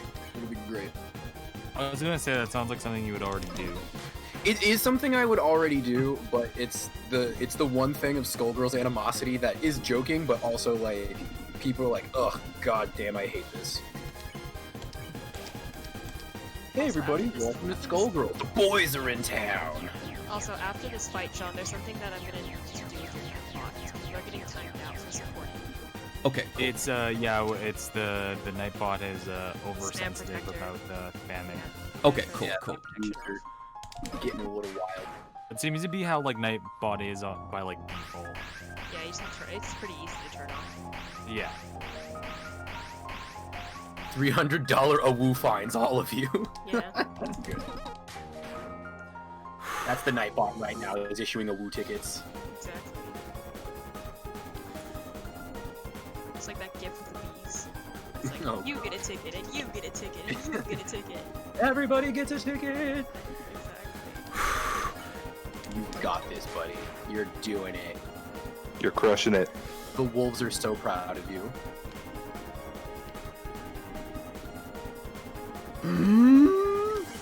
Oh, it's up there, dude. Oh. Third time's the third first try is the charm. Yeah, I love that. It's last try. There it is, the nostril flaring. That's peak focus. Oh, come on. Come on, buddy. Nice. Everybody, Yeah! clap. Please clap. Yeah, we did it. First try. Yes. Oh God, jeez. Ah. Whew. First try. Way to did go, it. chat. We raised a couple of $100 in like that, like little bit of time. That was fucking awesome. Thanks so much, everyone who's kicking in donations. That's really, really rad. Woo. Okay, let's. Yay, we murdered. Yeah. Well done. Oh, I woo's in the chat, and it's very good. Well done, sir. Well done. Cool. Now we There just. too- Now we just have to beat something 100 times harder than that later. Oh, yeah. Yeah, You're the done. I knew prelude someone is who- over. Who thought that this was the harder fight? But I think they were wrong. But Hey, Hbom, good to have you. hey, yeah, I wanted to join when you did it. I don't want to join in the middle of it. Yeah, I'm. Distract you. I'm literally like, I don't want to gross out this lovely moment, but over my entire body is a thin film of sweat right now. That was so intense. I was playing VR and listening to you in the headset, and that was fun. Oh my god. Oh you're my playing in VR. god. And if anything went wrong, she would. But by now, she's called Asgore and told him to absorb the 6 human souls. And with that power, this world will live on. Oh.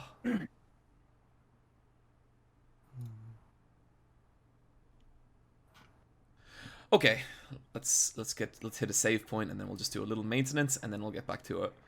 Oh, that was a lot of fun. Thank you everyone for the support there. That was a blast. Oh yeah. Who's carrying? Yeah, you did great. Okay. Silver. So let's see. First of all. I sent you everything you need to do already. Okay. Cool. On top of it, baller. This is what I'm here for. Disable.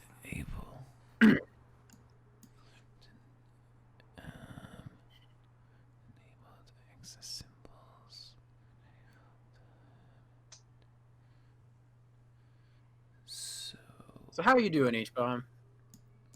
Oh, I'm fine. Yeah, I'm just trying to figure out if I successfully washed myself off after streaming. I'm curious if I have like the headset mark on my face. Oh man, that's a fun. It was fun fighting, VR cartoon people with a sword and hearing Eyepatch Wolf go, ah! It's excellent. hearing my howling and squawking. It's incredible. Yeah. Man, all these VR enemies sound a lot like anxiety Eyepatch. Anxiety Eyepatch Wolf. That's my natural state. Oh, I was looking for a mod that would put your voice in, but I couldn't find it. So I figured this was the best chance I'd get.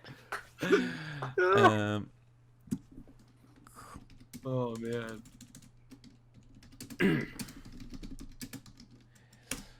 The game is called Blade and Sorcery. For those of you who want to know what the game is. Oh yeah, I've seen that. Yeah. It's pretty good.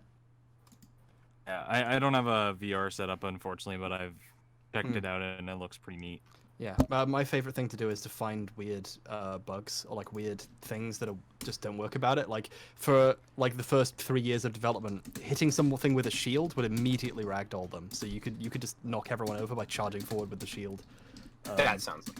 And now the current bug is enemy ragdolls are like infinitely dense. So if you strike someone with a body, they die instantly. It's incredible. I noticed there's a thing particularly with speedrunners that they're always trying to find like how can I break the game? Like how can I stress test this game? It's so fun. I loved what was it called? Lords of the Fallen, the like very slow Dark Souls type game, where if you mash the use shield button, you can just instantly hit anyone. It's incredible. They patched that out, but all the speedruns use it. It's great. It made the game fun. Wow, Lucille from The Walking Dead. I'm just scrolling through mods for this. Oh my goodness. So, yeah, it's what's their name? Hey Connor. Hey, nice to meet you guys. Connor, thanks so much for dropping by. Good to hear from you, buddy. How's it going? Yeah, you too, man. Dude, you're doing well. I'm proud of you. Oh, thank you. It's been fun, and really all I am doing is playing a video game, but but it's been fun. That for anyone who doesn't know, this is CDog VA, YouTube's own CDog VA. Wow. CDog, we became buddies a couple of years ago at Anime Expo. Right? Yeah, it was J-Con. Oh, wait. Wait. Wait, which one? I don't know. No, it was Anime Expo first, and then you were guesting at J-Con, and we went for dinner. We went for a date at J-Con. Yeah, it was real nice. And you showed me what an absolute freak you are at Metal Slug 3. Oh, wow. That was so impressive. That's the hardest Metal Slug. The other two I'm way better at, but yeah, no.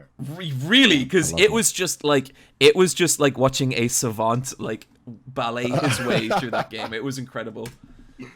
Dude, I love Metal Slug series. Is like my favorite set of games. I don't know why. I can always just turn that on and play it. Yeah. I loved used to speedrunning the first two games, but I mean, then YouTube, I guess. Yeah. But I actually make videos. Yeah, that was a really interesting evening for me because, like, you know, like obviously, like you're a very talented voice actor and stuff, but then like you're like, oh yeah, Thank you. I'm very good at Metal Slug, and also I'm like an expert level chess player, and I was just sitting there being like, oh, the videos is all I really have. No, it's fine. It's dude, no, you do your thing amazingly, you know. So it's it carries above. I have no use for being good at Metal Slug. Hey, I was impressed. I was like, wow, okay, that's pretty fucking cool. I gotta take a date to there sometime, you know, and be like, hey, just watch me play Metal Slug. It worked on me. I was like, whoa. Oh, heavy machine gun. Oh man. 40 left. No, I remember playing the genocide round of Undertale as well, and I remember I struggled more with Undyne than I did with Sans. Really? Yeah, I've heard a few people say that. Yes, I think it was like the DDR knockoff that really like for some reason my brain just couldn't like compute. Okay, we're just gonna read out some donations real quick. We got a ton of donations during that fight, guys, which is so fucking awesome. Thank you, everyone. That was one of my favorite parts of this entire stream so far. Let's just head on over, and we are within striking distance of 6K, which is so cool. Oh yeah. So we have passed a total of 16K raised, which is incredible. But let's read out some donations here. Just to say, if people want to donate in the chat, you can hit !BLM to or !donate, and that will bring up direct links to the charities you're supporting. You can also check my Twitter for a direct link, or if you're watching not on mobile, you can just check below the stream here. Okay, Knives In, $20, Anonymous $50, Anonymous $50 says awoo, Anonymous $25, Elaine M $20. Can we have a little awoo as a awoo? There. I'm not doing that again for a while. Flip it. God damn it. Fryer $25. Love your work and appreciate you putting this on. No problem. Elaine M $20. No, I already did that. Damn it. Gavin $10. Big Jim $50. Don't give up, Eyepatch Wolf. You may be a mass murderer, but you're also the champion of everyone's hopes and dreams. That's very sweet. God damn, Evercaptor. Woo! Dog VA $200. Man, thank you so much, Dog. That's incredible. Dude, it's okay. It's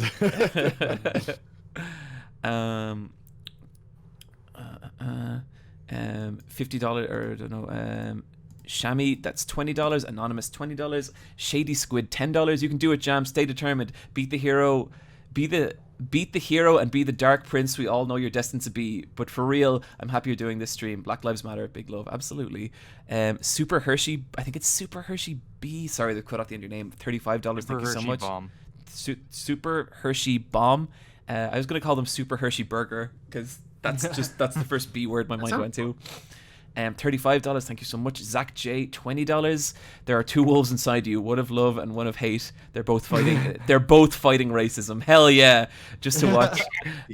Just to watch. $5. Undyne says eats something. I don't know what's going on. Thank you. Just to watch. Legendary Butcher. $5. Sup. Aaron Woolman $20. Mr. Spaceline $20, Anonymous $25, and that catches us up. Guys, thank you so much. That's really happy with all the support. And with that, I guess we just venture forward. Nicely done. Yeah, nice one. Reading these, John. I always stumble when I'm reading donations, and like for some reason I cannot comprehend names, like how to pronounce them in Twitch for some reason. A lot of the names I get in Twitch is like it's like 5 vowels and an L and an F and then 2 more vowels. It's the toughest. Dude, it's like if I saw like Gavin, I'd be like, "Thank you, Giavin. Really glad you gave me a donation." I don't know how I come up with the pronunciations. Well, it's like Wooly always says, like streaming or LP tax. Yeah. This part of your brain just kind of shuts down when you're streaming. It's so true. For some reason, I just cannot do it at all. Like, I don't know why. Then you get that one, like, passive-aggressive comments that, like, I donated and you said my name wrong. I know, and part of me feels like I'm doing my best, and part of me is like, oh, come on, dude, you know? If it's for a charity stream, I'm like, shut the fuck up. You're donating for charity. Pronounce your name. It's good enough. It's a good enough. Yeah, Also, exactly. We have the awoo on clip. God damn it, fucking. Nice. I guess I know my new like donation noise. There it is. There's always with Twitch streams, for some reason they just find the one thing that just makes you suffer, and they just. In fairness, with this stream, we've given them like 40 things, so yeah. That's good. So we just picked up the instant noodles there. They're one of the most important items in the game if you're trying to beat Sans, because I think they're one of the only items that recovers max HP. I could be wrong about that, but I think it's that and the pie. They both give you max HP, and you need them. No hit. Is it shrimp or chicken cup noodle? Ooh, that's a great question. They're both good, but one matters. I don't know. I heard one's the one trick chicken. pony. Slowed down. So the slowed down version of the slowed down version of the core, still a banger. Yeah. So you probably already all know this, but Undertale has like a comedy mode where item descriptions are like shortened in funny ways in the menu.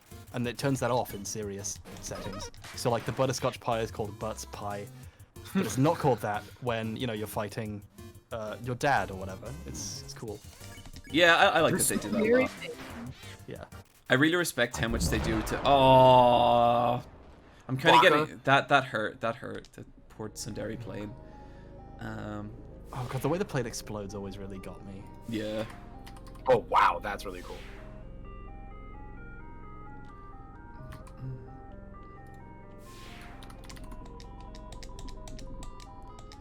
Yes, I will take it.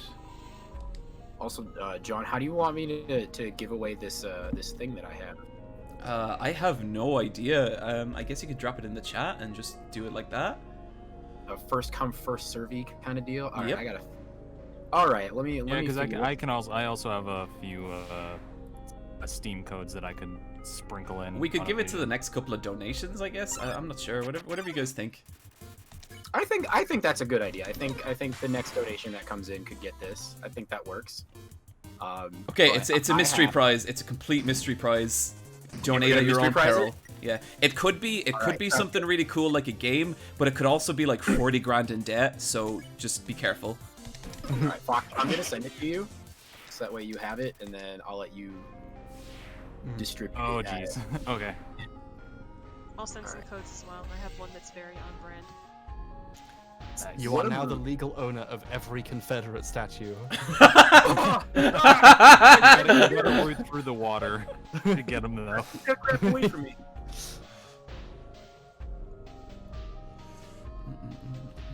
In my panic of that statement, I went completely Kermit on that. Yeah, I don't want any Confederate statues in my lawn. Too bad they're all coming. Oh my god. You couldn't even fill a museum with all of them. There were like so many. It's No. so stupid. You could fill like a foyer, kinda. No, like in the 60s, they were like, let's build 700 statues to this 5-year period that everyone actually hated living in. It's the meme of the guy who gets the medal and he starts popping off, but he's at like 7th. Like I love that. Yeah. Oh, it's so good. So good.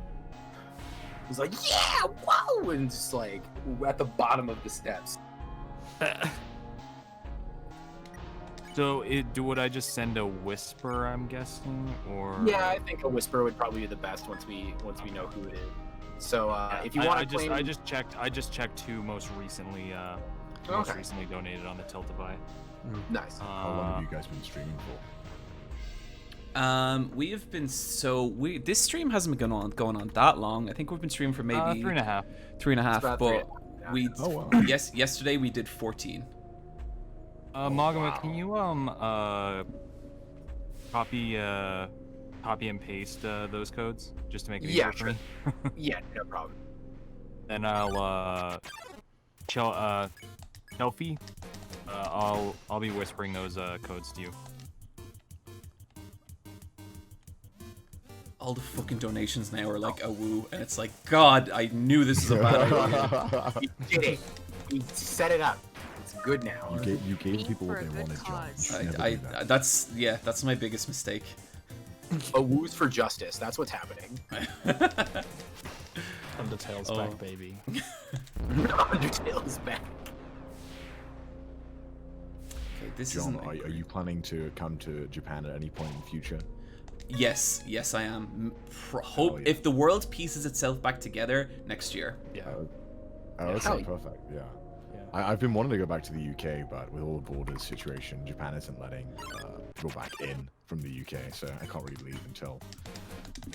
Yeah, I think we all had kind of nice plans there for a bit, and they're Yeah. all gone Yeah. now. Oh. Man. Man, I'm so sad where are you AX in isn't happening. Japan? AX is Oh, I live heartbreaking. in. Sorry. No, sorry, you go ahead. You go ahead, Sea Dog. I live in Tokyo. Oh, nice. Can't Whereabouts? speak much Japanese. Like near You can- Akabane. In my experience, you can get pretty far without. Yeah, it's daily life is fine. It's just all the governmental stuff and all the forms you have to fill out. That's where it becomes really frustrating. Yeah. because that shit is impossible. And for some reason where I live, Or is they it pretty much offer tourists no that English living support. there? What part of Tokyo do you live in? Oh, just north of Akabane. Oh, okay, okay. Yeah. Like, I can read some kanji, but it's really difficult, obviously.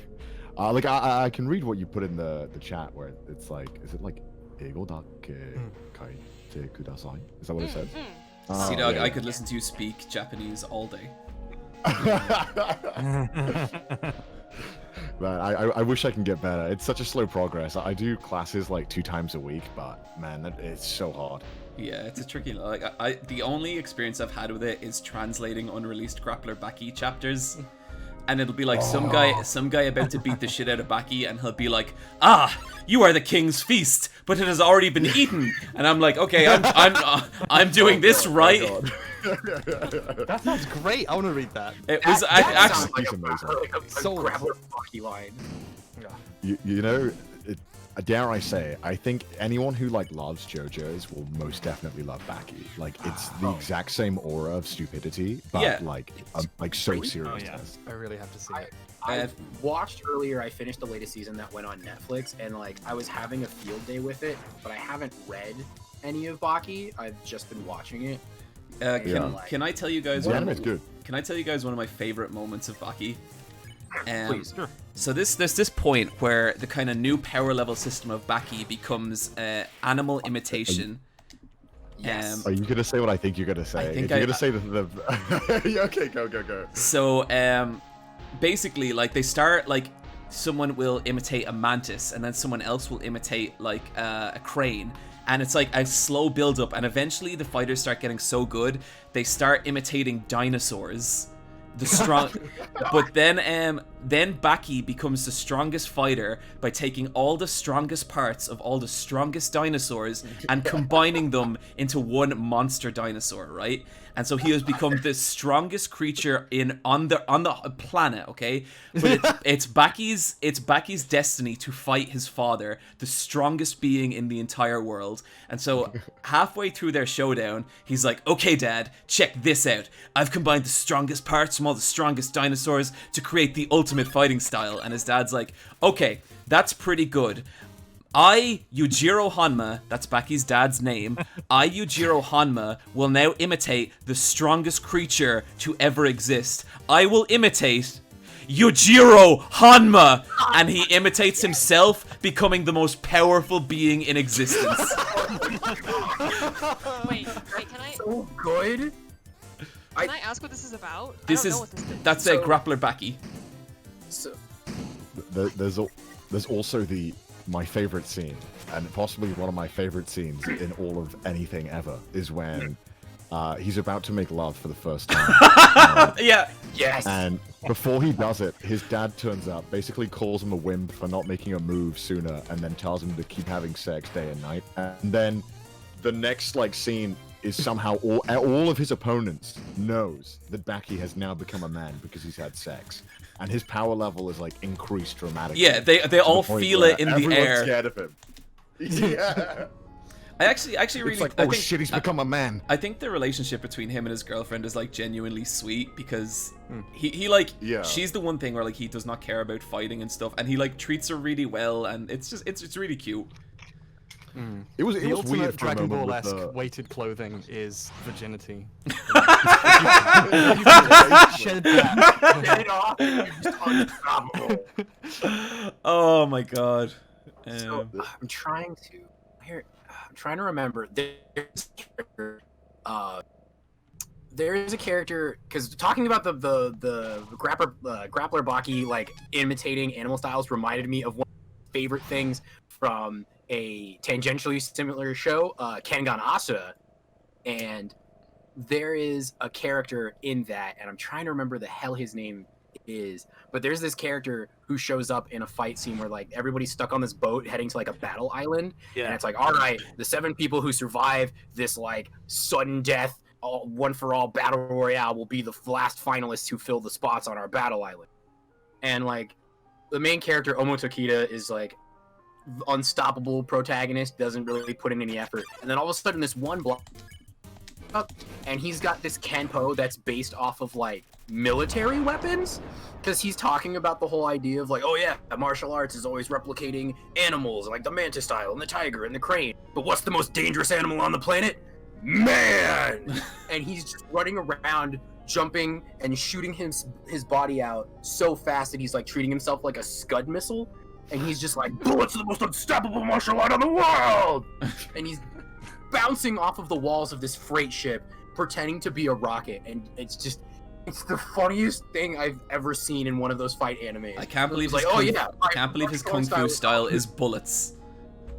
It's so good. I'm more shocked that Baki didn't come up with this. Yeah, same. It feels like something that would be there. There's some fun stuff like that in Kengan Asura. One of my favorite characters from it, he's like a fisherman, and he's pretty good at fighting, but you see, he's so used to being on a boat that he has like permanent sea legs. But that means when you concuss him and you make him dizzy, he gets better at fighting, because that's his natural state.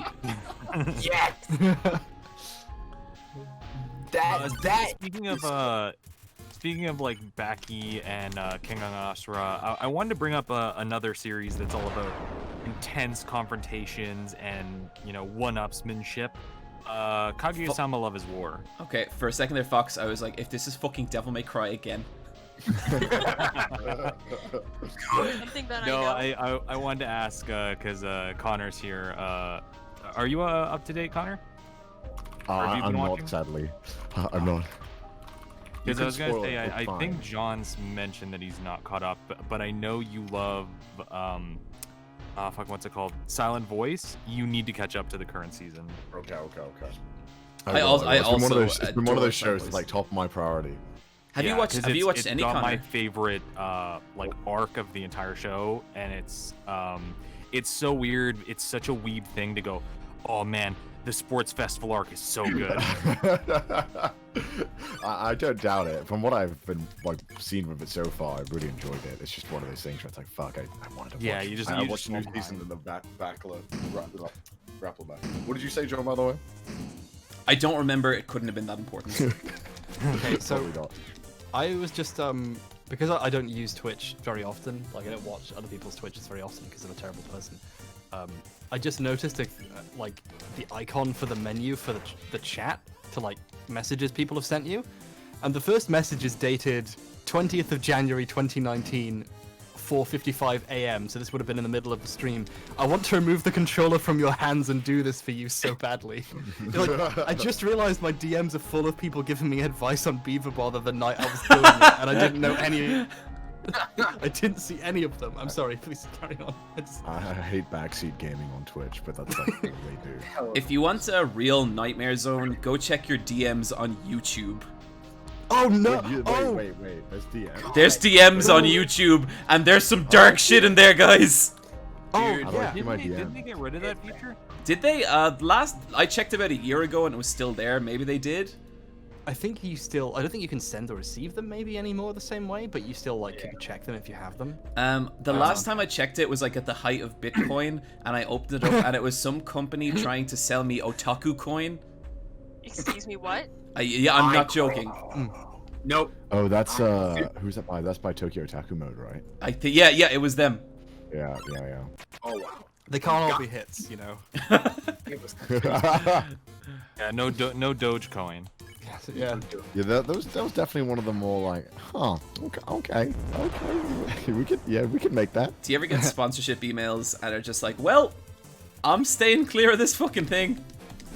Oh, quite a lot. Yep. I think like one of the best things of like joining an agency is not having to fucking deal with those emails. Yeah.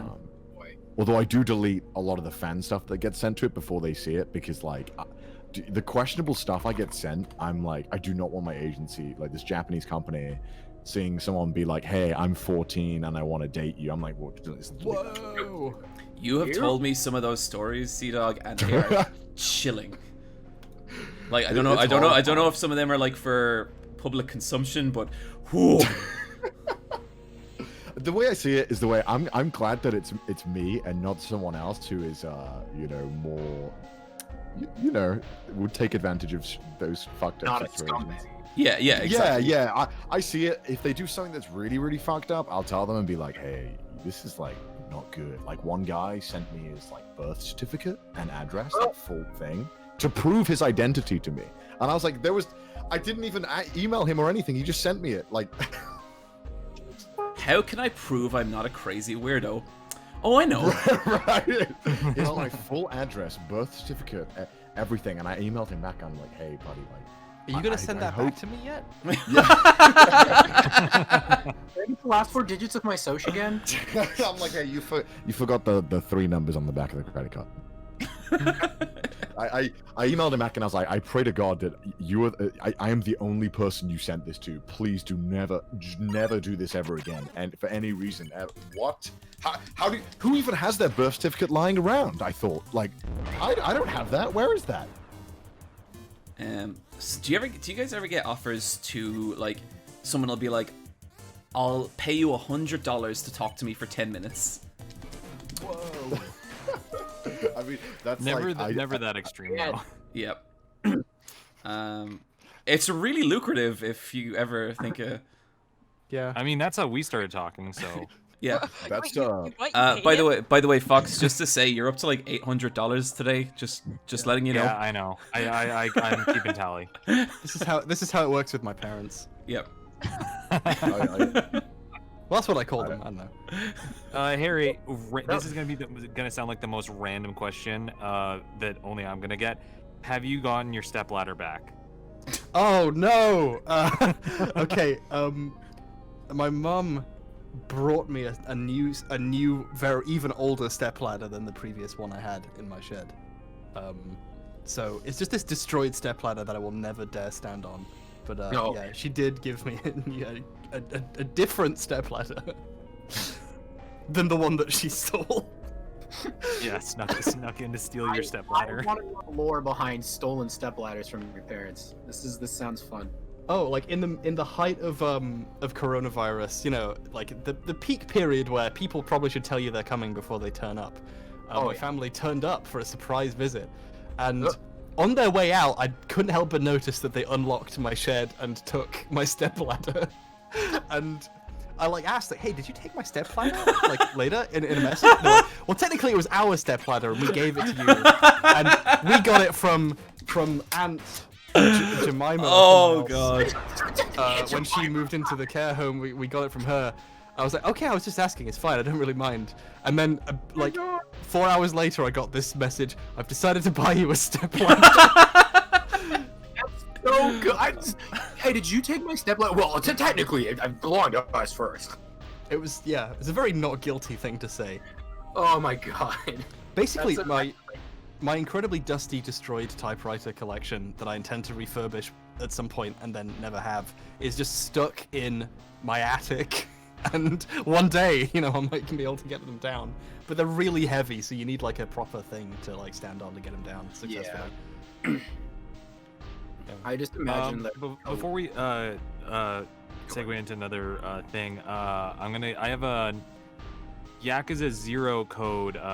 Do you mean a mystery present? Kazzy. Yeah, thanks to me, Justice Kazzy. So the first person to donate to the stream, donate to the Tiltify, I just hit donate in the thing. Gets it. Make sure you put in your Twitch name, so I can easily whisper that code to you. Because if you put in any other name, I won't be able to find you. Yeah, so you too can know what it's like to fist fight somebody on a boat wearing no shirt. Hell yeah. Suplex them right to the ocean. That's still one of my favorite boss fights ever. Is it? Yeah, I love it so much. Wait, have you seen any movies with Riki Takeuchi or anything? Have you seen any of those movies? Oh my god, John, I have to give you a watch list that has all those actors from Please Yakuza do. 0. Yeah, because they're all super famous Yakuza actors. I'm just very passionate about men taking off full body suits in one sweep and then beating the shit out of each other. I want to find a way in cosplaying. Like I know that there's probably a good approach to doing it, but a couple of years back I really wanted to cosplay Kiryu, but I wanted to do it in such a way using like theater techniques and sewing and like crafting so that I could make my suit and shirt all tear offable like in a single shot from the shoulder. You want me to tell you how to do that? Please, by all means. You get a stripper's outfit. Oh, and then Wow. just rip the shirt off. That's it. That's really it. Well, I mean, yeah, Yeah. totally. I wanna, yeah, it totally snaps. I just gotta I gotta figure out where I gotta put those snaps and all that to line it up so it does it just right. But yeah, that's exactly what I want to do, because everything I want is just like, I want to cosplay Kiryu and do that. And the other thing I really wanted to do is, so the convention that I work for, Anime Los Angeles, we have this really big like cultural trend that we do called ribbon trading, and Oh, basically, I know that, yeah. So like, we have like these little ribbons, and I know John has probably seen like a couple, and I think I've given him a couple ribbons like at MagFests. But they're like little tags you can put on badges, that you can put like whatever text and stuff you want on them. And like for ALA, that's a really, really big part of that convention's culture, because it came from like science fiction cons originally, and everybody who founded that con came from that scene. yeah. And I wanted to make a Yakuza ribbon that was called Side Quest Complete, and it would be earned by me while I'm cosplaying as Kiryu. Somebody's trying to earn a completely separate ribbon during the con, but they need the assistance of another person to get it. Oh, that's cool. Yeah. So I would dress as Kiryu, help them out with their problem, and then once I've helped them get their ribbon, they would earn my Side Quest Complete Yakuza ribbon. That's clever. Yeah, I used to go to ALA like every year when I lived in California. Oh yeah? Yeah, I used to go a lot. Nice. I used to go to AX too. I was actually at the Devil May Cry 4 booth before that game came out as like the official Nero cosplayer for that. Oh, that's booth. Oh, that's so sick. How far back was Yeah. that? 'Cause, Oh like- god, it was like 2008 or something. It was Oh, It was wow. a really long time ago. Okay, Yeah. yeah. I was like, I used to cosplay a lot. Not anymore, but I promise you, if anyone in the chat is a Yakuza fan, I swear to God, you have probably already seen my face. Without Guys, knowing. we just broke 6K, which is fucking awesome. Nice. Thank you so much, Everybody, everybody. please clap. Please clap. well done, everyone. Good job. Good hustle. Sorry was, to interrupt it again, just because I don't think they've had the chance to speak up. Casey Explosion's here as well. Casey, how's it there. going? Hello, Casey. Good to have you. So I heard you talking about Riki Tekiichi, and I would like to please watch Dead or Alive. John, you will especially love this. I'm Oh, guessing yeah, you're not trust me. talking about the Dead or Alive movie based on the video game series. No. No. Okay. No, Dead or Alive is awesome. And watch Deadly Outlaw Reika as well. Sounds good. Yeah, no, I will I'm- probably relax by doing this tomorrow. Nice. All right, sorry to interrupt. I'm gonna head out now because it's late for me. But Sea thanks Dog, for having thanks me, guys. so It was much nice for meeting you coming. all. It was an absolute Yeah, pleasure. pleasure meeting I'm you. looking forward to hanging out soon again, buddy, okay? Yeah. Hope so. Anyway, I'll see you guys soon. Thank Thanks you a guys million, for Sea being so Dog. nice. See you soon. Bye-bye. Later. Bye bye. Take care. So how is everybody? I think given the nature of what we must do today, spirits are high. We're just trying to ignore the mass monster murdering and have a nice time, and I'd say we've been mostly successful. It's awesome. Yeah. Over The fine white 6,000. powder. That's amazing. How much have we raised cumulatively? Total, we have raised, let me actually just check. 15,400 or 503. If my math's correct. Let me- Nice. I can see it. Yeah. Y'all are doing it. Y'all are bosses. So total money raised is $15,763. Awesome. Nice.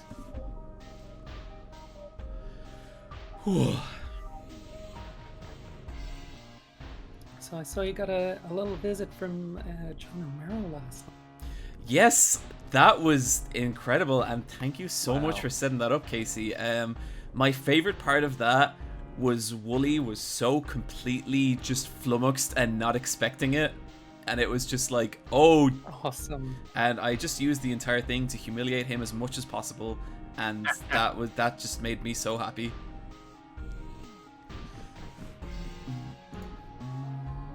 When you do a nice thing just to humiliate your friends, that's what you do it for. Yep, totally. But he was such a cool guy. Like, he's so lovely, and it was great to have him. Yeah, he's one of the nicest people I know. It's weird. Funny thing is, the first time I ever spoke to him, gushing about Gone Home, and he recommended to check out the Beginner's Guide. Really? Wow. That's how I got playing the Beginner's Guide. So that was cool. This bit takes a while. This is a long one to get, and like it starts getting so slow as well. You gotta quote him, man. You gotta I love get the, those like- numbers nice and white with the death of monster. Yeah, I feel like this is very deliberate. Like, you have to work hard to like earn this bonus ending that you shouldn't want to have. Yeah, and like you're kind of wrong for wanting it. Like no one Yeah. should pursue this. Yeah, like the whole point of the game is like this completionism is very silly. You should go outside and live your life. It's great. It's a lot like the one good thing Braid did, where to get one of the stars, you have to do nothing for 2 hours. It's like, oh, you have to choose not to have fun. Yeah, I like that a lot. Yeah, it's great, but I'd love at to least know. it's good because like the it's always combat is great so. when, Sorry. Go ahead. The combat is so good that like getting to actually do fights was nice because I didn't do any fighting when I played beforehand. So I would love to have been on that like first wave of Undertale players realizing that there was a No Mercy mode. Like, can you imagine figuring that out? Oh god, yeah. Wow. Is it so uninstinctual to anybody who regularly plays these games? Yeah. So here's a question from the chat to everybody: would you do a Yankee pompadour hairstyle? What makes you think that I haven't, huh? Oh, 100%. There was no question. I didn't doubt it. I would 100% do it if only because it would be a great excuse to finally cosplay Josuke or Josuke Higashikata. Yeah. If I would if I could, but no, my hair's not for that anymore. I've started shaving my head. So. We'll hook you up with a wig. Yeah, my don't hair's worry too about my hair's too thin. But I can have it like kind of like mohawked out like that, but not traditional pompadour. I would Yeah. totally do it. Enough, I definitely could probably do it with my natural hair. I'm very lucky that like I have such thick curly hair that when I straighten it out, it's still really thick and dense, so I can style it with like very minimal product. So if it got long enough, I could probably just like comb it and sculpt it right into one and just rock it natural. Would love to do that.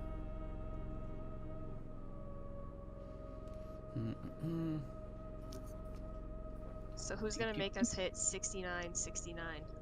Can't wait. Oh man, Oh yeah, that's gonna be great. $4. No, you're right. Nice.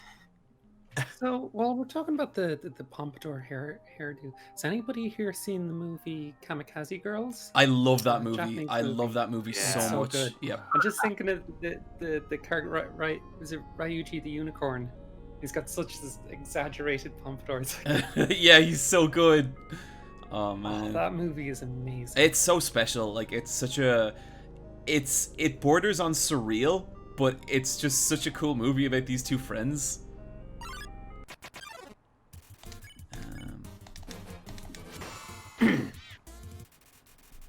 It always makes So me everybody sad. in the chat who's wondering, go see the Kamikaze Girls. It is so good. Yeah, it's brilliant. It always makes me sad the way the Sundari Plains wig like just kind of flops off right at the end of their death animation. It's just it's Snatched it's it, John. it's Snatched. yeah.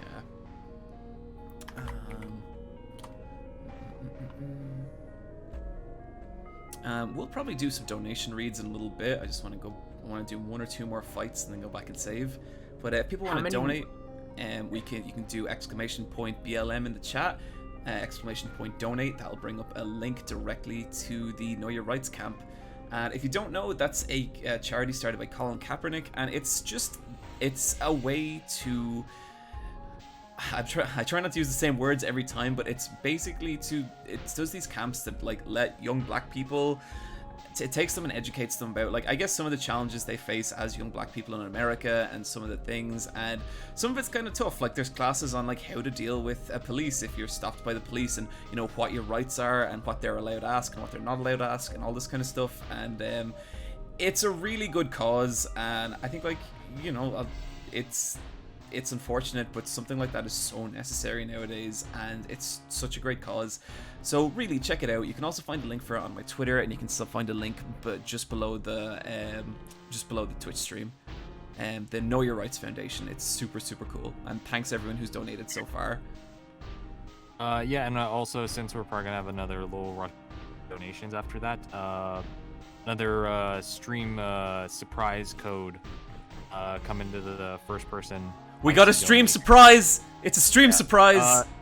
Again, make sure that you post your name as your Twitch name so I can easily find you.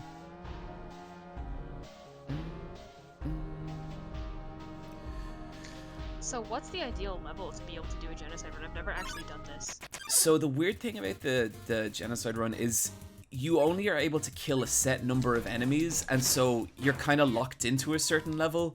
Now what you can do is try and like run away from weaker enemies, so the enemies you do kill give you more XP, but you will kind of end up at a similar point regardless. Does that make sense? So you're min-maxing your murder. Yeah, so like, say over the genocide run, you're gonna kill like 120 enemies, something like that. And I just pick them by random because I don't have the patience to like just wait. But if you wanted, you could only wait for the enemies with the highest XP, but that's gonna take like twice as long. It'll make Sans easier, but it'll be like twice as long. Okay. So how many of you in the chat has done a genocide run? Hands up, you filthy murderers. Expose yourselves. Is there a hands up emoji? Uh-oh. I have a network error. What's this? What's going on?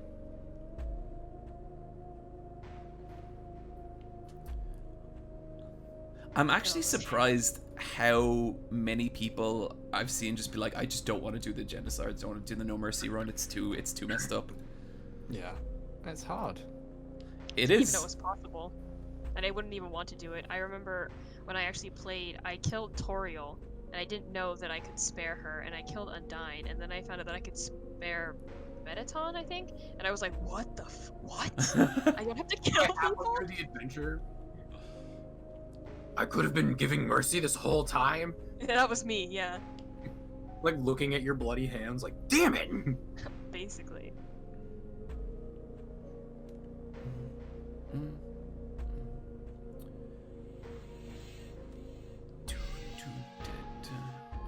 Okay, I wonder, are we... I don't think we're done, but we might be. I'm gonna go back and check at the save point. Yeah. My dusty hands.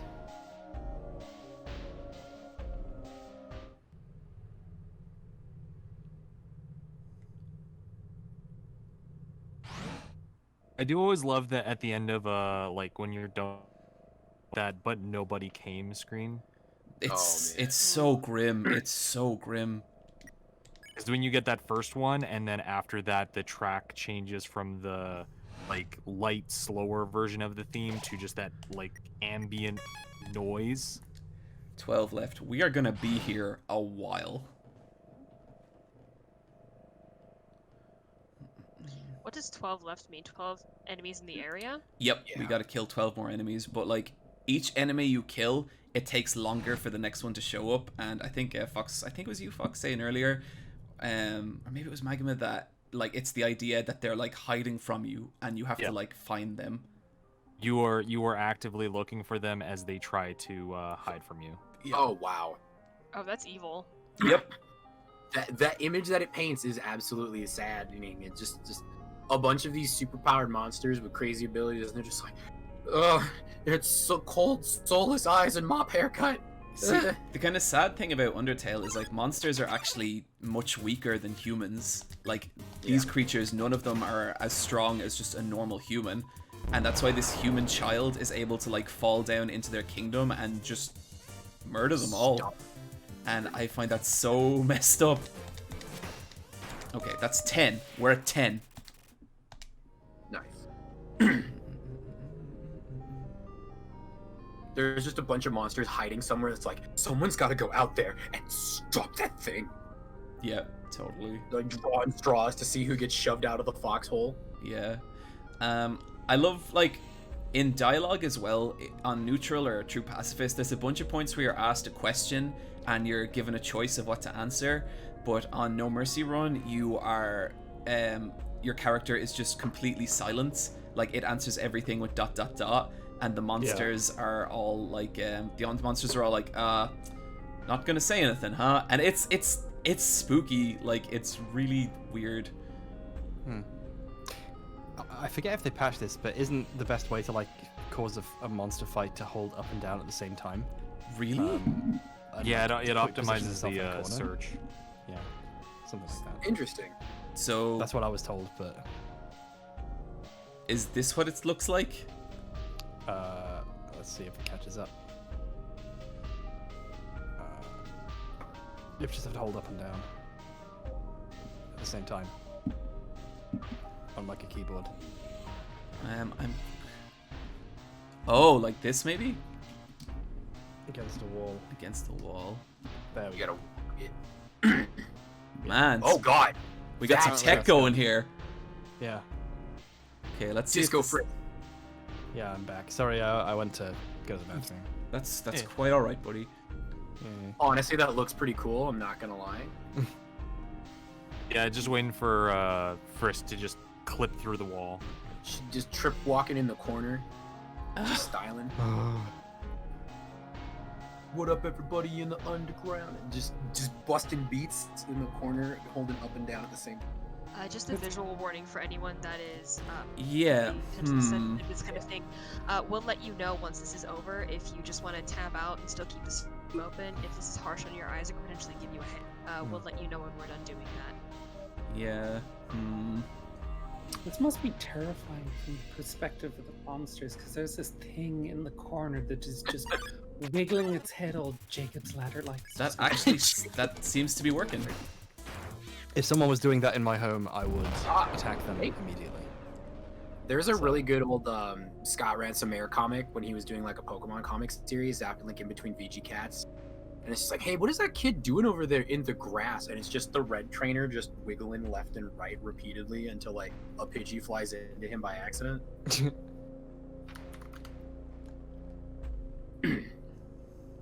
Frisk be bopping, that's right.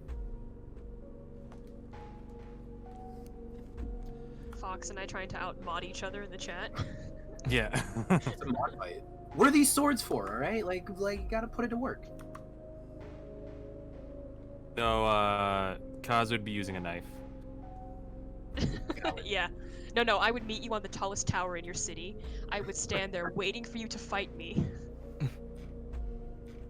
I will meet you at Calgary Tower. Okay, I'll be waiting there. Which is when you're basically just ready. like our version of Seattle Tower, but Oh, okay. less cool. I'll be waiting for you there. Okay, awesome. We gotta make sure it's when it's raining though. Yeah, it had. All right. Yeah. I have a question. I have a question for everybody who's with us right now. Sure. What would be your ideal boss location? If you were a boss fight, what's your ideal stage? The final supermarket. destination, flat, floating island. I've always wanted to be on one of those. No items, right? Yeah. No item. Fox Yeah, well, only. I'd like a long sword or something, but yeah. I feel like I'm the kind of person who, if I was in a fighting game, I would have a sword. I You're wouldn't- the see, Yo- I you're would the go- I Yoshimitsu. would go like gauntlets. Yeah. Oh, I love Yoshimitsu. He's Yeah. my favorite. What was yours, Fox? Oh, I was just saying I would go with gauntlets for a weapon. I'm trying to think of what would be a good location that isn't too played out. Because I want to say, for like the aesthetics of it, I would want to do the Umeda Sky Building in Just tell Osaka. me. No, just say Temini grew. The Your heart Temi is screaming for Yeah. it. Your heart is screaming for it. just waiting there. No, it wouldn't be. It wouldn't be Tenement Gru. It would be not at the top. It would be like the level 21, the final mission area. Oh, nice. You know what I really miss from like the Half-Life 2 deathmatch period of games was people who would make maps that were just like a large bedroom and you're in it. Man, there was so much like old Half-Life mods that I used to love, and you just download a pack and it would all be all these like insane weapons, like a fish, like a gun that shoot fish that were turrets that would shoot lasers out of their mouths. Yeah. What the? Oh, it was so cool. Yeah, man.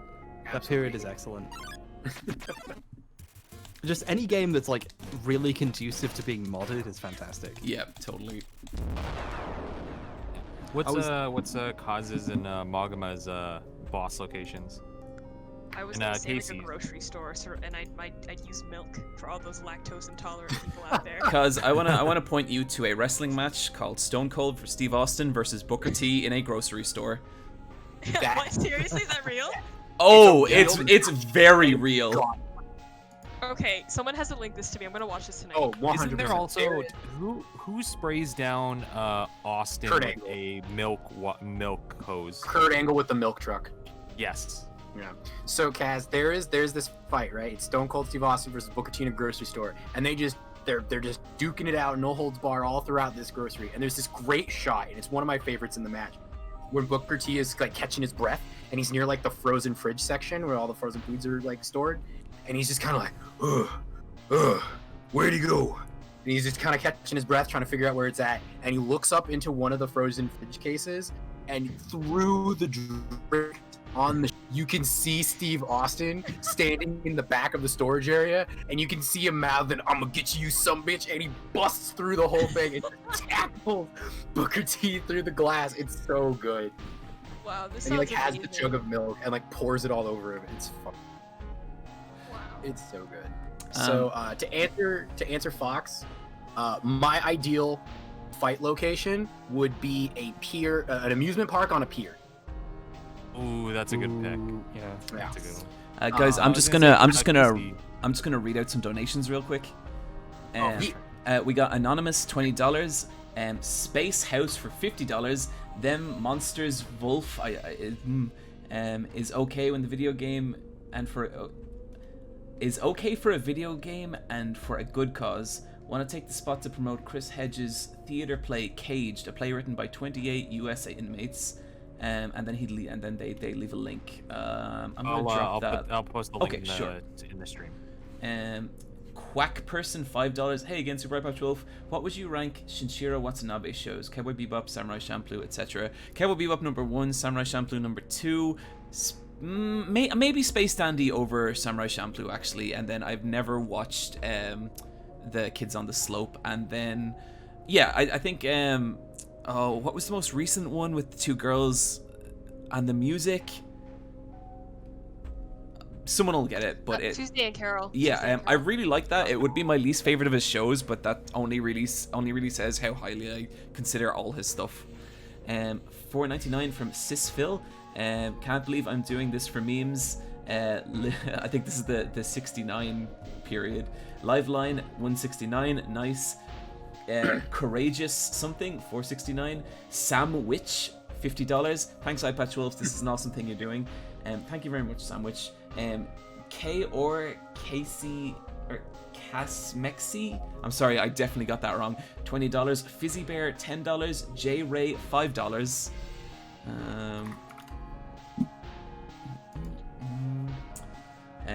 Atrix $30. I love all your videos. I'm excited to see you fundraising for a good cause. Keep doing what you're doing. Also, which Undertale Deltarune character would you see yourself hanging out with the most? Undyne, without a doubt. I would love to hang out with Undyne.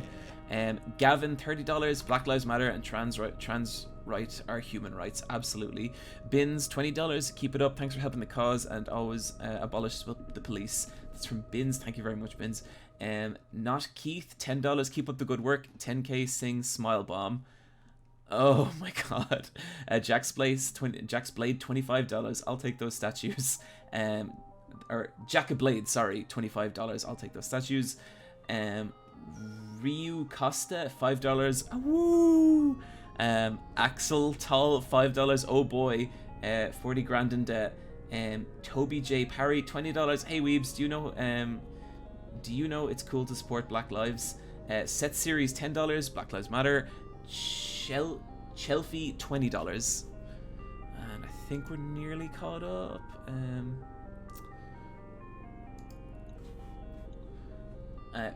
And yeah, we're caught up. So guys, just say if you want to donate, you can hit exclamation point BLM in the chat to bring up a direct link, exclamation point donate in the chat to bring up a link. And if you also want to donate to the Trevor Project, you can hit exclamation point LGBTQ, or you can check my Twitter for both links. You can also find a link directly below the stream. If you're just joining us, the reason the screen looks so weird is because we are using some special tech to speed up the encounter rate for this bit, because it takes so long. Okay, I interrupted people there. Go for it, guys. Oh, I was just gonna ask Casey what her final boss location is. On a moving monorail. Nice. Ooh, that's a good boss. All right. Well, at this point, I'm gonna have to dip out for a little bit. I got some Sunday morning chores and things I need to take care of, but I'll probably be back later on in the day, and I'll be popping in and out intermittently. Excellent, Magma. Thanks so much for dropping by. It was a pleasure to have you. All right.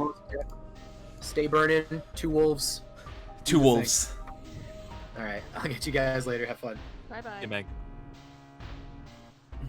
Now that he's gone, we can say how nice he is. He's very nice. Oh my Yeah. Yeah. Very gosh, nice.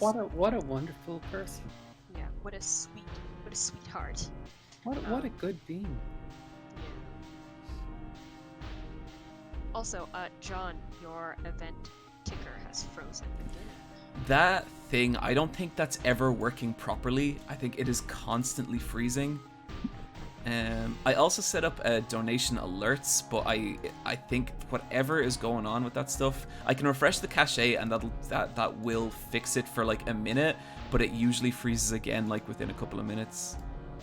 Yeah, we'll figure something out next time, honestly. Yeah.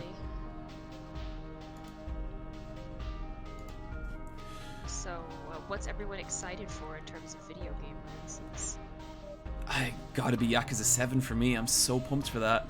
Really? Same. I think you'll like it. I'm looking forward to. I already like the idea of it. Sorry. No, go ahead, Casey.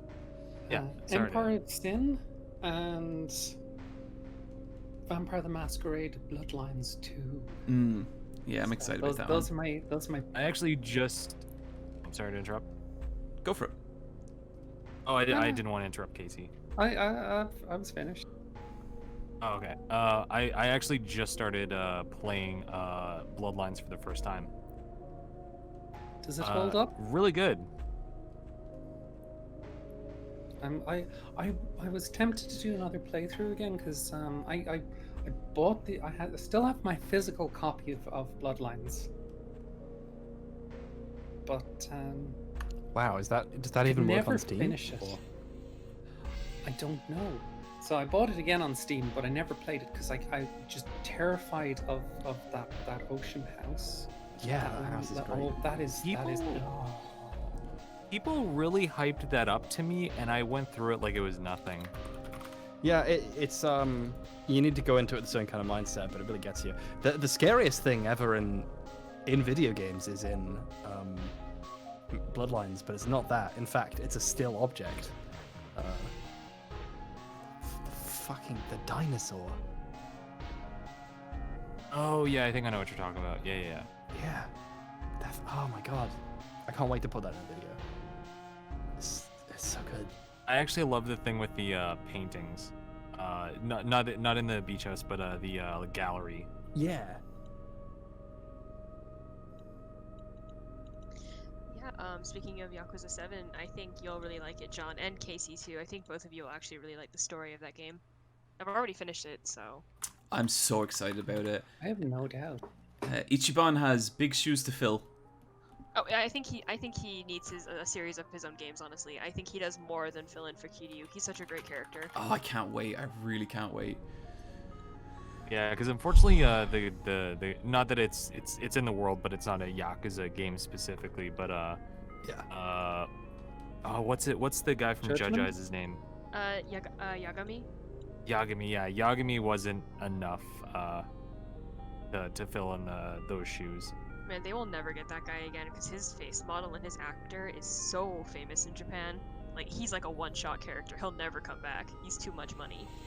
Oh yeah, I think when I talked about it in a video, I compared him to like getting Hugh Laurie or Tom Cruise in a video game. It's like that's not getting a sequel. Yeah, if they do, it would be with somebody else. Like, cause all the Yakuza's basically it's the closest thing you could get to basically like a playable crime drama because of all the big name actors they have in why whenever like a scandal comes out, they have to like rush to replace an actor because somebody gets caught with cocaine or smoking marijuana. Oh yeah, And man, I remember that. Yeah, and that's the risk they take with these actors. But for the most part, a lot of the actors they get have really interesting like bodies of work. Like the guy that plays Tachibana, he's in a lot of media and supports a lot of anti-imperialist movements in Japan. And he's an anti-conservative, so he's actually a pretty interesting person if you look into him.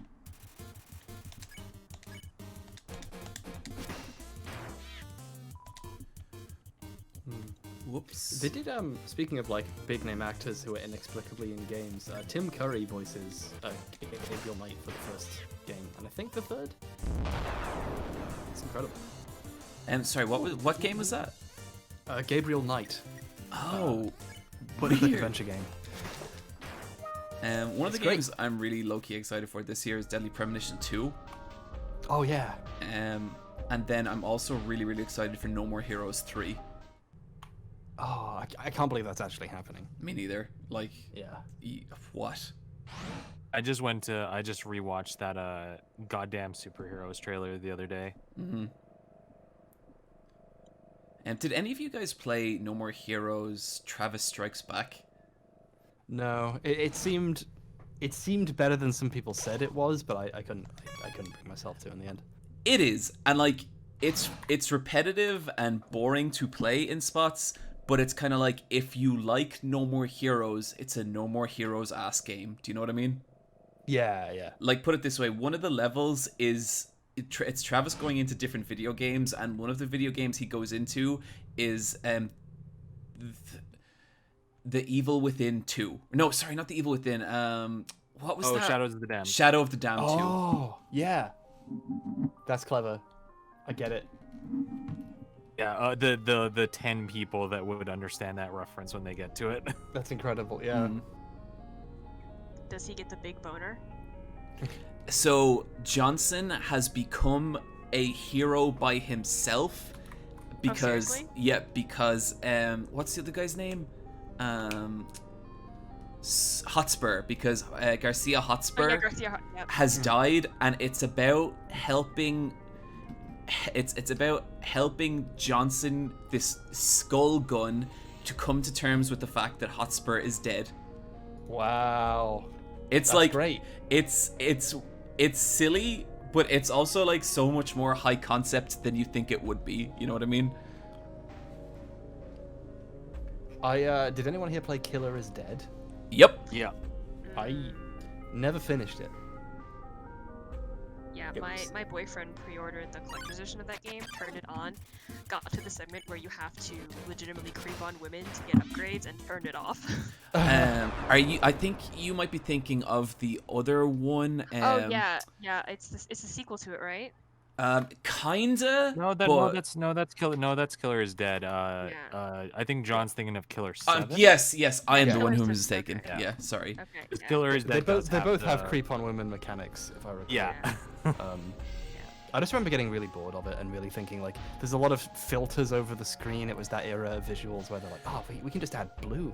Yeah, Yeah. like a chromatic aberration type stuff. Yeah, I think the best criticism I heard of Killer is Dead is like, this is the kind of game that Suda51 used to make fun of. Yeah, this is the kind of game people imagine when you describe a Suda 51 game. Yep. Yeah. Like No More Heroes felt very like satirical. You know, like it's very kind of beautiful story about, you know, a person in the 20s wasting their life, which I feel a lot of kinship with. Only more relevant as time goes on. And Killer 7, you know, it's great. Killer Z is just like, oh, he had like a couple of specific ideas and now he needs to make a Goichi Suda style game, and it's like, oh no, that's not how you can't work backwards from creativity. Is that a clever metaphor? I don't know. 6 pounds of shrimp in the chat talking about Let It Die. I have such an affection for that game. It seems really nice. Is it still like playable? Yep, it's still free to play. I play it every Christmas for reasons I don't quite understand. But it's got such a strong like visual style, and it's kind of garbagey in ways, but it's also really, it's also really kind of interesting and has its own like look, and everything kind of looks like shit, but it's kind of cool. It's a really weird game. I love the aesthetics, but I couldn't get into the gameplay. The gameplay is something you work around. Like, I have to spend about an hour reconnecting with all the different mechanics before, like, it's the most unnatural to play game ever, and the combat is really like stilted and video gamey. But if you stick with it, like, there is stuff to like there. And yeah, people like Tomochi in the chat is saying it's pay to win. It's absolutely pay to win, but it's also not a multiplayer game and it's free. Yeah, so it's like that you're paying for stuff as your Yeah, entry I think ticket. I've dumped about 30 Right, otherwise bucks I want into that. Let It Die, and I'm fine with that, like, because I would happily have paid that full price. It definitely does have some like predatory like mechanics in it where like you die and it's like, oh, do you want to come back? It'll only cost you $1. And I do think that is kind of shitty, because that, you know, there are people who are very vulnerable to that kind of manipulation. But yeah. Yeah, I can't play Balloons anymore because of that. Oh, I know exactly what you're talking about. I did delete it off my phone. What is it? It's a game about popping balloons.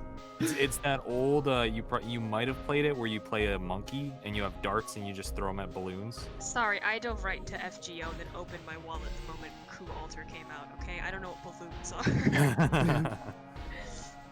I was on Addicting Games a bunch when I was a kid, so I'm very familiar with balloons. It's I'm looking addicting. it up right Yeah. now. I got crazy into Balloons Tower Defense. Oh yeah, it's a great game.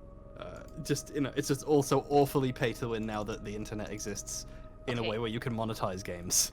Can you explain to me how it became pay to win? I'm actually very interested in this. Oh, they took like the concept of like a tower defense type game and just went, well, what if you could pay X amount of money to come back from dying, or to have different monkey balloons or whatever.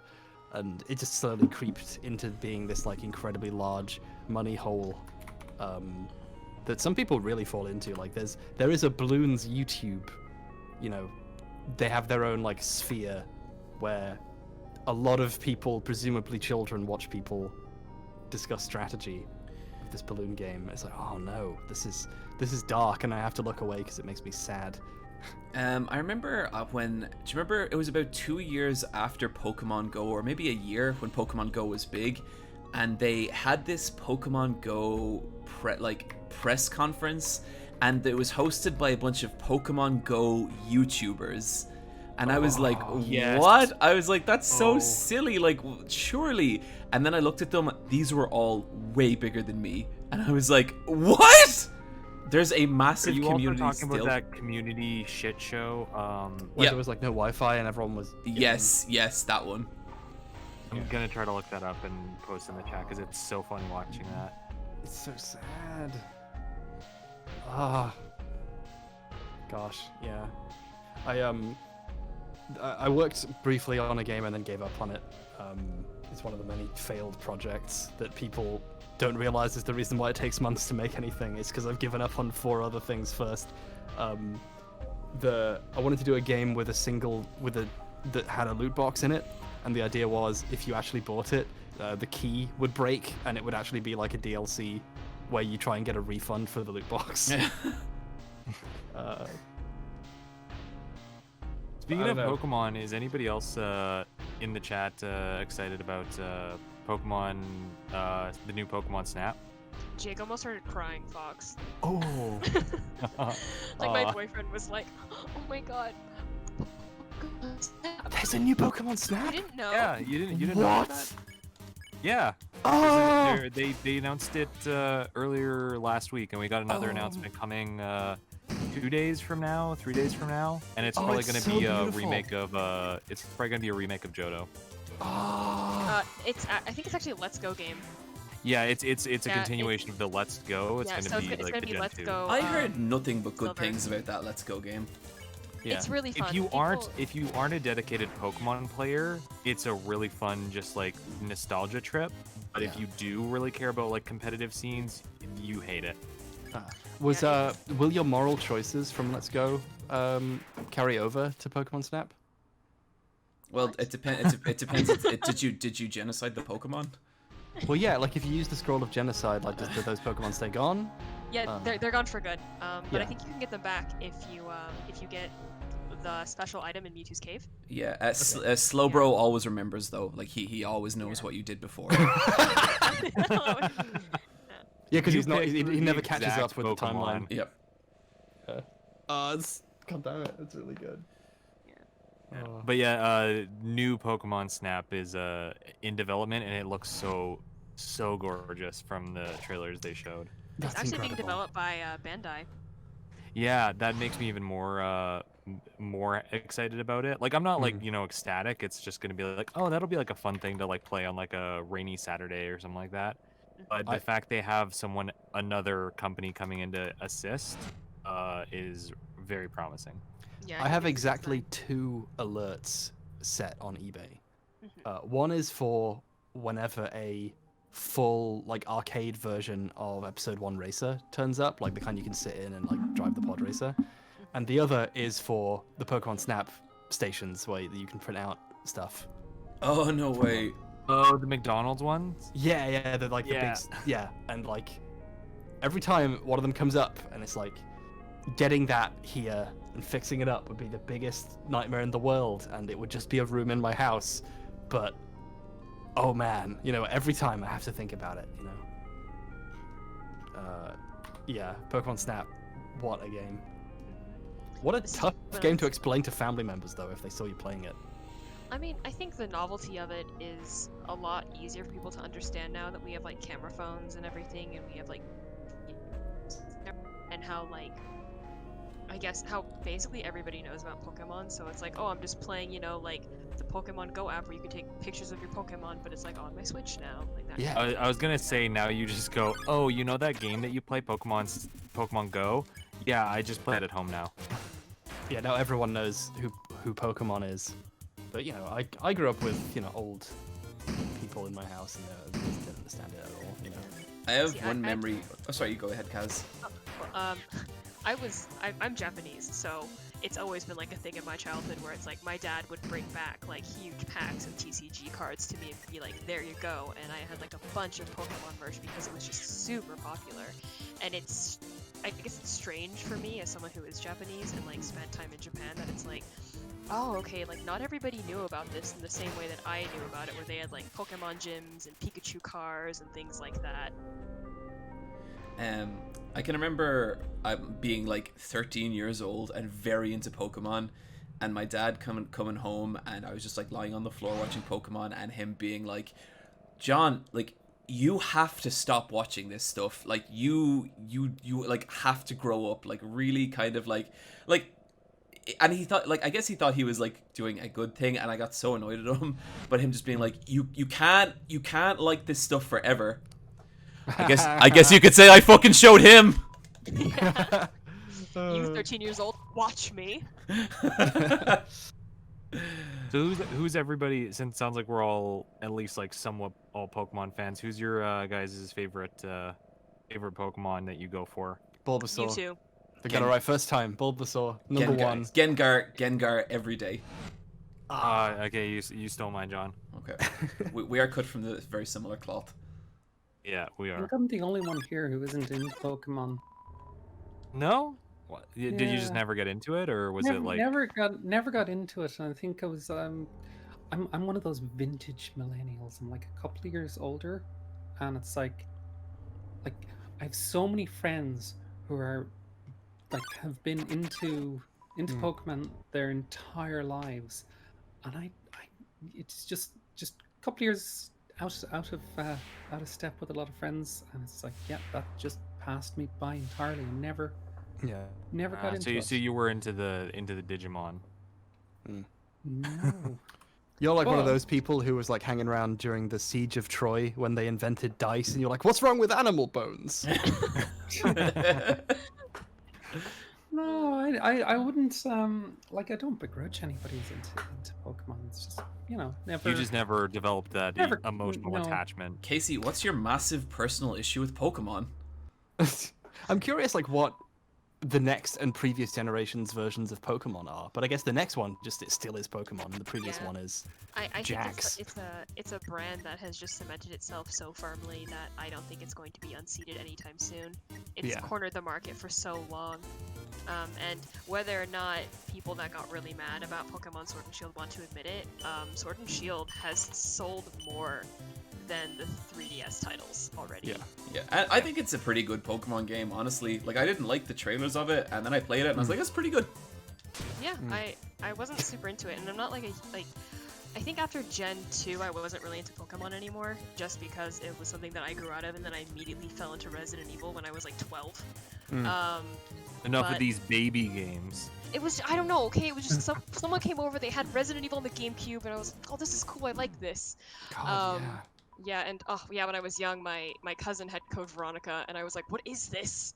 But it was just a bunch. But anyways, back to Pokemon Sword and Shield. When I played it again, it was just such a good experience. It was something that I genuinely just had a lot of fun with, and I think games that you can just enjoy purely, that's such an undervalued experience these days. I think I had the same experience with Pokemon and like Harry Potter as well, where I hit a certain age and went, "No, I'm done," and just put them down. Like I never finished the last Harry Potter book, and I haven't played any Pokemon games since like Gold and Silver, really.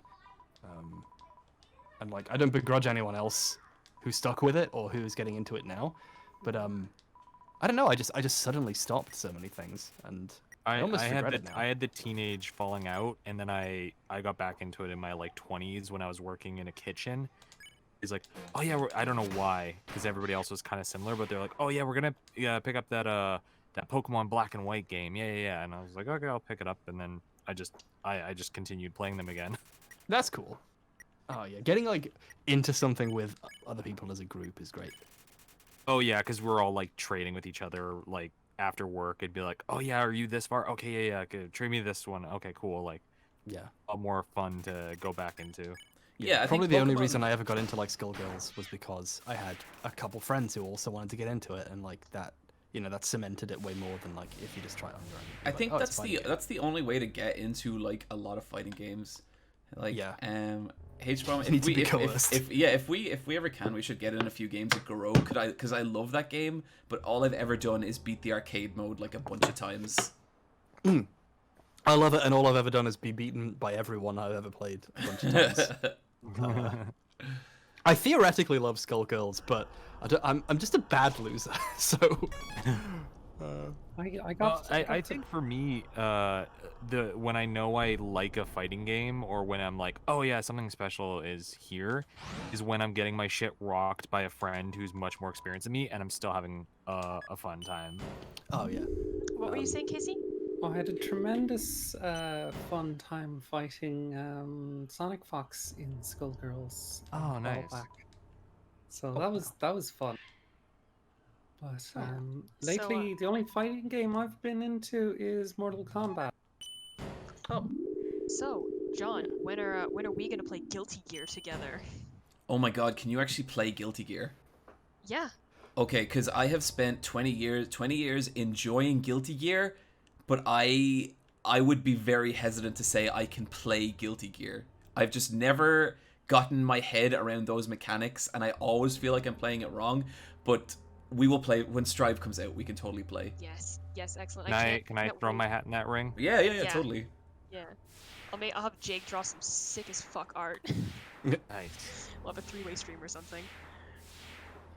Who do you play, Kaz? I usually play Kai, or I play Soul. I'm very basic, because I used to play a lot of BlazBlue, so I would immediately jump into like Jin and Ragna, because they're kind of like fundamentally two very similar characters. But I also like Faust. Oh my god, Faust is... Those are such like not basic characters, but then like Faust is insane. I think with the most recent game, I was really into Leo Whitefang. Like, I really liked playing Leo. Oh, he was so cool. Yeah. Who did you play? Or who did you want to play? Biken and Jam. And with Jam, I kind of like, I got some stuff going with Jam. Like, I'm not like a total loss. With Biken, I was always just like, I just think this samurai is so cool, and I just want to play her. But yeah, I never felt like I had a good plan going with her. Like, I could win a few online matches, but I never like reached the proficiency I'd have with like Street Fighter or something like that. Did you play anyone Fox or have? I've you played like little bits of Guilty Gear, but I've never like gotten really hyper invested into it. But I'm looking at Strive and I'm like, this will be the best time for me to like dig into it because I'm not like jumping into a community of killers. Yeah, Mm. just with me. So yeah, I've been keeping an eye on it. I like Axel and I like Biken. Nice. Hbomb and Casey, have you two ever played Guilty Gear? Have you ever been interested in it? Nope. I've tried to, but not. I'm not big on fighting games. I liked Mortal Kombat, like the first of the ones that came back. I was really into that for a while. Oh, 10? Yeah, 10, and then Yeah. and then like dropped off, and I haven't played the most recent one, even though I own it. But like, it's they seem really good. I like that style a lot. I just because of like making videos for the internet has become just a constant thing in my head, and I'm always like behind on 9 things. I don't have time to get into games properly anymore. It's a thing I wish I had the time to do, but like, you know, I enjoy what I do, so it's fine. But I get Do you that. always Like, have like multiple projects on the go, Hbomb? I do, yeah. I mean, I've told you about like a thing that I probably won't even start really making towards the end of this year. Mm-hmm. And like, yeah, it's bad. But it's good because it means that like the things that do come out are probably hopefully okay.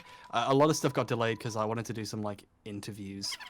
I had a thing I wanted to take really seriously, and then COVID happened. So, but yeah, like it's a bit nightmare. I mean, I know we've talked a little bit about it, but like it's tough knowing, like having a plan for what to do with your life beyond like the next video or whatever. Yeah, because there is a kind of thing where like if your next like 3 videos tank, your career is going to be very different than what it currently is, you know? Yeah. Yep. Especially when they take a long time to make. Yes. Yeah. That's the difficulty I always have, where it's like, I really want to talk about this thing, and I know I can make a decent video about it.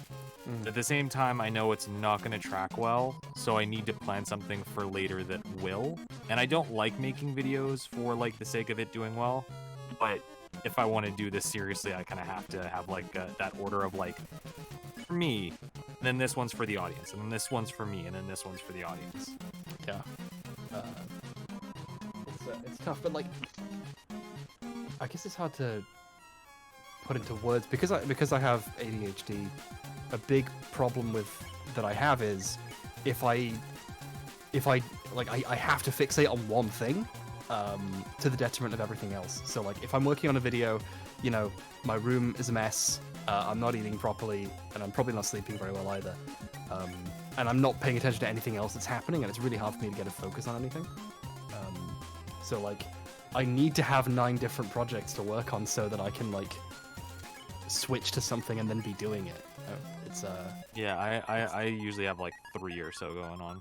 yeah, it's yeah, the only way my life makes sense is if I have like a whiteboard that tells me what I should be doing. It's been fun getting a handle on that, where like I've kind of spent the last couple of years not kind of realizing that there's a diagnosis for my behavior, and that I can like, oh, I can function as an adult. That's pretty fun. But yeah, God, this is one of those. This is one of the things about is it leitmotifs? Yeah, Motifs? leitmotifs. Leitmotifs. Like this is the ghost and dummy battles, but like done again. Like, so what's going on there? Is like I don't understand the relevance. Like the ghost and dummy battles? Yeah, like this music is like this is revisiting a theme that we've heard Oh before. yeah. I think it's just they remix each boss enemy's like themes in the genocide run. Yeah, I mean this is one of my favorite songs in the game, but I've always been like, but why is it here though? What's the thematic relevance of reusing the theme from? And it's like, no, they probably just thought I want to do another take on this track, but still, like, it annoys me that I thought too much about it. Well, I get you, because like there's other cases in the game where like that like leitmotif, there is something to it, like there is something like really there, and when they kind of reuse it and it's nearly without meaning, it's like, because Yeah, they've taught like- you that language. Exactly. Like they've gone as far as to have like the games that you're playing on the way to this fight are games that the monsters have played to simulate killing a human. Like, literally, you're shooting at a heart to destroy it. Like, it's this, you know, and it makes the death animation and sound that happens when you die. Like, there's all this, like, storytelling happening in this game, and then you get to this boss and, like, oh, this is a theme I've heard before, and when you ask what's going on there, and the answer is, it's, like, strange. Yeah, and it's interesting because it's also I think the person who designs Muffet, they didn't design anything else in the game. Yeah. Muffet is one of the coolest parts of the game. I love I wouldn't it. change anything about it, but still. Yeah.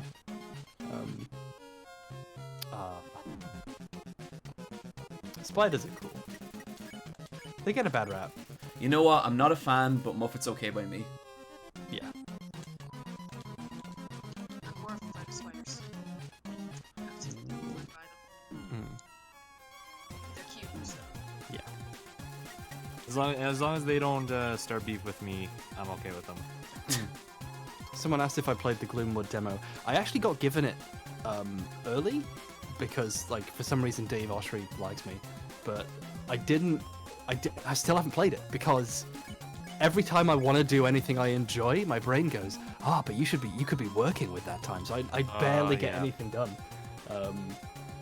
So, like, the only break I've probably had from working for, like, weeks is this stream, because, like, I can justify this as kind of like a type of work. Yeah, I did So the thank you same for thing. this. I did the same thing. Yeah. Oh, God. What are you working on? Me? Yeah. I have like a few different things. I need to finish like a giant video on the Wonderful 101 because I'm a bit. Let me show.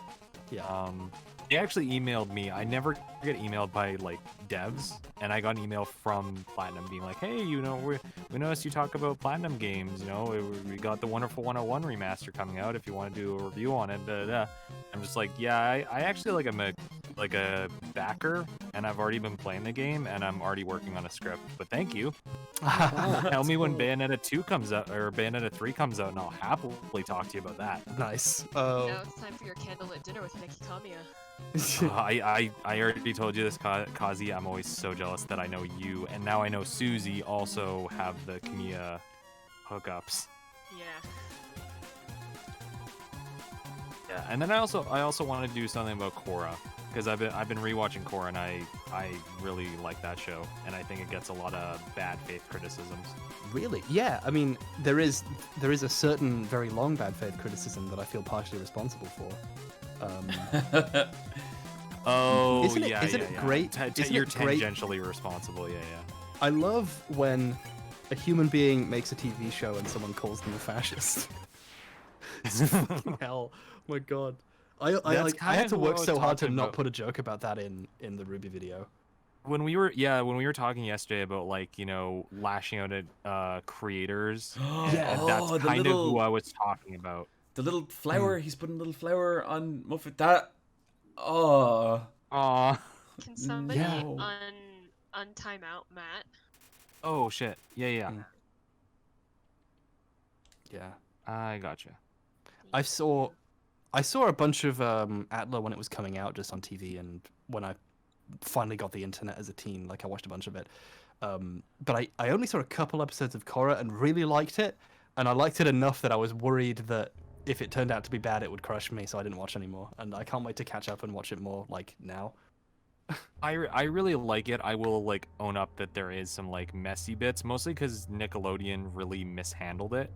Because they never knew if they had more seasons coming, so it always had this, like, open-endedness, and, you know, it kind of made it hard for them to make, like, a properly structured, like, 4 seasons like they wanted to. I think it has some of the best villains. Season 3 in particular is, I think, the best Avatar, like, period of the show. Yeah. Like, of the series, including Airbender. Gosh. I'm like, I had very low expectations of Avatar going back to watch it, because I have a tendency to not like things that are hyped a lot to me, and it felt very children's cartoon from a lot of like what I'd seen and heard about it and what I remembered. But going back, it goes like right away. Like I'll be back in 1 sec, guys. Yeah. And I really like that. Oh no. It's gone. We've been left alone in here. We're gonna ruin everything. Okay, it wouldn't be funny if you heard like a door slamming on the end on my microphone and you hear him coming in. Yeah, I was gonna be like, oh, who's dying? Who's he gotta? I need some kind of fight with? gunshot sound effect simulator, and I could be like, "What are you doing here?" And then you're like, John, what are you doing here? bang, yeah. That's bad. While we have a moment, if I got another code here, surprise code from Kazzy if people want to donate. First person I see that I can message gets it. Just make sure it's your Twitch name, and I will send it to you. I think I have like one more code. Let me. You got one more code, and then I got a couple that I no, I think I have. have 2 more codes. I just need to go through my like backlog. No. You already gave a couple. I got a couple. I collect keys on Humble Bundle when I see a sale, just so I have stuff to give out when I do like little raffles on my Discord and stuff. Oh, Yeah, that's so I'm gonna clever. give Susie every code. Yeah, right. Yeah. Hey Susie, what's up? Also, howdy Matt in the chat. Yeah, hey Matt and Susie, how you guys been?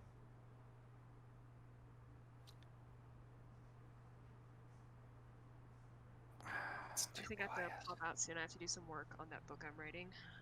Oh, sure. nice. I had an idea for a stream where I would get a bunch of the like cheapest possible cases in like CS:GO and just like turn on a webcam and just very depressedly open like 100 of them. But it turns out that no matter how cheap the cases are, the keys are still like $2 or more each, so it's not worth it. That's money I could give to someone. It's no eating Sonic curry on stream. Exactly, yeah. The How Sonic did that curry, you know. taste? How did Yeah, that I taste? really wanna actually. know. Tasted fine. Okay. It turns everything blue for a while. It's very blue. That was the main thing. Was like I made way too much rice, and it just kept going. Like it doesn't dilute. It was fine. I wouldn't recommend eating it now. Because they probably haven't been stored very well if you eat it now. So you won't get the proper simulation of taste flavor. blue? Yes, it tastes Oh. like blue. I still have one left. I gave all the others away.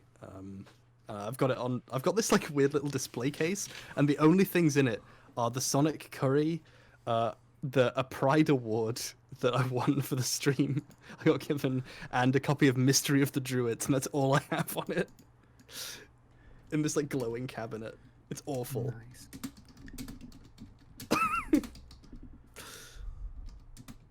He's coming back. I have returned. Welcome back. We are on the road to Sands. We are not far. Yeah. So I This is when will you need all the probably energy have you to can go get. along soon. Mm. But That's totally fine, Casey. Thanks so much Yeah. for dropping by. Yeah, I'm sorry. I'm sorry I wasn't around much yesterday. I was doing a lot of stuff in the house. Don't worry about it. But, I kind of want to take a few hours to play some games because I haven't been doing any games. I've been on a week-long hiatus from Twitch because I wanted to get stuff sorted at home and spend time with my girlfriend and things. But I got like all of the games to play. Desperados 3 just came out, and I'm like, oh, I'm really excited. I saw to you play more picked of up that. I saw you picked up Troubleshooters, and I was eyeing up getting that Yeah, eventually. So I- I'll have to keep an eye on what you say about it. I will. I don't know when I'll get around to playing that because I also got picked up got Griftlands, and I got the developers of Warborn gave me a key, so I'm gonna stream that. That's really cool. It's like Advanced Wars but with mechs, and it's really cool. Ooh, you're speaking my language. It's nice. It's got nice music as well.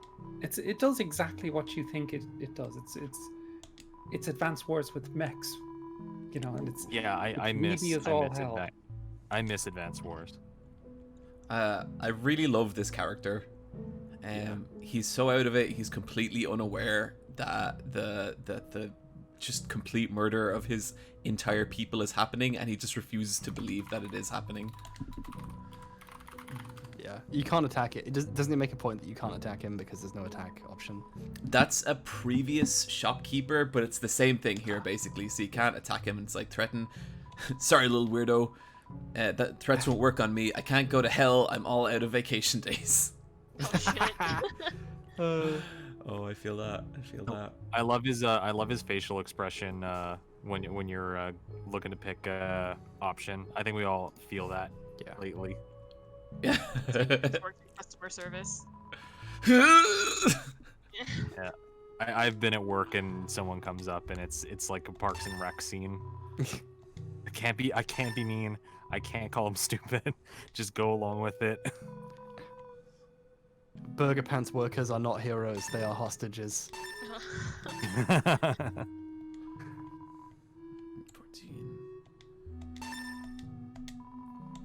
Okay, we're gonna need these for our Sans loadout. The legendary hero.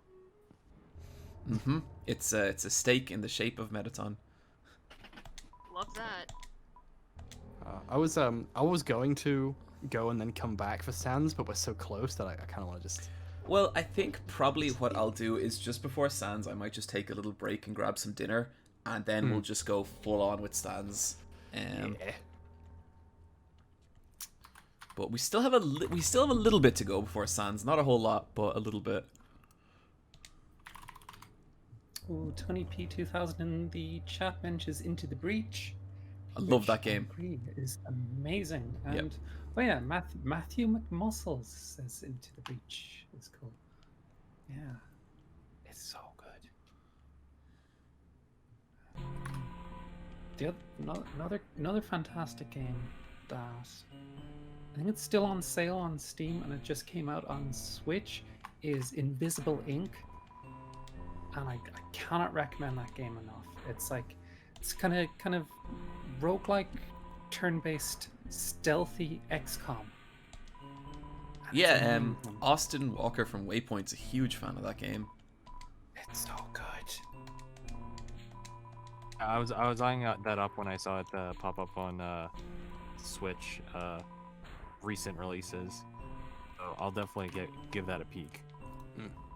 Definitely, it's fantastic. I think Clay do a lot of fantastic games. I need to play more Griftlands because they gave me a copy a while back on Epic, and it's a game that I installed Epic for. And then when it came out on Steam recently, and they do this thing where you can link your accounts, and it will grant you a key on Steam for it. So I was like, hey, and like uninstalling the Epic launcher and just playing it on Steam.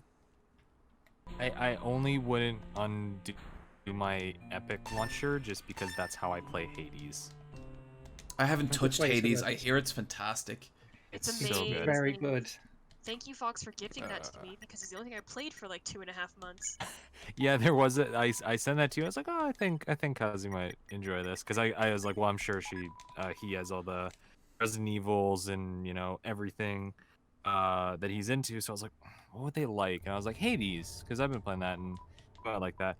And after that, every time I went onto Twitter around the time that you typically go on stream, like live, it's like, and more Hades. Hopefully we can get smooches with Thanatos. And it was like that for about, I'd say 2 months. Yeah. Oh god. Yeah. Can I have a good time punching these with my hands? And can I maybe kiss another man? Yes, I'm there. The characterization of the Greek gods is also really good. It's really Oh, it's so story good. driven as opposed to other roguelikes. And it's just the character writing and the music is absolutely amazing with Hades. Hades is so good. And the I love. art is fantastic. Who's your favorite god? I think I've asked you this. Who's your favorite god to get boons from, like personality-wise? Oh, I love Ares, but regarding like the functionality of boons, Dionysius. Yeah, that's I always like Poseidon. I like the surfer, laid back surfer uncle vibes he has. Yeah. Has anyone here played Hades? No, Okay, well, I know Good. of it, but Yeah, that game just seems so weird. that game's like actually being in hell.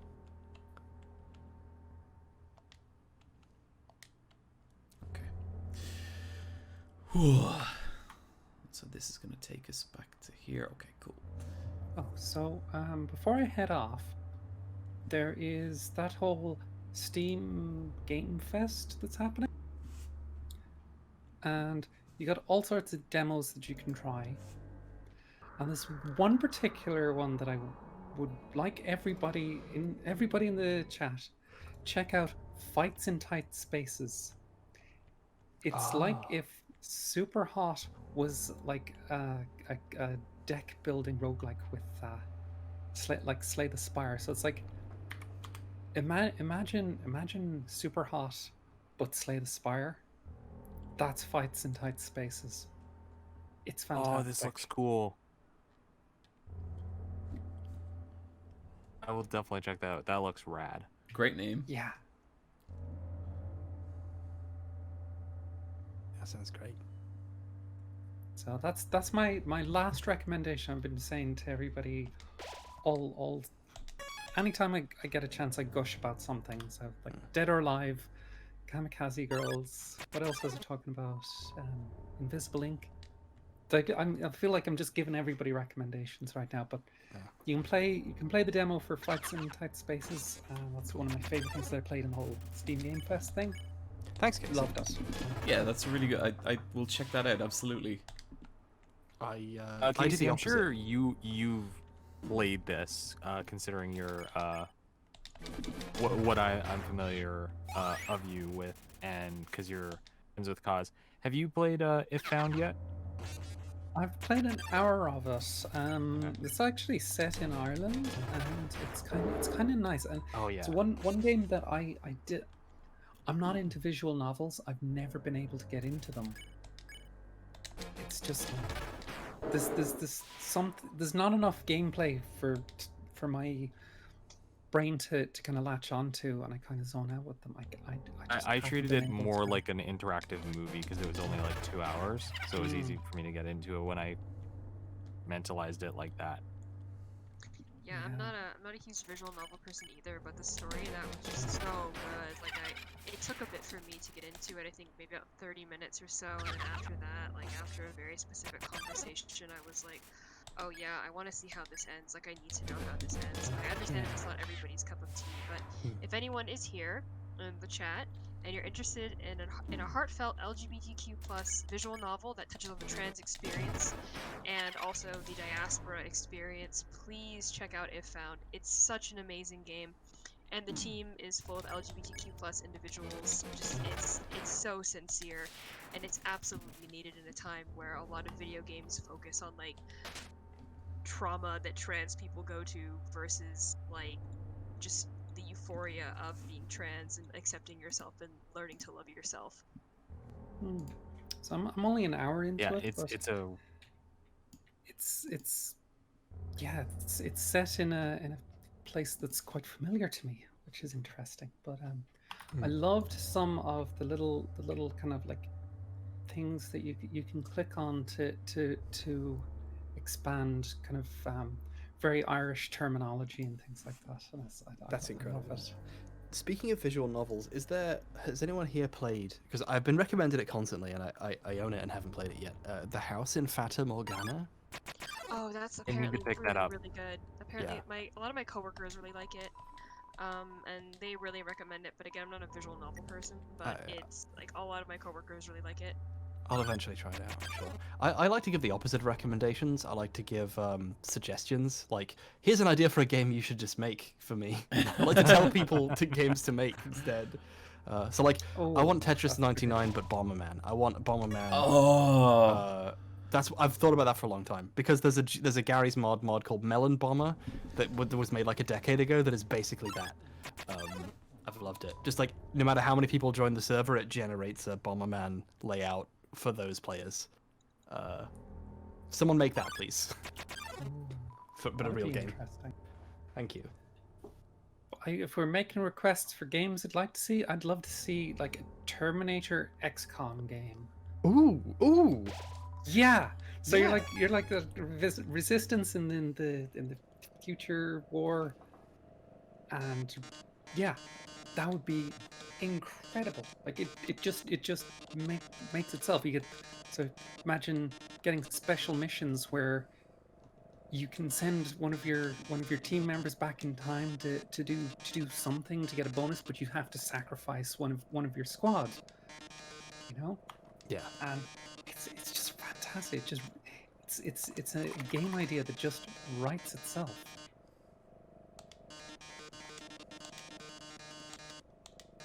So that would be my request for a game.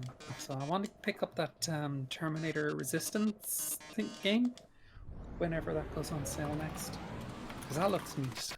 Yeah. But if I want, like, if I had an ideal Terminator game, like Terminator Tactics. I think could we me, all it's just me, it's appreciate playing how tactics. great Neo Metaton's design is? Yeah, and the theme too. Like, Oh, what an incredible, Beautiful, character. absolutely beautiful. My favorite Metaton. boss fight. This one specifically. Oh God. Okay, I'm gonna scoot along. So Later, take Casey. care, Thanks a million. everybody. Okay. Yeah. Hey, Kazzy. No Nice meeting you. problem. Bye. Bye, Casey. Bye.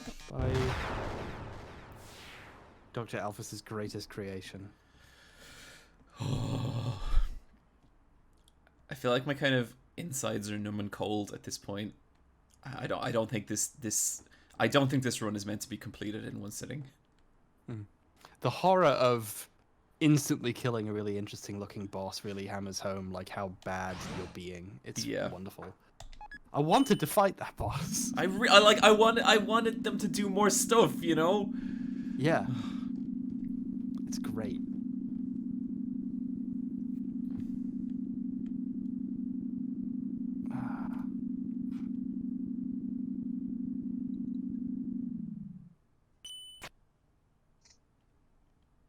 Okay. GGVO, yeah, the background guy's H-bomb, but I do have to go eat something, so see you guys around. We're actually gonna take a break in a few minutes, I'd say, and I think we're gonna pick this stream up, in around, I would say at around, let me do the math here, 8 p.m. BST, 3 p.m.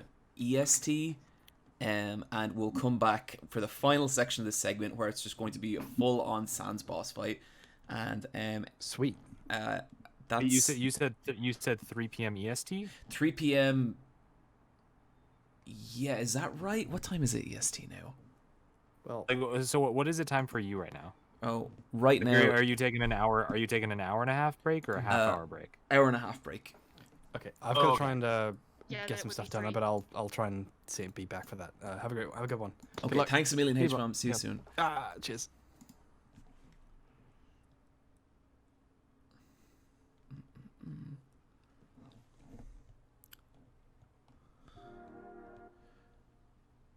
Okay, yeah, this is a perfect spot to leave it. Guys, we're gonna be back in an hour and a half, and we're gonna take on Sans, and we're going to end this nightmare.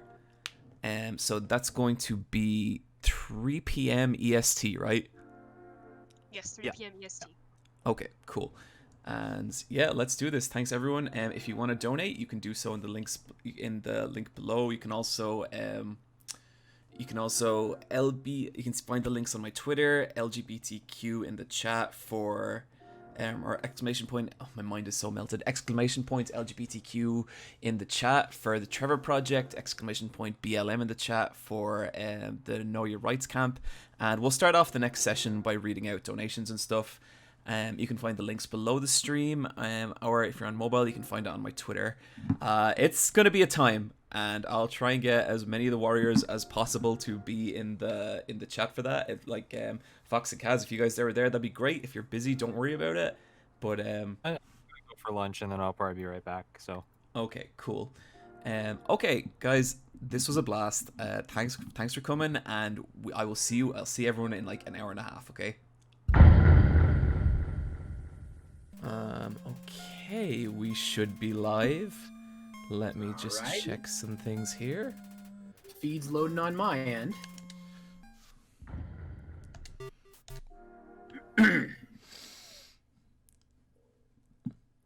Let's see. Twitch. Hello. Hey, Stretchy, Hi. good to have you here. How's it going? Good, I'm glad I could come back for the end. I wanted to come on this morning, but I slept all morning, so. That's quite all right. Don't worry about that. Pretty valid. Okay, let's see here. So we're pretty much right at the cusp of Sans. I'm just gonna put out a little tweet. Just as Kazzy, time for John to run his face into a Sans-shaped wall for the next 2 hours. If we're only doing this for 2 hours, that will be a sweet mercy. Depending on how well you do, you may have to end up getting that back tattoo, dude. Ah, the Sans back tattoo. Yes, absolutely. That's the 20K stretch goal. All right. Hello. Hey, what's up, Little V? How's it going, dude? It's so good to have you here. It's going. Thanks so much for the invite. No problem. Someone said at some point someone mentioned you yesterday, and I was immediately like, "Fuck, Little V!" And I'm really glad we got you in here. Hey, glad to be here. So, how much suffering we in for? A lot. Possibly even an infinite amount.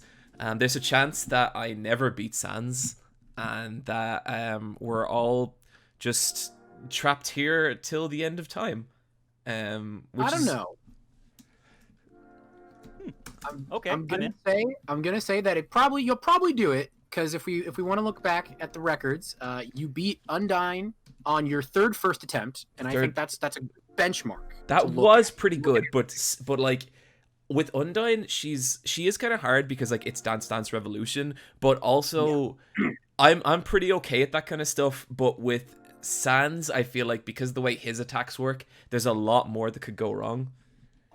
That's fair. Yeah, it's all memory with him. Like, it's just memorize the pattern. Just do it. It's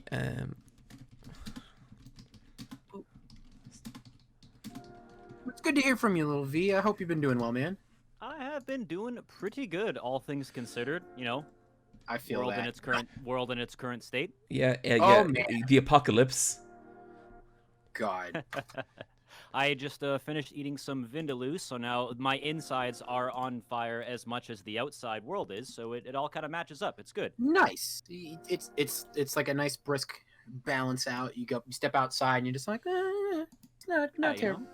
Yeah, just raise your internal temperature with it, and then it just matches the external temperature, and you're all good. It's The math- equilibrium, math works it. Mhm. you know? You can look at the numbers on the wall. How about you guys? How you all doing? Nervous, a little nervous. Don't know quite how this might go, you know, but pretty excited too. Like it's been a really, since we started at like 27 hours ago or whatever it was, it's been a really surreal journey. It's felt a little kind of like Alice in Wonderlandy, like all my friends appearing in different forms and like adding their energy to my it's been really strange, but it's been cool, you know. we're just gonna wait another little bit. I love this song. It's one note on repeat and it's beautiful. I'm gonna mute myself so I can listen to it. Hold on. So guys, where we're currently at is we have raised $15,909, and that's split between the Trevor Project and the Know Your Rights camp, and it's that we have crushed our original goal by nearly 400%. The original goal for the stream was 4,000. So before we start, I just want to say thanks to everyone who donated. I don't really know how to describe it. Just it's been very humbling that has happened. Another part of the stream I just didn't expect is I honestly just didn't expect so many people to come and hang out and show up, and that's honestly been like my favorite part of this. No part of the stream's been difficult. I feel like it's just been like playing video games with my friends for, 20 hours or whatever the fuck it's been. And honestly, it's just been a blast. So, thanks to everyone who's here right now, and thanks to everyone who just even made a brief appearance over the course of it, because it was a pleasure to talk to each and every single person. And this is honestly been one of my favorite things I've ever done. Okay, now, with that out of the way, we are raising money for a really good cause, and it's for the Trevor Project. And the Trevor Project, I'm not going to go too into it because I've said it a million times over the course of this stream. It's a charity designed to help young black people in a time when I think it's really difficult to be young and black in America. And I feel very strongly that this is like a charity that is needed and is important. And if people have already been incredibly generous, and if people want to give a little more, that'd be fucking awesome. And I will need it, because we are about to go up against Sans, one of, I think, maybe the most difficult boss I have ever faced. And I will need the moral encouragement with this thing. But with all that said, if you want to donate, you can hit !donate in the chat. And that will bring you a link to the Trevor Project. You can hit ! BLM in the chat. There's a link below the stream, and there's a link on my Twitter. So let's give it one final blast. Let's really fucking nail this. Thanks so much, guys. And let's get started. Oh, that's right. First try, he's got this. Believe. Howdy, Rio. You finally made it home. Remember when you used to play here? Boy, today is going to be just as fun. Oh, I kind of forgot for a second that we were doing the No Mercy run, and it's such a nightmare. We don't even get our beautiful message here. It's me, Rio. They took it away. They took that beautiful "it's still you" moments. Aww. I remember when I first woke up here in the garden, I was so scared. I couldn't feel my arms or my legs. My entire body had turned into a flower. Mom, Dad, somebody help me. I called out, but nobody came. Just to say, people in the Discord, anyone feel free to jump in. This is kind of just a big free-for-all. There is no schedule. People can come and go as they like, and everyone is welcome. Eventually, the king found me crying in the garden. I explained what had happened to him. Then he held me, Rio. He held me with tears in his eyes, saying, there, everything is going to be alright. He was so emotional, but for some reason, I didn't feel anything at all. You took the key and put it in your phone's keychain. Actually, there's a weapon here I want. Although, you can get the best weapon in the game at this point, but it's actually meaningless, because the only person that you can use it against is Sans, and Sans doesn't work like other enemies. Knife is inside. Well, that's unfortunate. Yep. You're carrying too much. Oh, dang. Okay, let's go unpack some stuff here.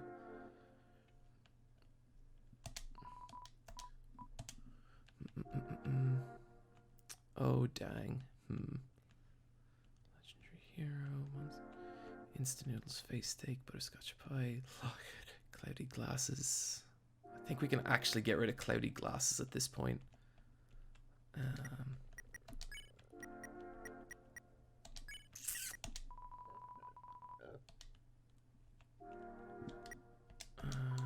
Let's see here. Snowman, peace bandage, legendary hero. Tiny lockets.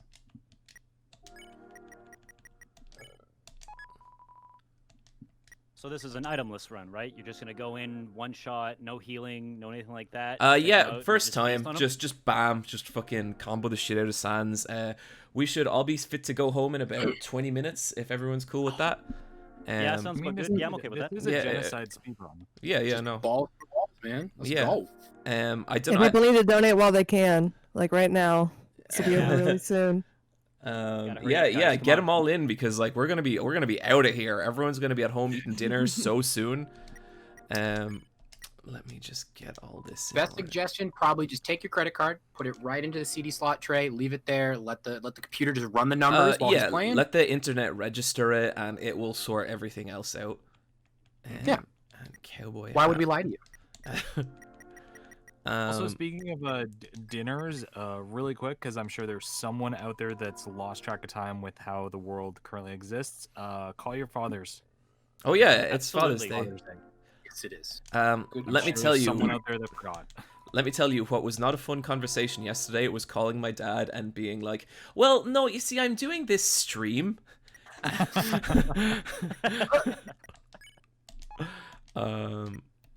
This one of your YouTube things, son? And Are he you was winning?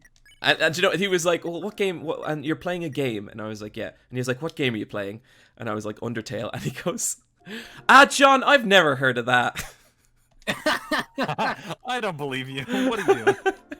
So I turned to Father Patch Wolf and I says to him, "I'm playing the Undertale." He's like, "I ain't never heard of this." But Did you make sure to? Why didn't you bring him into the stream? You know, I would have had fun, but I'm not sure he would have known what to make of any of this. But I think you it know, would be if you're brilliant. watching Jim, happy birthday. He's always been very supportive and very cool about everything I do. Sorry, Lovey, you were saying? I would love to see you try explain to him what's going on in Undertale and what exactly you are doing right now. Oh. I have a very precious memory with my father where me and him sat down and we watched a Hajime no Ippo boxing match. And he was like, "You know what, this is pretty good." And it was the closest he's ever come to understanding anime. And then he was like, "Do you want to watch something else?" And I was like, "Sure, Dad, what do you want to watch?" And he was like, "Oh, check this out." And he showed me the clip of Saddam Hussein being hanged. Wholesome. God. Wholesome. Wow. Yeah, very wholesome memory. Great guy. Okay, I think that's everything. I like the idea your dad was like, "You made me feel uncomfortable, I'm gonna make you feel You want to see some shit? I soon realized I didn't feel anything about anyone. My compassion had disappeared, and believe me, it's not like I wasn't trying. I wasted weeks with that stupid king, vainly hoping I would feel something, but it became too much for me. I ran away from home. Eventually, I reached the ruins. Inside, I found her, Rio. I thought of all people she could make me feel whole again. She failed. That's so fucking sad, man, this game. I realized these two were useless. I became despondent. I just wanted to love someone. I just wanted to care about someone. Rio, you might not believe this, but I decided it wasn't worth living anymore. Not in a world without love. Not in a world without you. So I decided to follow in your footsteps. I would erase myself from existence, and you know what? I succeeded. Oh boy! Ooh, pretty dark. They're going in there. But as I left this mortal coil, I started to feel apprehensive. If you don't have a soul, what happens when you... Something primal started to burn inside me. No, I thought, I don't want to die. Then I woke up, like it was all just a bad dream. I was back at the garden, back at my save point. So this section's basically telling you that Flowey has had the ability to save and load like you have. Interested, I decided to experiment. Again and again, I brought myself to the edge of death. At any point, I could have let the world continue without me. But as long as I was determined to live, I could go back. Amazing, isn't it, Rio? I was amazed too.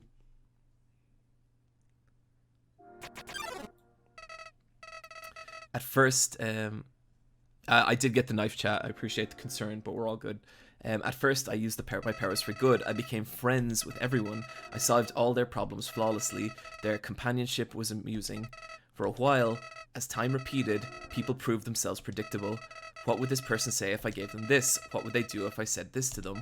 Once you know the answer, that's it. That's all they are.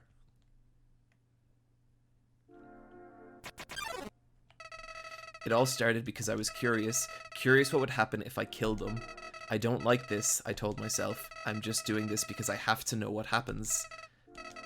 What an excuse. You, of all people, must know how liberating it is to act this way. At least we're better than those sickos that stand around and watch it happen. Shit! Wow! Oh no! Oh god! Those pathetic people that want to see it, but but are too weak to do it themselves. I bet someone like that's watching right now, aren't they? Oh dear! Oh no! Damn, son. Oh, this calling out the entire stream. Oh, it's bad. I remember the Streams first time on I saw that on a Let's Play, and I was like, "Oh my god!" Yeah, It freaked it's me out. such a genius moment. Nowadays, even that's grown tiring. You understand, Rio. I've done everything this world has to offer. I've read every book. I've burned every book. I've won every game. I've lost every game. I've appeased everyone. I've killed everyone. Sets of numbers, lines of dialogue. I've seen them all. But you're different. I never could predict you, Rio.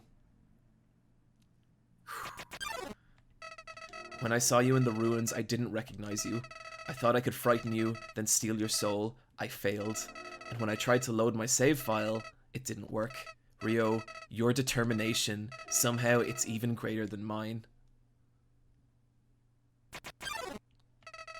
I just have one question for you, Rio. How did you get back to the ruins from here? Wait, I know. She must have taken you when she left and decided to give you a proper burial rather than hanging out in the basement forever. But why then? What made you wake up? Did you hear me calling? It doesn't matter now. I'm so tired of this, Rio. I'm tired of all these people. I'm tired of all these places. I'm tired of being a flower, Rio. There's just one thing left I want to do. Let's finish what we started. Let's free everyone. Then let's let them see what humanity is really like. That despite it all, this world is still kill or be killed. Let me just turn down this light a little bit.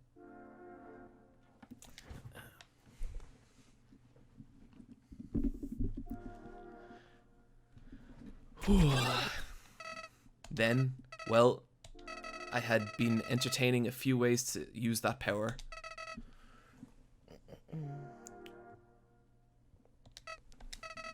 But seeing you here changed my mind. Rio, I think if you're around, just living on the surface doesn't seem so bad. We don't even need to leave to get them this time. The king has 6 of them locked away. I've tried hundreds of ways to get him to show me them, but he just won't. Rio, I know he'll do it for you.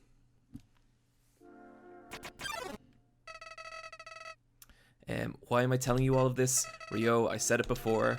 Even after all this time, you're still the only one that understands me. You won't give me any worthless pity.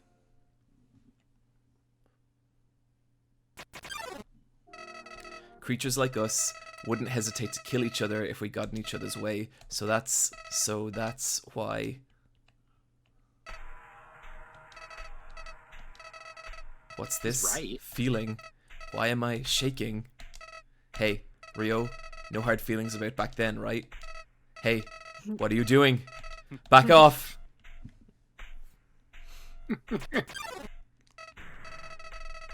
I've changed my mind about all this. This isn't a good idea anymore. You should go back, Rio. This place is fine the way it is. Stop making that creepy face. This isn't funny. You've got a sick sense of humor.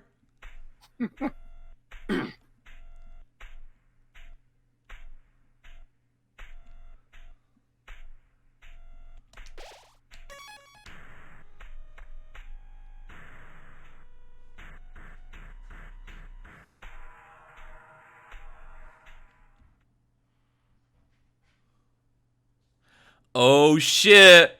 Here we go! You've been busy, huh? So, I've got a question for you. Do you think even the worst person can change? That everybody can be a good person if they just try? Alright. Well, here's a better question. Do you want to have a bad time? Because if you take another step forward, you are really not gonna like what happens next. Said the thing. Oh, well, He said the line. Sorry, old lady. This is why I never make promises. It's a beautiful day outside. Birds are singing. Flowers are blooming.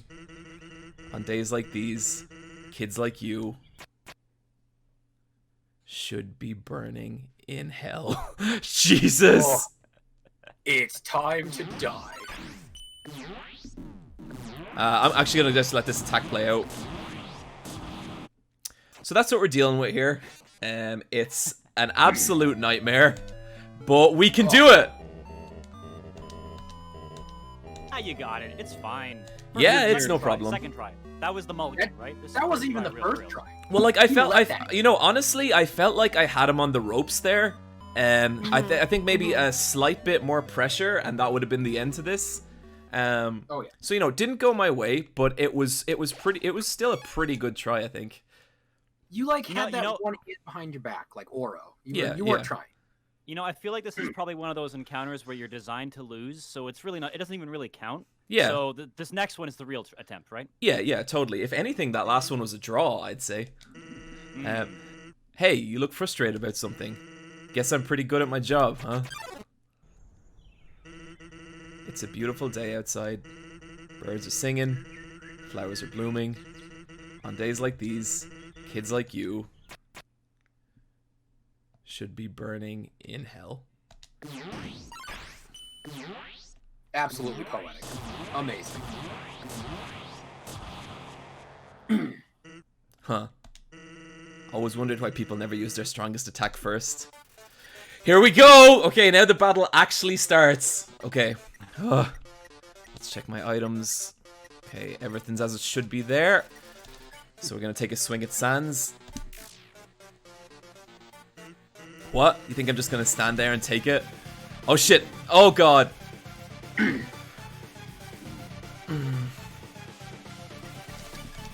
He knows. He's smart. He's very smart. Our reports showed a massive anomaly in the time-space continuum. Timelines jumping left and right, stopping and starting. Ah, god damn it. It's gonna take me a minute to get this fight back.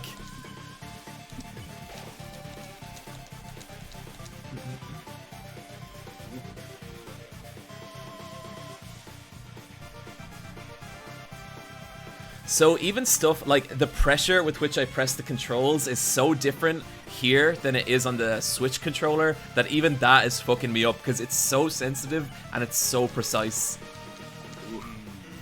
Until suddenly everything ends. I could be wrong. Is the health meter like slowly going down? Like you got like that pink health. Is that a reference to Earthbound? Mother? It could be. I'm not sure actually. I know that's like similar mechanic.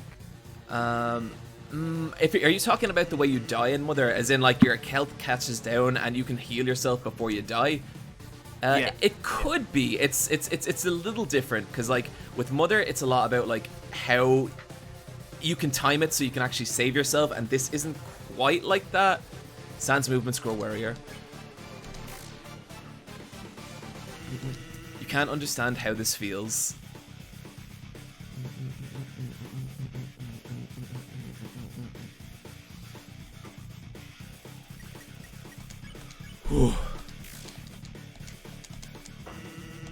Knowing that one day, without any warning, it's all going to be reset.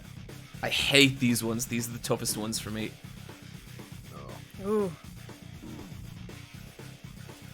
Let's see. Oh god, that doesn't look fun. That's a bad time. It's everything about this is a bad time. It's not good. Thanks everyone for the donations so far. We'll read some out in a little bit. I think we'll be here a while, so yeah. Fun fact: did you know bad time backwards is commit dab? Fascinating. I will show myself out. Bye. Turn in your Undertale card. You're done here. Look, I gave I up think trying. I turned mine a long time ago.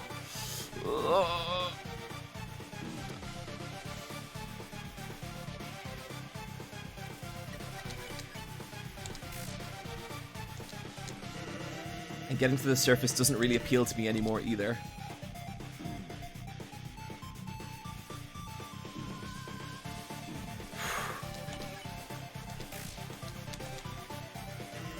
Because even if we do, we'll just end up right back here without any memory of it, right?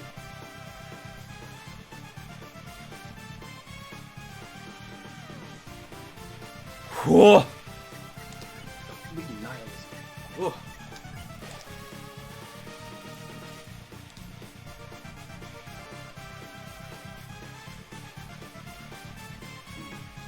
Shit.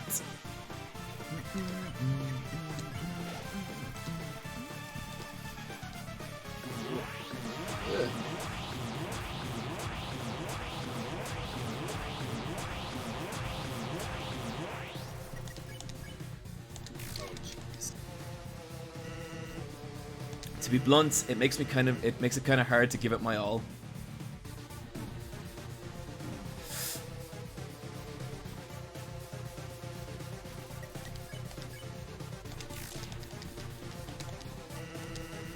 Or is that just a pure excuse for being lazy? Hell if I know.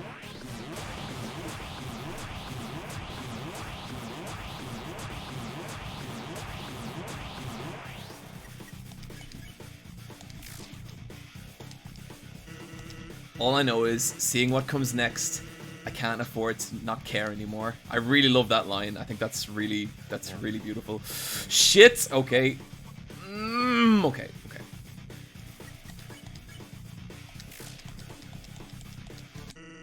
Ugh. That being said, you, really like swinging that thing around, huh? Listen. I know you didn't answer me before, but somewhere in there, I can feel it. There's a glimmer of a good person inside of you. That memory of someone who wanted to do the right thing. Someone who in another time might have been a friend. Come on, buddy. Do you remember me? Please, if you're listening, let's forget all this, okay? Just lay down your weapon, and well, my job will be a lot easier.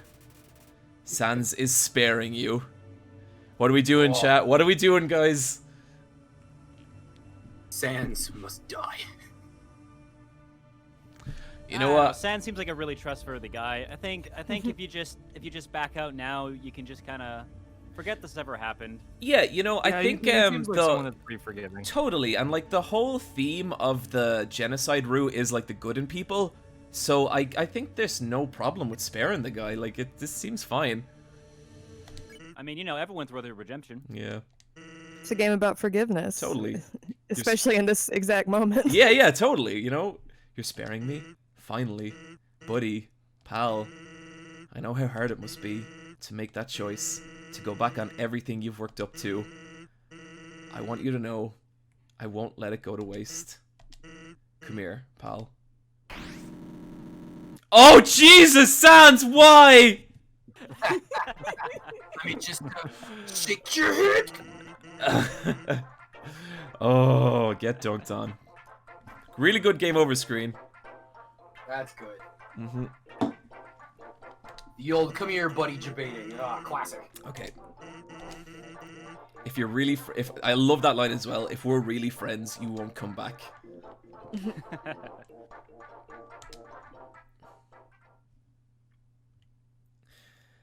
And here we go again. So who in the who on the Discord right now has actually beaten Sans? I have a long time ago, like back when the game came out, so I do not remember how the mechanics go. Yeah, same. I never played a No Mercy run because I didn't want to kill anybody. I kind of made that decision actually. That's a good decision. The first, it's pretty tough. So Shannon is the only good person in this call right now. That makes sense. Clearly. Yeah. Seems right. Didn't want to kill fictional video game character. It was I think I said this before. It was when I saw the Timmies and that you had to fight Timmies. I was like, I'll never kill a Timmy. No, That's just a good moral code. Do that. That face? Never. Impossible. Couldn't touch it. It's the face of innocence. I can't hurt that. So a quick reminder, the only way you can advance the fight is by attacking tanks. Right? Yeah, if you use an item, you can heal yourself, but it also means that you're not going to advance the fight.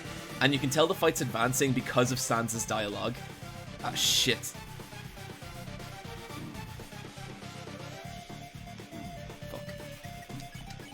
Not a great start. Usually I like to get to this point and I don't like to have taken any damage at all.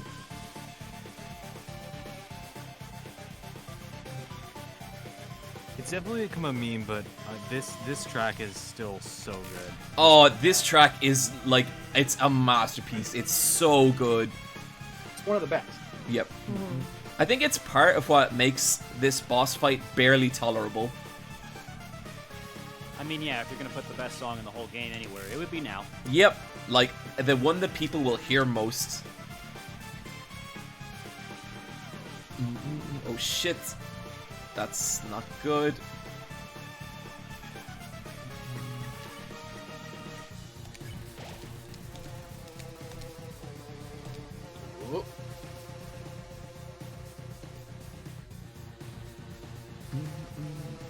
I just like to just like the fact that item is called the legendary hero because you read it out of context, like, you ate the legendary hero. Here's 40. Have fun with that.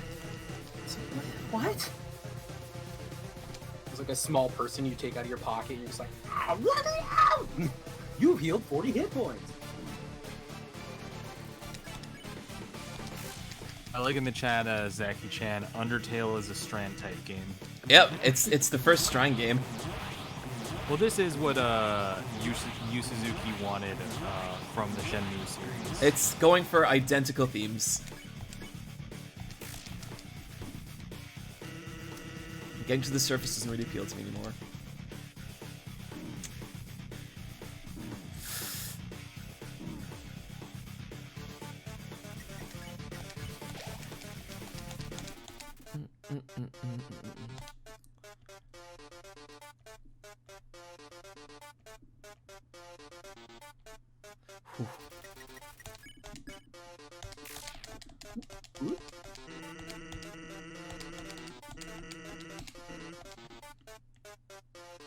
Can you feel it, John? Your sins? I do feel it. I can feel them crawling on my back. It's bad.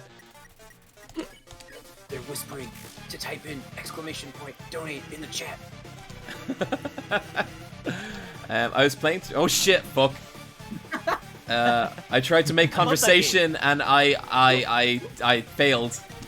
I was playing a little Last of Us 2 yesterday, and at the start of it, like Joel is like singing Ellie a song, and in my head I just had it like, man, I would love if you just started singing like, crawling in my skin, these wounds they will. Oh. Well, in Last of Us 2, there is like you can play the guitar and you can literally like pluck like certain chords. Like it will be like a little thing to like dictate which. And I've already seen someone on Twitter doing the Megalovania theme. Are you serious? I love it. Yeah, just playing as Ellie on the guitar. That's amazing. Any video game that lets you do stuff like that makes me so happy. Like I mentioned a second ago, like Big Band in Skullgirls has his trumpet, so you can just play anything because it's all 6 notes, 3 octaves. And like every so often, someone will just send me a thing on Facebook or something into my DMs on Twitter, and it's just like, yes, Big Band's making music. This is what I live for. That's awesome. I'm getting wrecked in a match, and this guy's playing Evangelion, Cruel Angel Thesis. I am playing that guy. I've been Cruel Angel Thesis to death. It's a thing. There's also, I knew a while back there was a guy who would play solo Big Band using the Jotaro color palette, and whenever he hit you with the level 5, he'd play Stand Proud before killing. That's you. amazing. Sweet. Wow. I wouldn't even be upset about that. Very respectable when people hit you with the thematic. What is it? Like Mike Z knows how to play the Darkwing Duck theme song. Oh god, that's actually pretty good. Oh yeah. So this is kind of the point that the boss fight really starts. Everything up till now has been pretty tame compared to what's gonna come. These cuts, I hate them. And this is where I start to sweat. I always thought the Anomaly was doing because they were unhappy, and when they got what they wanted, they would stop all this. Oh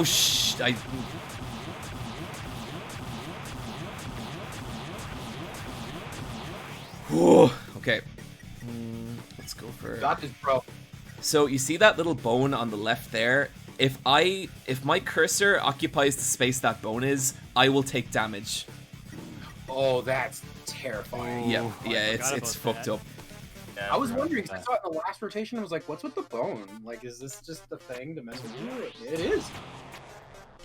God damn it. I love it, though. I love these types of mechanics. It's so great. Oh god, he keeps getting me. It's okay, just remember, there are 2 wolves inside of you. 2 wolves, got it. I think it was Wooly or someone else yesterday was made the point of like, it's always great in the final boss when they start to like break the rules. Yeah. When the second final powerful. The second final boss is to be like master the rules of the game, and the final boss just breaks them completely. I'm glad you learned everything. Now, fuck you.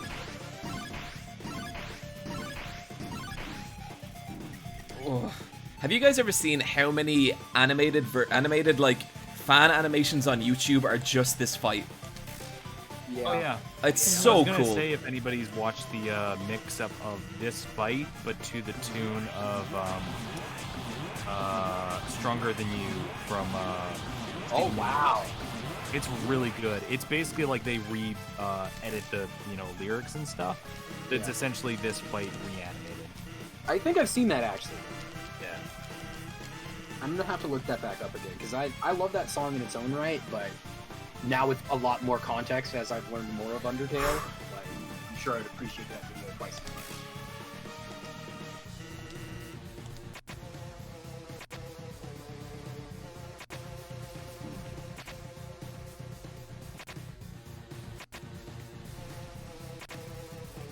Ah! Oh god. Oh, these raw jump cuts of different gimmicks give me heartache. Oh, I don't like these. Oh my If you God. miss one of them, you're out of rhythm. Never get a moment free. Yep. Because you see, all this fighting is really tiring me out. Ah!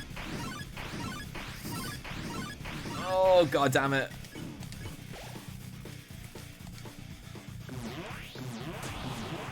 Hook. What a criminal. Oh! It's it. You got it. I don't know that I do. You do. And if you I keep believe. pushing me, then I'll be forced to use my special attack. His special attack is so disgusting. The first time I saw it, I was so mad. I believe you were deserving of that.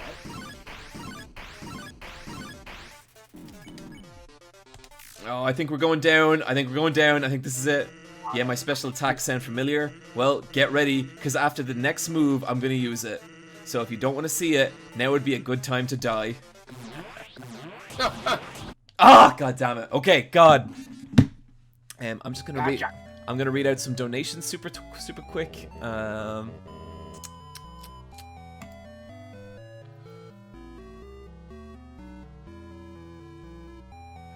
We got Anonymous $20. Thanks for doing this, buddy. No problem. Anonymous $5. Rack Zero $10. Mothcoat $10. You've got this, Dark Prince. Big Boy $3. Forgotten $5. Sea Lion Live. Yo Wolf, Fox and crew, hope your stream's going well and hope the fundraising keeps going brilliantly. Can't stick around but thought I'd give what I can. Have a good one. Thank you so much. McKirby, $5. Gene, you're way too good at wooing. Are you sure you're not a furry? Look, if I was a furry, I'd say it. I would have no shame about that at all. I would wear a fursuit all day and I'd be fucking happy and I wouldn't give a shit. But no, unfortunately, I'm not a member of the furry community. Okay, perfect. Guys, if you want to donate, you can check the link below. You can check my Twitter for the links to donate, or you can hit !donate in the chat, and that'll give you a link, or ! BLM in the chat, and that will also give you a link. Whew, okay.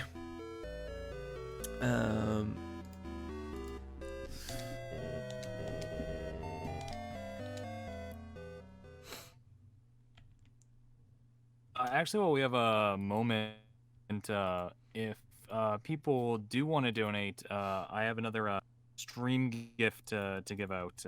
We got a stream mystery from, gift? my collection of keys. Yeah, I do. Just to spur people maybe that might be interested, I'll just spoil it. I got a DMC5 Steam key. For the next person to donate, make sure when you do though to put your name in, your Twitch name, so I know who to send the whisper to. So you pop your donations. Shit. Oh, that went badly. That went very badly. Oh god. Yeah, I might die. I think I might die. Yeah, because that. Just a scratch. Just a scratch. You got this. Tis a flesh wound. Okay. Yep. No good. No good. It's okay. It's okay. We'll call that one a draw also. All right. What is this? Your third first try? That was the fourth draw, if I'm not mistaken. Okay, the fourth draw. All right. While we're reloading, who wants to hear Megalovania backwards? Sure.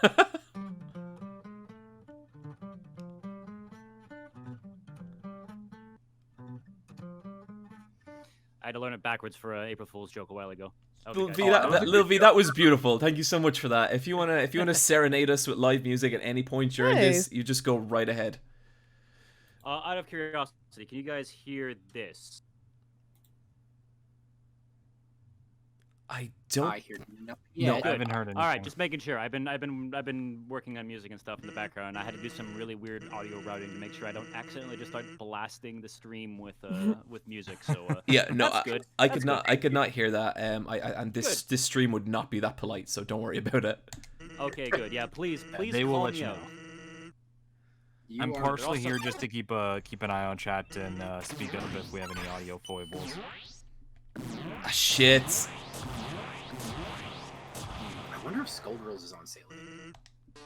Also, speaking of music, I already mentioned this to you, Little V, when I briefly met you at MagFest, but I love listening to your music when I work out. They're really good. Yeah, I have a Little V playlist on Spotify.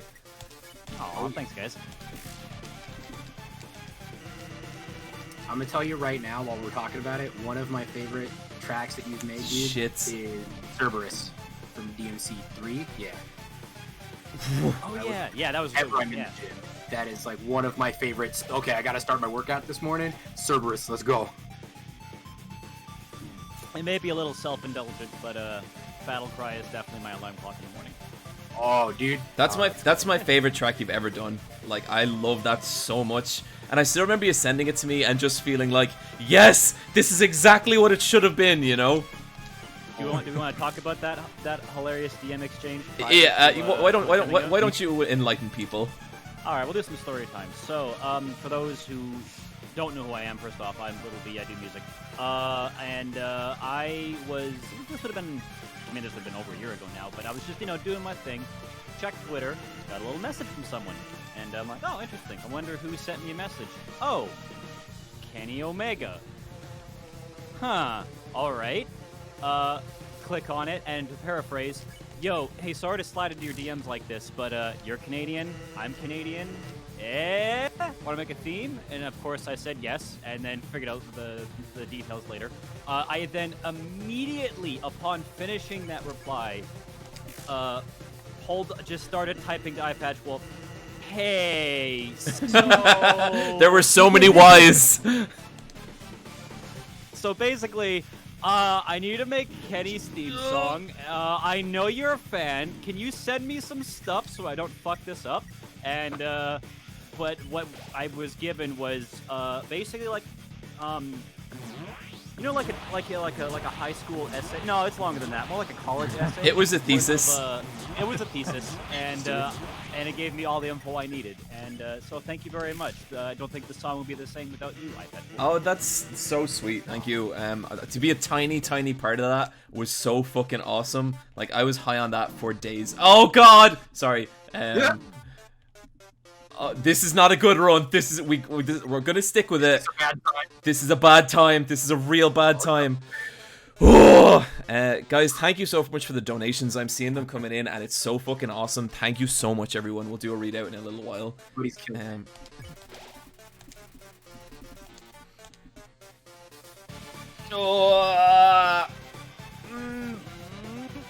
Okay. Save it. Save it. At the very least, want to get I want to get to his final attack this time around, because it's really something.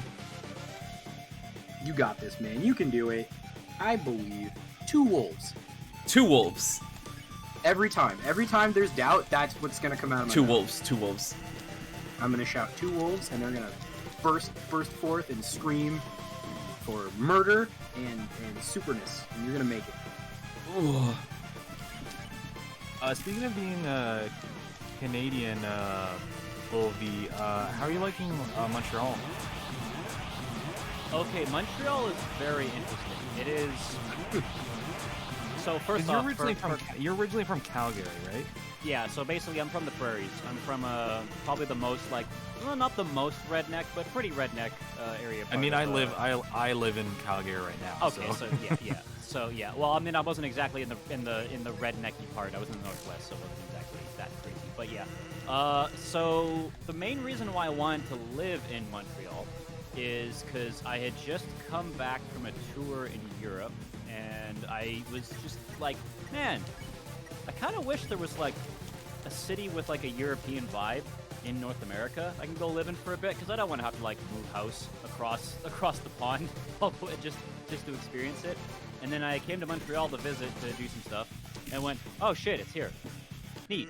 And so I just kind of turned over to my girlfriend and went, want to move to Montreal? She's like, eh. And we proceeded to pack up a car and drive over to Montreal, and now we're here. And I've been here for a couple of years. I've been enjoying it. It's got cool ups and cool downs.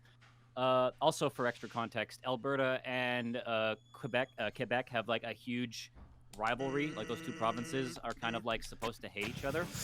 And so like, if you're Albertan, you're raised to believe that Quebecers are the devil, and will hate your guts because the French. Right.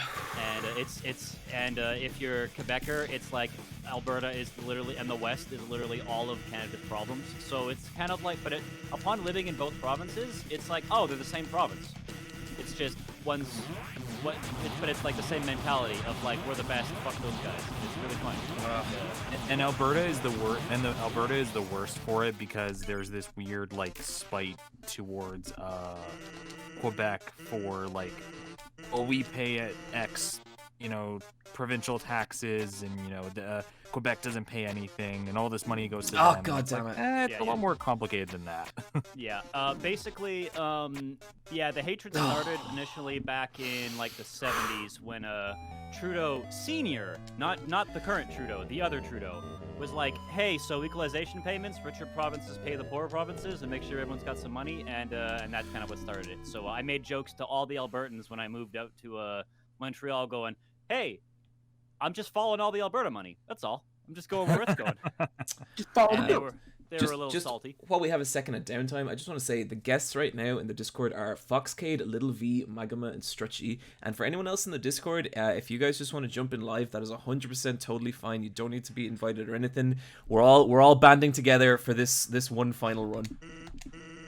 We're all here to shit on the skeleton. We're all here to shit on this motherfucking skeleton. Just trying to help keep John sane. Yeah. Hey, John, tell me how you really feel. I think Sans is a fucking piece of shit, and I'm just gonna say right now, this is the run, and we're done, and this is gonna be it. And I'm gonna ask Michelle to put me on a cup of hot chocolate for 7 minutes from now, because this fucking skeleton's gonna be dead, and we're all going home. So if you got your donations, make them now, because like, this is literally just about to end. I'm about to end this skeleton's fucking life. I'm gonna kill him. I'm gonna kill him so hard he will be dead in every alternate reality ever. People are gonna load up Undertale and they're gonna be like, why isn't Sans in this game anymore? And everyone's like, oh, that's because Eyepatch Wolf murdered him so fucking hard. That's what's gonna happen right now.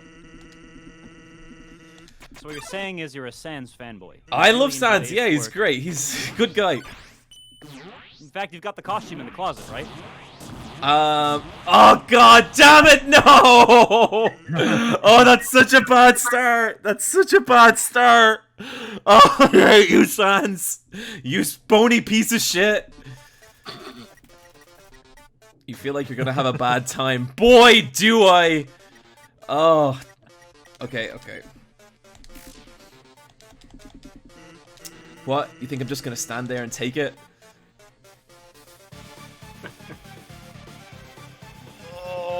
Oh.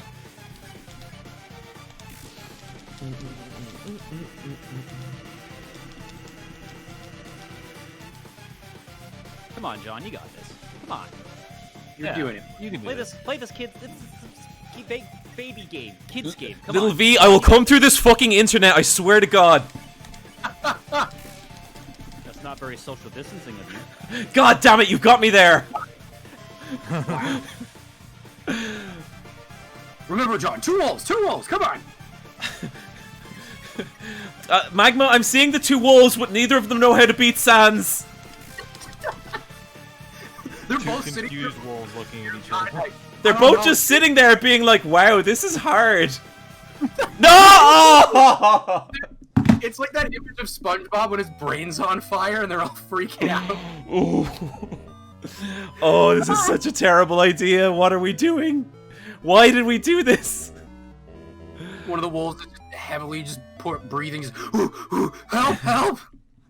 Okay, you know what? I'm taking off the fucking stupid hoodie. This thing is constraining the blood to my hands, and I'm not reacting as quickly. Oh shit! Weighted John's. clothing. That was what. Yeah. The weighted clothes have come off. Yeah. All right, Your Rock. training hoodie. Now you're ready. Now this is serious. Now we're getting ready for some shit. Let's go, wolf! Need to find. I love this line. He's like, "Wow, that's 6 times you got beat. You'll need to find a mutant hand with even more fingers." Ready? I love that. I love that they have the unique dialogue for basically. When does it stop? being unique? Yes! Is it like 14, 15? I think 20, it's something like 11. that? I think it's 11 that he stops counting. I love that. I love it. Just to like twist the knife. That's so great. The amount of thought that had to go into like every like route that you could possibly like go in this like case. 100%, yeah. Forever. And I think that really, like, when Flowey's like, I have done everything in this universe, I have appeased everyone, I have killed everyone, I think the amount of options there are open to that really gives that statement, like, a lot of weight, and it's really cool. Oh, okay. That's okay, that's not too bad. Yeah, because it's not even like, it doesn't even end at like, oh, a pure, you know, genocide run and a pure pacifist, because you can do unique ones like neutral, but you only kill Papyrus. And Really? That's like, you know, you get a lot of the same dialogue, but when you meet Sans, he mentions, why did you have to kill my brother? Yeah. Like, he will specifically call that thing out. There's one animation of Frisk fighting Sans, and it's it shows a little flashback of Sans finding Papyrus's scarf in the snow and just picking it up and looking at it and crying, and it's really beautiful. Like, it's so well done. I think I've seen that. Yeah, there's a lot of really good animations of this fight. And I think that's because, like, this is a fight that really, really resonated with people super hard. Like, to me, this is one of my favorite boss fights ever. Like, I just really enjoy doing it, but I think the story that surrounds it, like who Sans is as a character, it's amazing. And I love the idea that he's just given up on life, and that's why he is the way he is. Because he's, oh shit, oh god! Because he's seen this happen so many times before.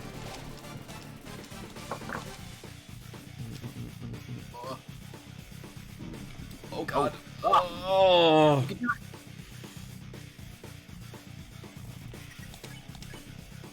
You're doing it, buddy. We'll see. We'll see. So this one I find one of the easiest to avoid, but it's also one of the ones, if I fuck it up, I just absolutely cannot get my head back in it.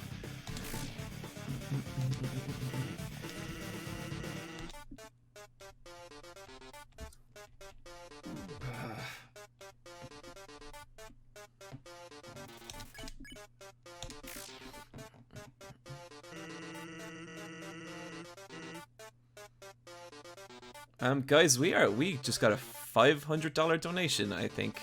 I'll have to double. Yeah. Holy shit. MG.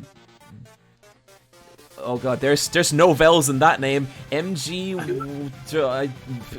Thank you so much, MGWLDNGR.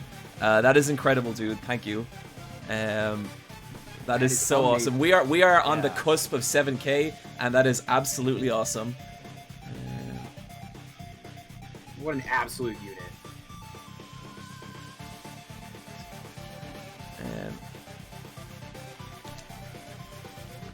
Oh god. Oh, the $500. It shook me.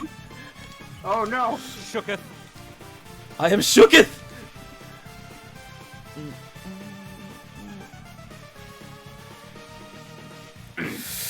Whew.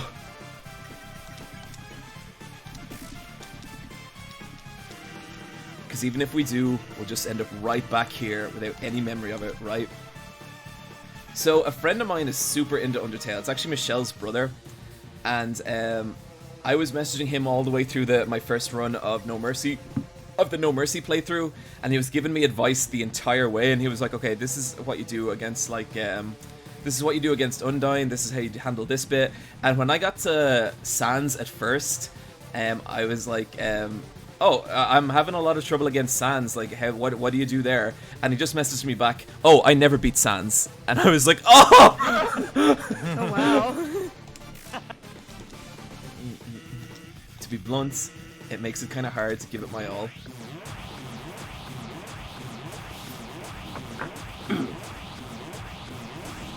Ah! Damn it. Whew. It's in there, buddy.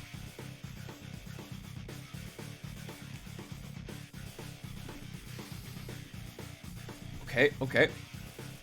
Beating another legendary hero. Good. We're doing okay. Sacrifice in their power. I love the fact it increases your attack, and that matters for this fight. Right. Yeah. Because I think Sans has like 1 HP. You just never hit him. Oh, actually, yeah, I love the description when you... this is going to cost us a turn, but it's worth it. I'll do it in a sec.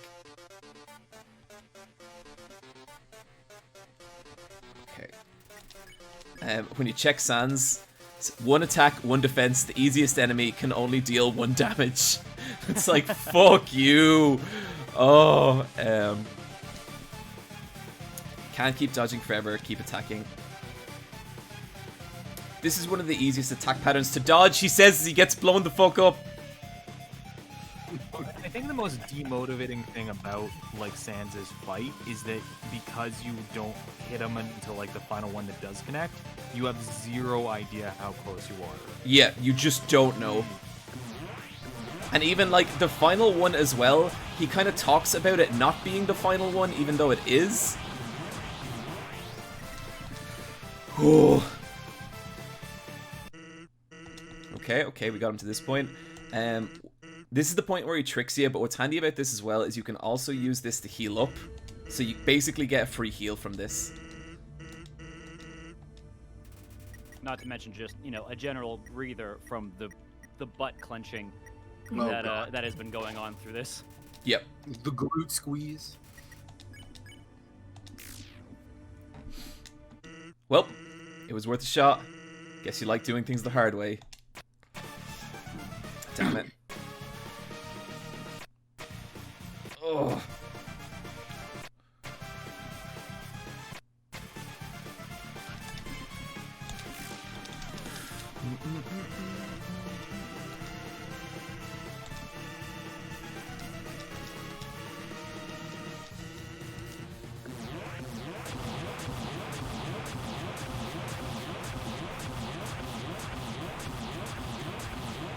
Oh.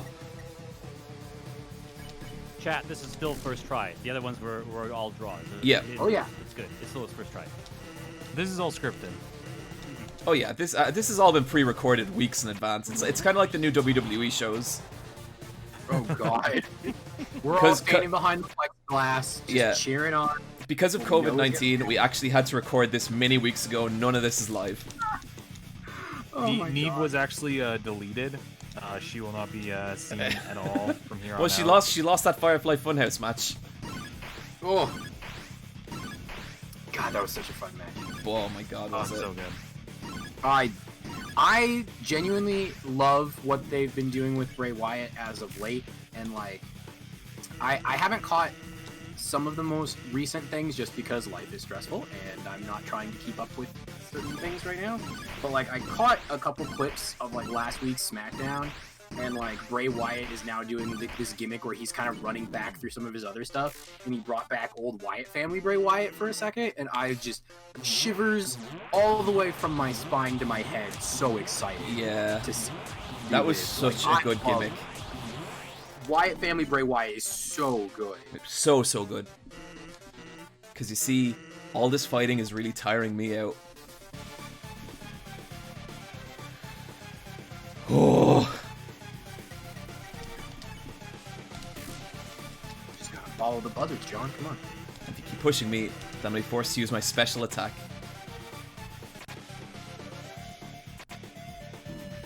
Vince McMahon still hasn't paid Son's health care. Oh my god. Oh god.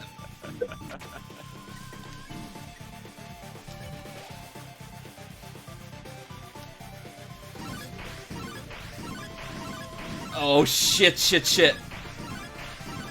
Come on, you can do it. Nice. Heart of the cards. Come on. Heart of the cards. Two wolves playing Yu-Gi-Oh together. Two wolves synchro summoning at the same time. I never figured out how to dodge that one.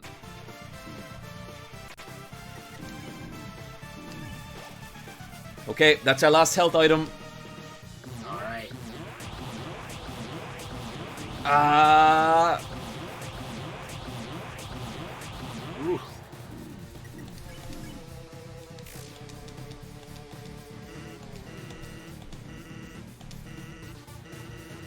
Okay. I'm like working on a cosplay thing right now, so like every so often I have to glance down to stare at it, and then I hear John shout, scream, or agonize, and I'm like, wait, what did I miss?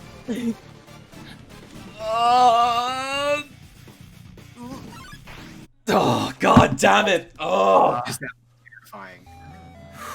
that attack goes on for like 20 more seconds. Okay, let me just check something real quick, guys. I'll be back in a second. And we'll read some donations. I'll be like in a second.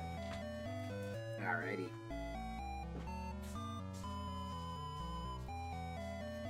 F's in the chat. I mean, it's Don't probably forget, appropriate. Talking with y'all. if you want to support, make sure to put up those two wolf emojis. Gotta remind him, two wolves, it's very important. It's all mentality. Move my mic around. Here we go. Here, I'll do Get this while comfy. we're waiting. Oh, I got the microphone.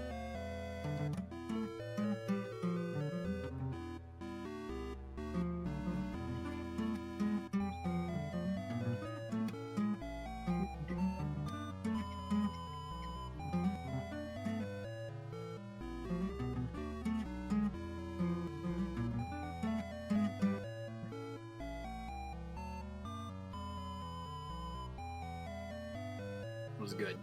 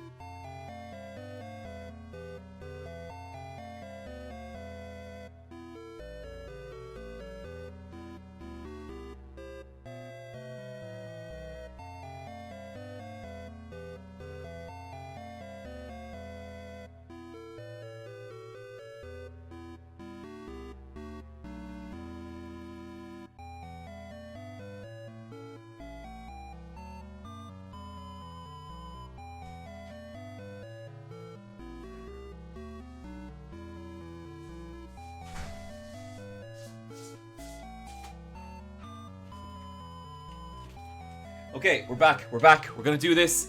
We're gonna kill this fucking skeleton. Like, he's going to be deader than he already is. But first, let's read out some donations. And guys, we are just about to break 7K, and that is incredible. Thank you so much.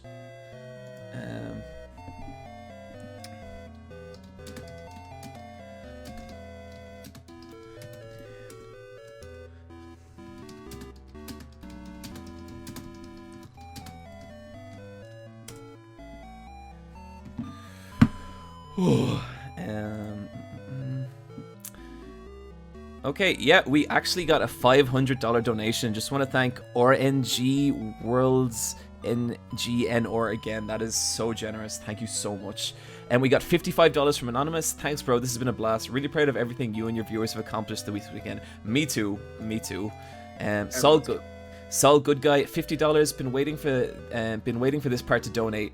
Remember, John, inside you are two wolves, and both of them are getting killed by Sans. Barely Shiny donated $10. Thank you so much. King, $20. You've got this, Wolf. $10. You're doing great work. Mr. Ultra Ocular Covering Lupine. Keep it up. Stay determined. Tra Bunny donated $20. Peter Lavery, $20. The People Zoo, $20. Be Determined Gemesis, just to watch, $5. Alright, I screenshotted the chat of 696969 donations. Oh, thank you. Fantastic. Okay, perfect. Thanks everyone for the donations, and we're gonna get back to it now.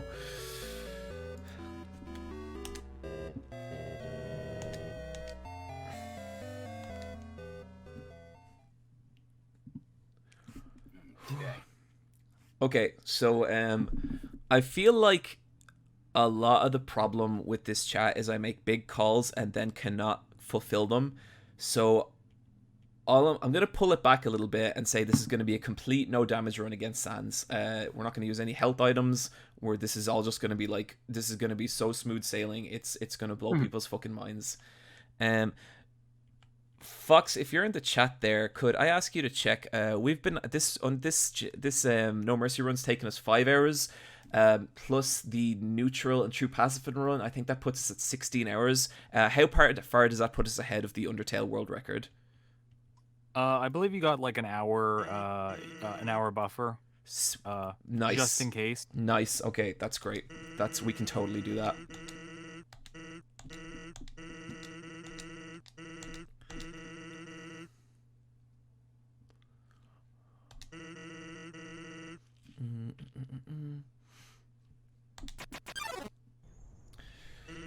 Ready? Mm-hmm. Hell yeah! Here we go. Alright.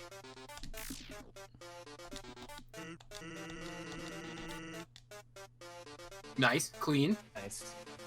Yeah.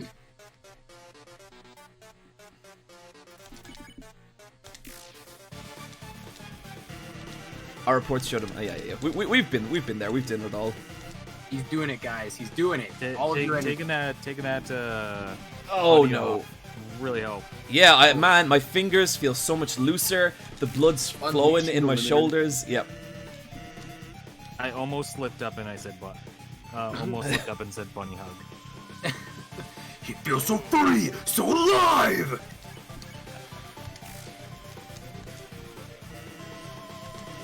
Guys, it's insane. He hasn't been hit once yet. I don't. Yeah, understand. it's crazy. I don't know how I do it. He's untouchable. The greatest Undertale player that there ever was. There are two wolves, and they are completely content with everything that's going on right now. I guess the chat must be seeing something wrong. I'm seeing a lot of restart and reset, but like we can clearly see I haven't taken any damage at all so far, so I don't know what that's about.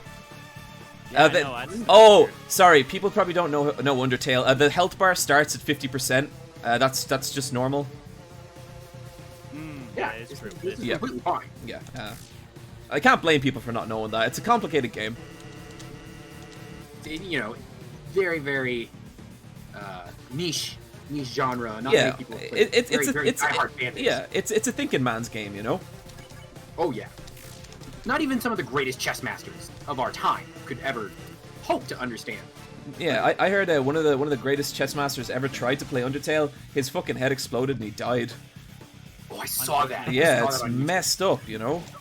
There's Unfortunate. a really great documentary on Vimeo about that guy and how he died. It's beautiful. Amazing. Have some chat for that guy. Oh yeah, 100%. I heard his family tried to sue Toby Fox and lost. Yeah. Damn. They actually had to pay Toby Fox. Yeah, that was brutal, I thought. They had to pay his legal fees and mental anguish. Or even just insulting him. They didn't even like go to court. He just played Megalovania to the judge, and he's like, I gotta give it a pass. So, fun fact, because of that, I've also seen once on a trip to New York, I actually caught a guy practicing the Sans match in Central Park. It's pretty crazy.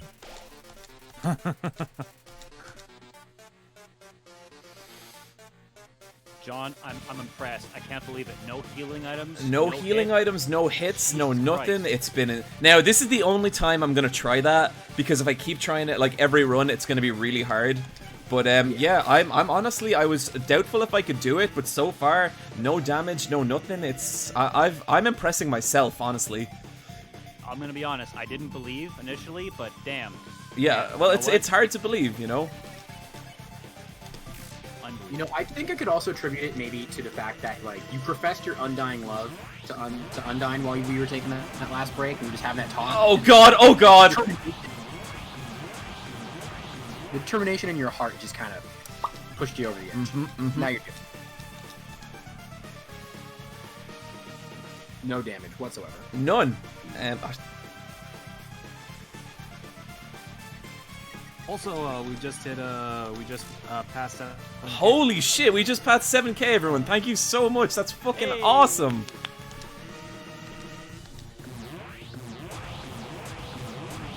Shit. Got it. I mean, there's 7K wolves inside you now. No.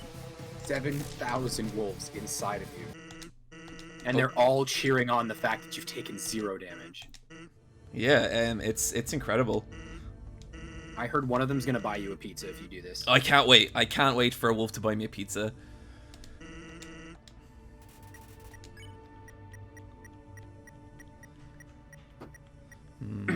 What's everybody's go-to toppings for their pizzas? Pepperoni and bacon. So if it's like a new pizza restaurant, I just want the margarita. I just want mozzarella, I want tomato sauce, I want the dough, and I want to measure the quality of that pizza. Nothing else. And then if it's good, I'll come back and get a fancier pizza. What's the make or break? Is it the sauce or the cheese? Dough. Dough? Every time. I'm a cheese man. The cheese has to have the right consistency, texture, and flavor for me, because if it doesn't, I'm like, okay, how do I eat this? Yeah, I'll eat any dough. Same thing for me. It's gotta be that cheese. Here's the Shit, this goddamn skeleton. Here's an extension to that question. Pizza places are pizza places, but the make your own pizza places, what is your preferred full custom toppings? Because we all, like, you can go to like a Pizza Hut or a Domino's or something, you're like, okay, I'll get my 2 or 3 toppings, but when you can have unlimited toppings of any kind at one of those make your own pizza places, that's when the game changes and the gloves are off. Now, when you say unlimited toppings, are we going into that weird, like, demon pizzas from, like, Brazil, where they just put literally anything on top of a pizza? No, I'm talking like the conventional franchise restaurant, like, welcome to Pyology, what kind of dough do you want? What kind of toppings do you want? One of those places. See, unless I'm boring and I just don't know the places, I don't know if any make-your-own pizzas work either. Unless I just never have gone there. We have a couple here. I'm very basic. I'm very basic, so I just go like pizza cheese and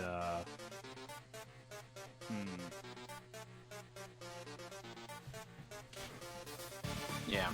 Hello, everybody. It's me, Sans. I've decided to leave the game briefly. Just to encourage you all, please, to donate. Oh shit! Do what you can. For a great cause. The real final battle. I'm sure John could beat me in the fight, but right now we all need his support. Guys, together, we got this. Get out of here, you goddamn skeleton! Get out of here!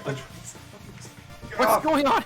God damn it! I'm so sorry about that, everyone. I don't know what even happened there. Let's just ignore that. That is fine. It doesn't matter what just happened. Let's just move on.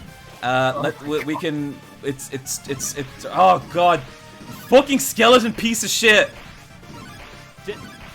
Are you okay? I'm not asking any questions. I'm not answering any questions about what just happened. Let's just get back to the stream. We're all having a nice time. I don't want to talk about what just happened. Okay? It doesn't matter. It's not important. We're just gonna keep going with this. So, pizza toppings. Pepperoni's good. Hey, can we ask what Sans favorite pizza is? I mean, there's no way I can ask him. He's just a video game character. Oh god, it hurts. Ugh. All right, back to the pizza toppings for a second. I'm gonna throw you guys a curveball. Go for it. What do you Curveball. got? Have you ever made fathead pizza? The what? No, what's that? Fathead pizza. Are you familiar with the concept of fathead dough? No. Oh, So- yeah, I'm vaguely familiar. Is that the keto type? So low carb? it is mozzarella, almond flour, cream cheese, and then whatever seasonings you want to put into it. It is delicious. It is basically a pizza, like a thin crust made out of mozzarella, and it is so good. So you're basically eating a pizza, especially if you cover it with more cheese. So you're eating it's not even a cheese-filled dough. The dough is cheese. Oh, It is wow. so good. It will. That sounds amazing. It will destroy you though if you're not doing keto because it is all fat. But Yeah. it is delicious. It is amazing. That sounds wild. Does that mean you're on keto? It was a while ago. It was just fathead dough was the thing that I love the most out of it. Because you can make like garlic bread with it. You can make pasta with it. You dry it out for a day, and it's basically just you making things out of mozzarella. Wait, It's wait. so good. Hang on. Why is it game over? I didn't take any damage. What? Yeah, Weird. That's. Wow, I guess the game just glitched out for a second. That's Really needs to wild. patch this. Yeah, that's very. That's a bug. I gotta say that's very sloppy work. Guys, Bug. this is a character that made it into Smash, and the game glitches? Gross. Yep, not good. Nintendo really needs to do their background checks a little bit more. This is on the Switch. That's unfortunate. Oh, yeah. One of the. the biggest doubts ever. Okay, let me just read out some donations again real quick. I don't want to fall too far behind on these.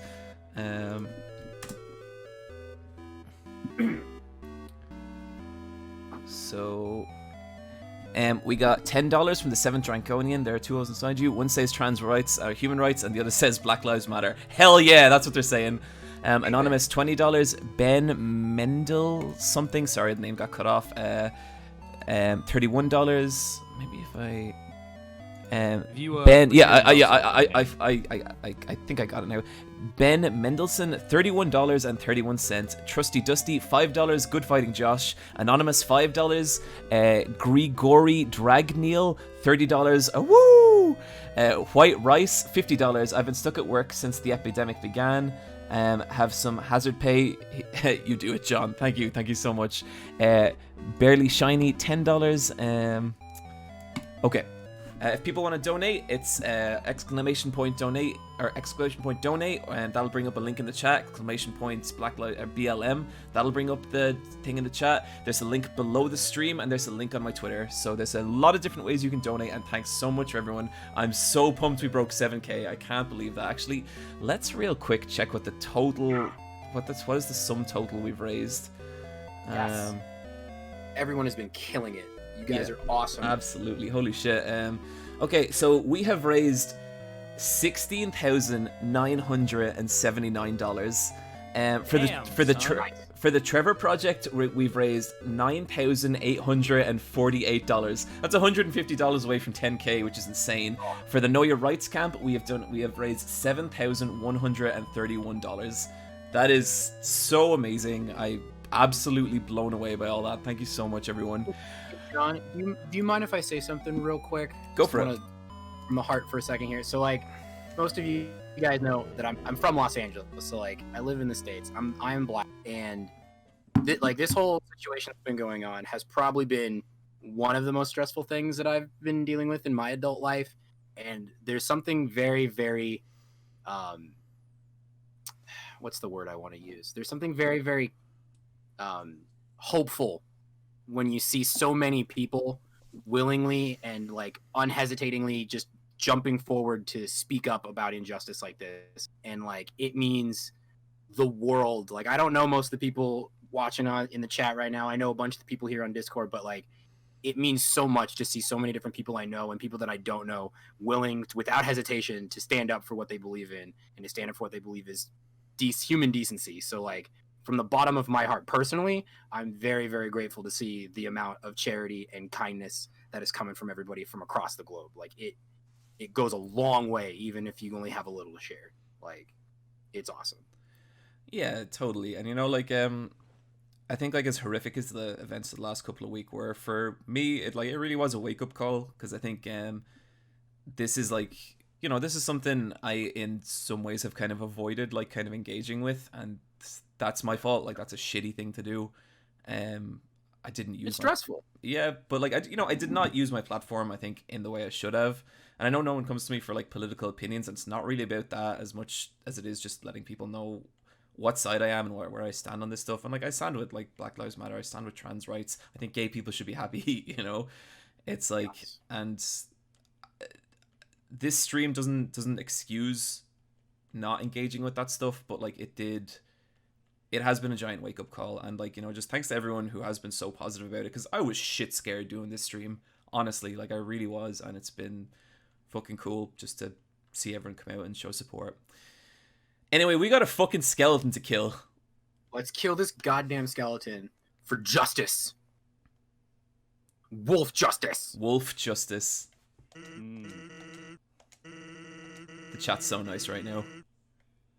Chat's awesome. Y'all are the goats.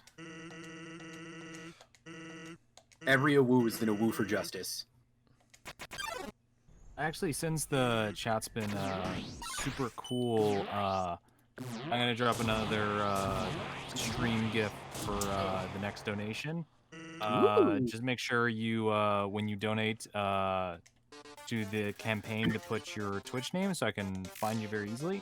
I got a copy of Tekken 7 for Steam for whoever wants to. That's a good set. That's a good Tekken. That is a good Tekken. Yeah, some good ass Tekken. Please don't sue me.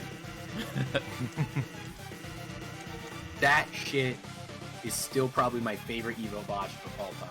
Oh my god, I appreciate the enthusiasm that was no doubt behind it, you know? Oh yeah. It was a wonderful idea and it was so cute, but what a dumb like implementation it was. It was not great in practice. No, it was not. I was on the ground floor of that stadium, like third row from the stage, and you could hear the roar when that went off, and the amount of people for the next like 30 minutes, like randomly out of sync chanting for Snake, and like people rows around me are all theory crafting Snake's move list before like anybody could even get anywhere. Oh shit. And like when Harada went up with his announcement, you could just hear the audible disappointment when he didn't talk about it, and just the mood was sucked out of the room. It was so bad. I'm still waiting for the Kiryu character. Dude, I want it so bad. He needs to be there because we need to finish connecting all of the universes and franchise through Tekken. Yeah. It's so important. Oh god. Oh no. So just this isn't a no health item run like the last one, everybody. Sorry, I only had one of them in me an evening. So I can't do that again. But unfortunately, the game glitched out, and that was that. You mean you would have had it there too? If you just 100%. But you spend zero budget on QA, and that's what happens, you know. Yeah, that's true. That's very true. Some Street Fighter Cross Tekken level QA. Disappointing. Oh god.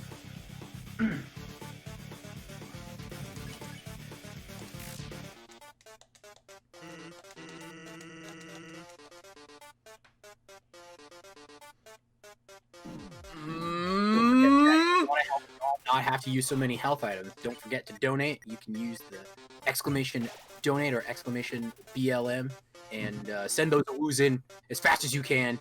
Two wolves. Both of them hate racism and oppression. Exactly. One of them's wearing a face mask. The other one's got a baseball bat to knock back gas canisters. They're going for it. Oh shit.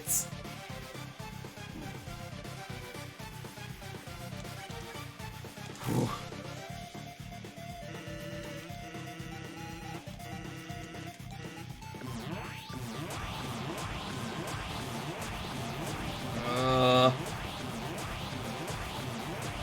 You got this, buddy.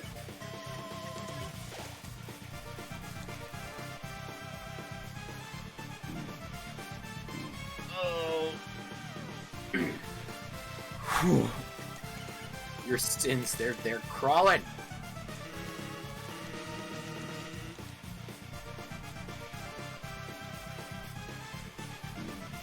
Damn it.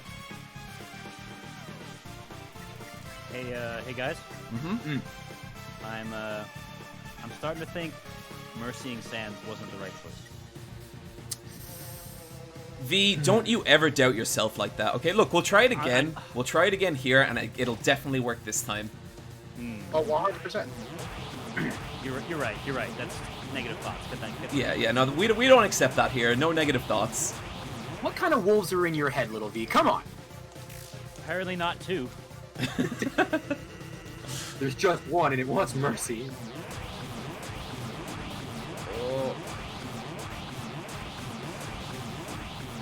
Oh shit! Oh, that was not good. That was not good.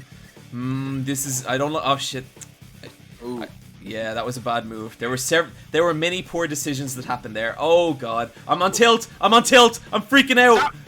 Do it. The wolves. There's all these glitches. That's right, chat. There's so many glitches. There's so many glitches in this fight. I'm performing perfectly every time, but we just have to wait for a run where no glitches happen. Sans is clearly cheating from inside the game. And from out. We all saw. I was gonna say, yeah. I don't. That didn't happen. I don't know what anyone's talking about. He was right there.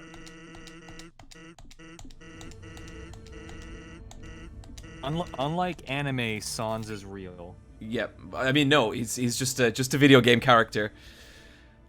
He's just a figment of your imagination. The inner machinations of Sans Undertale are an enigma. Maguma, you do a lot of cosplaying. What's your current new project? So I'm working on a couple things. I've been working on a lot of things since the quarantine started. The first thing that I started this year was I was going to do a gender bend Laura Matsuda cosplay for Street Fighter 5. Oh, sick! Her battle DLC costume, where it's the yellow gi and the bikini top, but I changed the top out because I'm not comfortable wearing the bikini top just yet. But I modified it still, so it's like a kind of crop top looking thing. It's still pretty out there, and I made booty shorts for it, so like the commitment is strong. Yeah, I think I saw a couple of your update photos on that. Yeah, I've got like a bunch of cosplay progress on my Twitter. I also started making a cosplay from Pokemon Masters. I was working on Sigma Suit Brock. I really love that outfit. It's super cool. So I got like the full body suit put together. And about the time I was working on that is when the quarantine officially happened. So I haven't been able to go out and work on it more. And then the most recent thing that I've done is I'm working on a costume from Battle Chef Brigade. And I was talking about it yesterday. It's probably one of my favorite like games to have on the Switch because it's a super fun hack and slash. It's got puzzles. It's very entertaining. And like the Brigadier's uniform in that game is like super slick. It's really clean. It's a nice cooking smock, but it looks like a soldier's uniform. So I recently put that together in the past 3 days. So that jacket is now done. And then literally at this moment, I am working on a commission for the voice actor of Leon in the Pokemon Journeys dubs. Oh, sick. So. Oh. Those are all the things I'm up to. That sounds like you won. Yeah. Did you win? Yeah, I did. Beat sigh Sans. of relief. Thanks so much, everybody, for coming by. Sans is dead. As you can see, game over for Sans. We defeated him. It was quite difficult, but honestly quite easy also. And so gonna sign off now, and that. That's great. Now get your ass back in. Yep, let's get back. 2 wolves. 2 wolves. Wolves. 2 wolves. Neither of them could beat Sans, but it's okay. They're gonna keep trying. So I have a fun Undertale themed story / Magfest story that I would like to share that leads into a fun question for everyone. So I don't know who here has all gone to Magfest now. Have we all been to Magfest in chat? Yeah. Yeah, we were all at the same Magfest last year. Good, just making sure. Or this year. So we're all in It feels agreement. like it was so long. So I think we're all in agreement. 10 o'clock in the morning is way too early for Magfest, and if you are awake at 10 o'clock, you didn't experience the full power of Magfest of stay up till 6 in the morning drinking and partying. So I went to go support. I had some friends who were doing a panel, a Undertale video game themed panel, and a video game cover themed panel. And I'm like, yeah, I'll go help them out. I'm a little hungover. I'll give me a chance to just like sit down, cheers on, caffeinate, and get back at her for what is the madness of this Magfest. And I get in, and they're clearly moved on to the QA session portion of the thing. And just to set the stage, there's no chairs in this room. It's like full kindergarten. Everyone's cross-legged on the carpet in this small room. Yeah, crisscross, and I'm like, okay, all right, it's been a minute, but I'm I can deal. Sit down.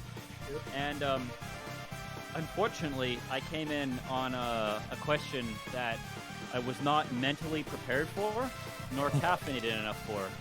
And the question in this Undertale video game cover themed panel was, if you could have any of the Undertale characters be your homeroom teacher, who would it be?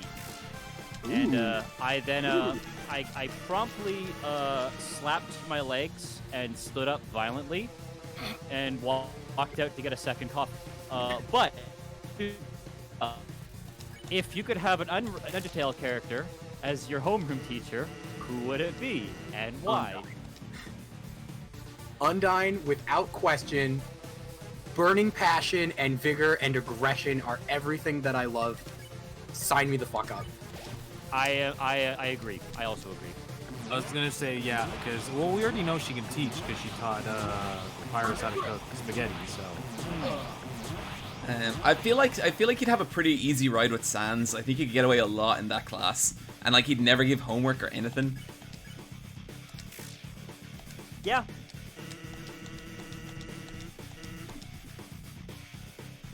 How about you, chat? What do we got? What do we got in chat? We got Goat Moms, Undynes, Papyrus. I don't know. Toriel's a good one. Toriel's a good pick.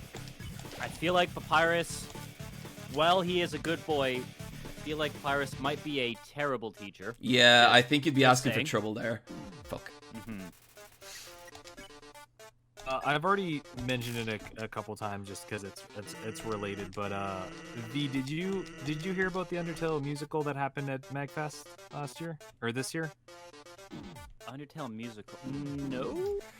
No? Okay. I won't go into you know who Clemps is, right? Of course. If you're interested in listening about hearing about it, me and him did a podcast about our experience going to this. It was a wild ride. Yeah, now you brought it up, I do remember hearing about it, but yeah, I definitely did not go to it. So well, it was like the night of the first day, so I think a lot of people were still like getting content. Yeah, that's true. I'm very excited about going next year because now I actually have an idea of what to expect. Yes, I was just gonna say I wanted to talk about next year because it's in such a very precarious date, and like I've had this discussion a lot within like con running circles because the con that I work for is in January and we're still planning for it, and a lot of people are looking at events that have already been canceled for this year and they're kind of questioning what's going to happen in 2021, but it's still like 7 months away, so it's so hard to make that call as to what you're going to do because everything's constantly evolving and changing. I'm really hoping that MagFest still happens next year, because God will I need it. I'd be so devastated if MagFest didn't happen. Yeah. I'm really torn because on the one hand, I would love to go because MagFest is just a fantastic okay, go party, go have a good time, see friends, stuff like that. Yeah. But currently, as it stands, how not safe? my border is currently closed to America. Yeah. So, and Yeah. and there is currently no travel insurance that covers COVID. Oh, wow. From Canada to anywhere else right now. So Oh, yeah, we've been very strict. I really would not enjoy getting COVID and getting stuck in an American hospital.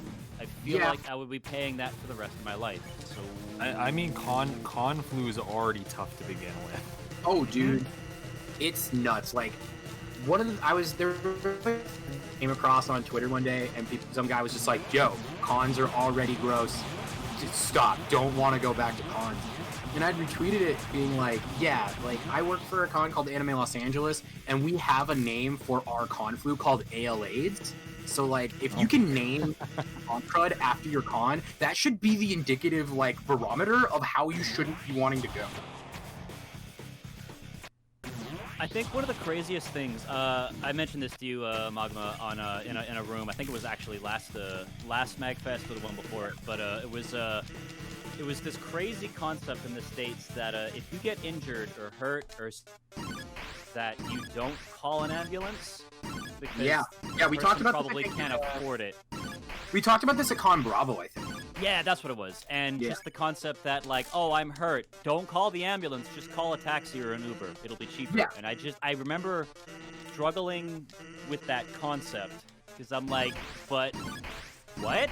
Again, for full context for chat, I am Canadian, so I enjoy a pretty good healthcare up here. And if you get sick, you go to the hospital in an ambulance. And I think it costs you like, if it's more than 5 kilometers, I think it's like $4. And we even get upset about that. So actually, a crazy one. I work at a gym, and one time a dude hurt himself of his own volition. It wasn't anything to do with like equipment. He fucked up. I can't remember what he did. I think he was doing box jumps, and he just fucked it up himself.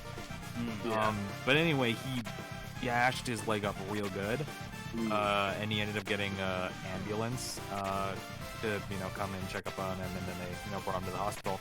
And then I got a call like a week later from my boss being like, "Hey, like you were on staff that day, blah blah blah. You have to go in and talk to the insurance company because he's like basically, I don't know if suing is the right word, but he was like pushing to have us pay for his ambulance. And again, it was like $40. I have a crazy one. I have a crazy one.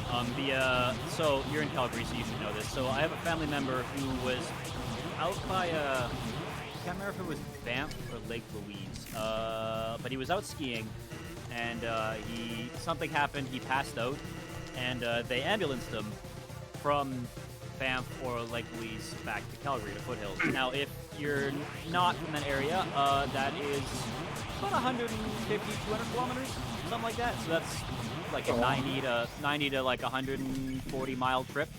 And I think it wound up costing him a whopping $100. Oh shit. I forgot to heal. He's about to use his special attack. Oh dear. Oh boy. Oh man. Oh jeez. If I can survive this, we're done. We can all go home. John might be the one needing a hospital ride. Yeah. All right, here we go. Oh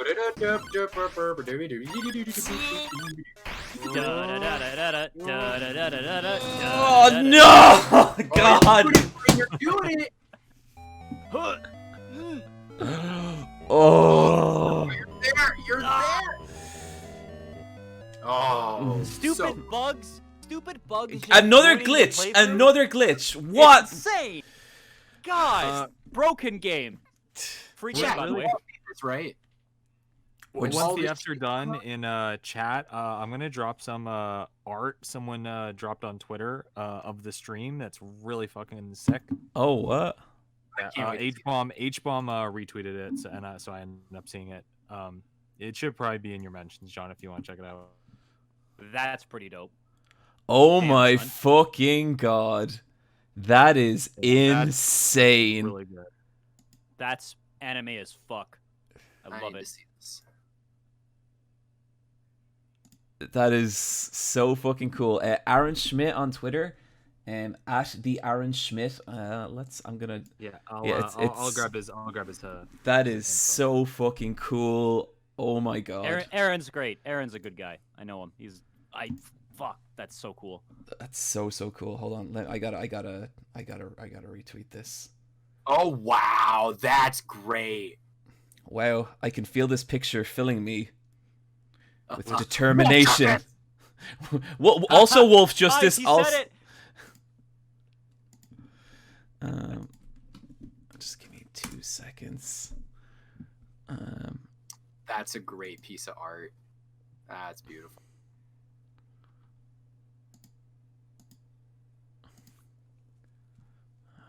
I do not follow this guy. That must change. Yep. I highly recommend it. Yeah, I was skimming through his stuff and I was like, oh shit, this guy's got good work.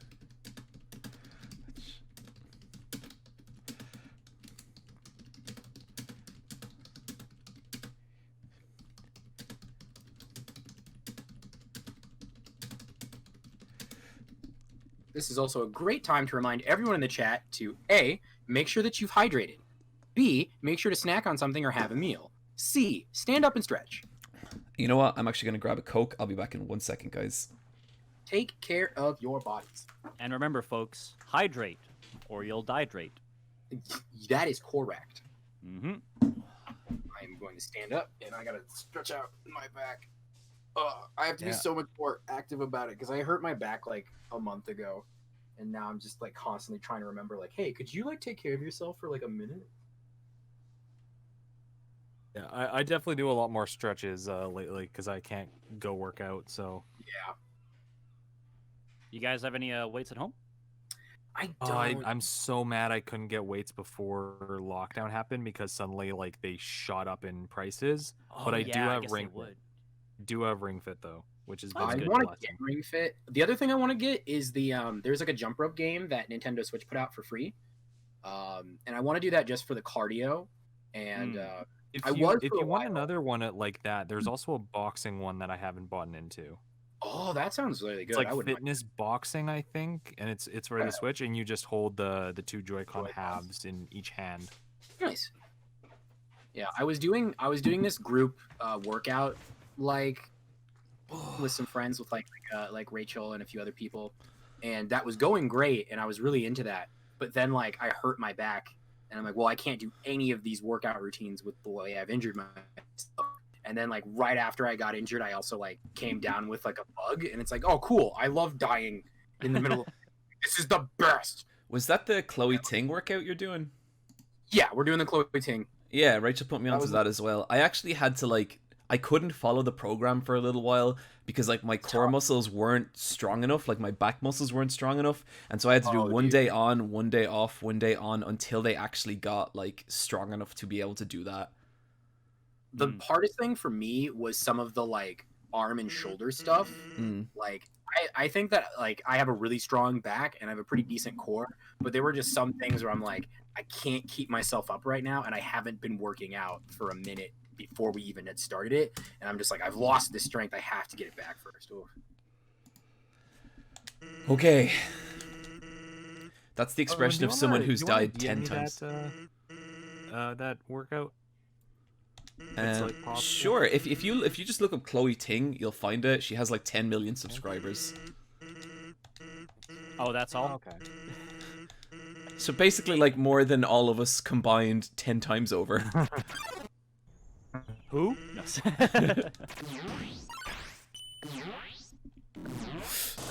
I have to say that's one of the craziest phenomenons on the internet with YouTube, with Twitch, with any of this kind of thing. Is it's like, oh yeah, this person's got like 10 million, 20 million, 30 million, million plus followers, subscribers, and you're like, who?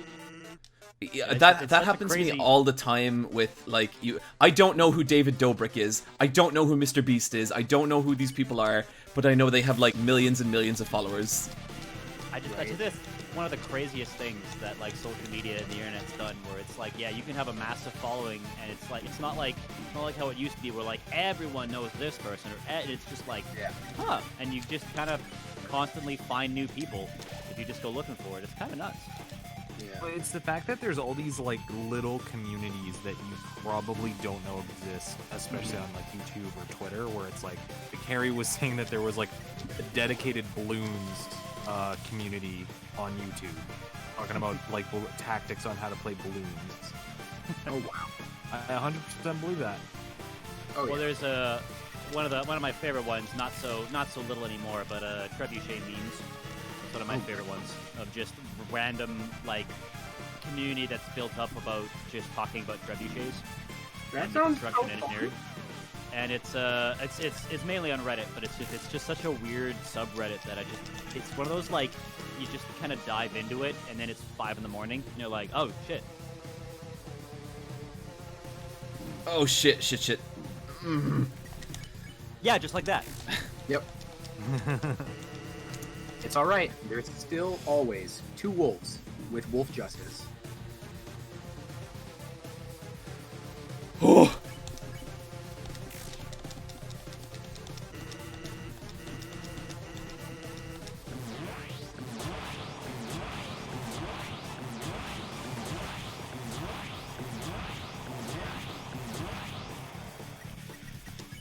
I am burning through health items way too quickly on this one. A little. It's gonna be a little clutch in a few more rounds. Yeah, it will. When he starts bringing it, we're in big trouble. Oh yeah. The sins are already crawling up your spine.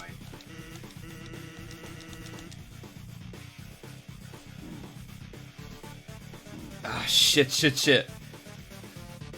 Sometimes it's like when I know as a run is going poorly, it's nearly like my mind kind of goes, we don't need to use the good energy on this because it's already, like, we've already kind of know it's not going to be it. But let's see. It's so hard to, like, fight that mentality. Yep. It's just like, alright, I've already botched this, no reason to commit. Yeah. It's like being at 20% while your opponent's at perfect in a fighting game. Like, you want to keep going, but you're just like, why? I was just about to say that. It's like, that's like the hardest mentality to keep playing fighting games is like, yeah, I know I'm down now. I could clutch it out. Like, I gotta not be a punk about it. It's so hard and it's so scary, but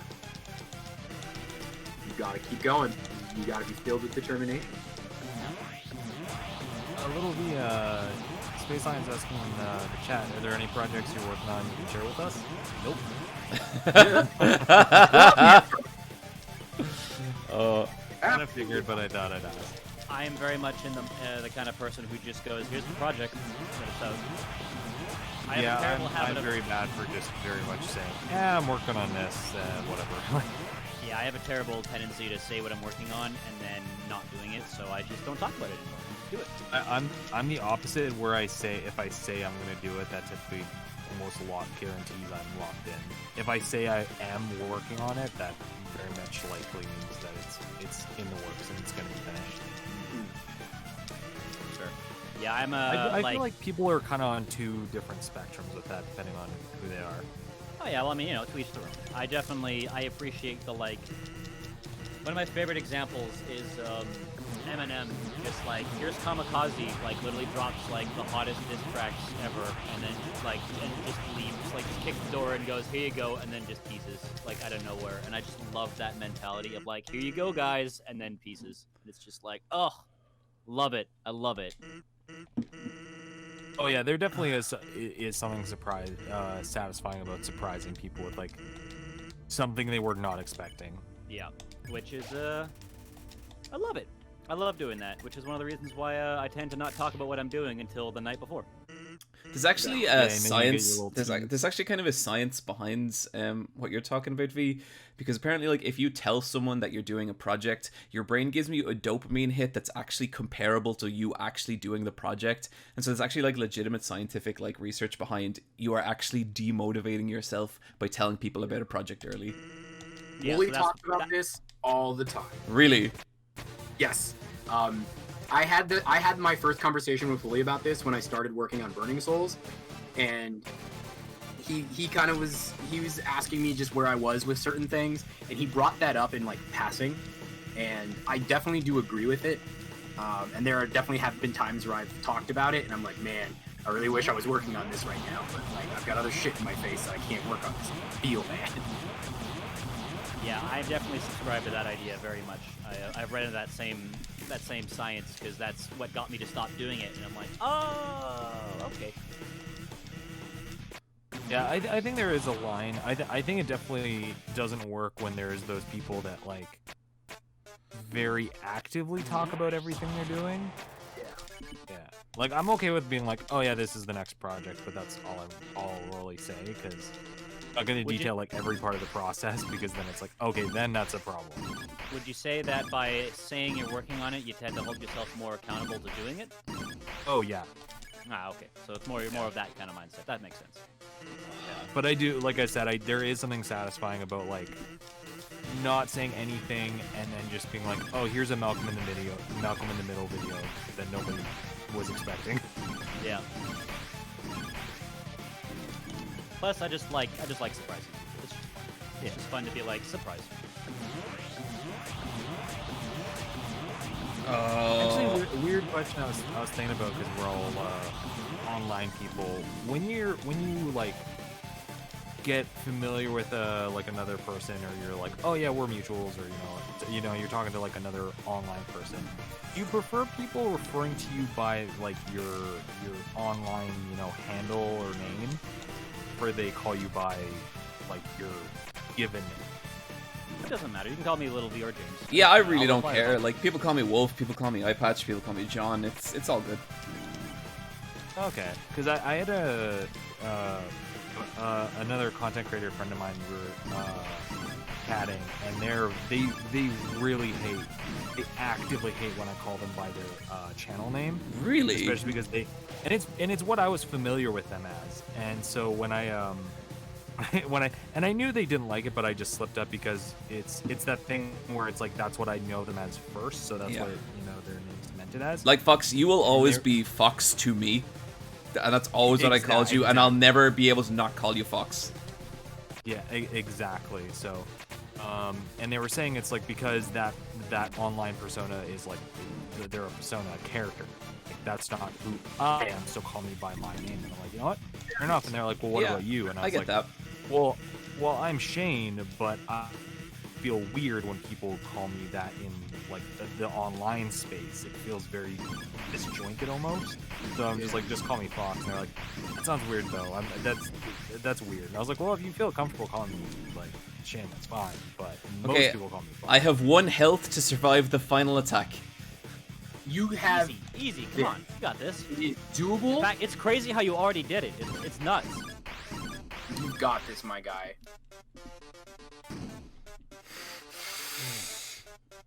After next. Oh! God damn it! Oh, god damn it! Oh. We're getting there. We're getting there. But I think that conversation about like names and handles is really interesting. I had a conversation with a friend of mine who had a similar issue with it, and not less so about like this is my persona versus this is who I am as a person, but kind of like instead of trying to separate them, it was combining the two, because he was having for a while an issue of like the persona of my handle, everybody knows it, and then when they see me, this expectation exists, and I'm living with imposter syndrome, and I'm tired of living with it, and I want to be able to bring these two entities of my personality together as one true thing and just be myself. And I think like so they were kind of almost having like a dissociation of like the brand almost. Kind of, because it's just like we've known him for such a long time, and he does like different things, and that's like he also goes to cons. That's like his handle. It's his badge name. It's what he uses for the internet and stuff like that. Guys, I'm just gonna read out some donations real quick. Yeah, go ahead. The Mad Death donated $20, Anonymous $10, third donation to this fundraiser. Thank you so much, dude. Tay the Wren $10, Lynn $20, David Clark $20. I just got to the octopus in the Chimera Ant arc, and I'm donating in honor of this cool guy. Hell yeah! Liam $20, Dust $20, Sans says Black Trans Lives Matter, and Kadati, $10. Been a fan since your first video. Thank you for helping. No problem at all, dude. Okay. Sorry to interrupt.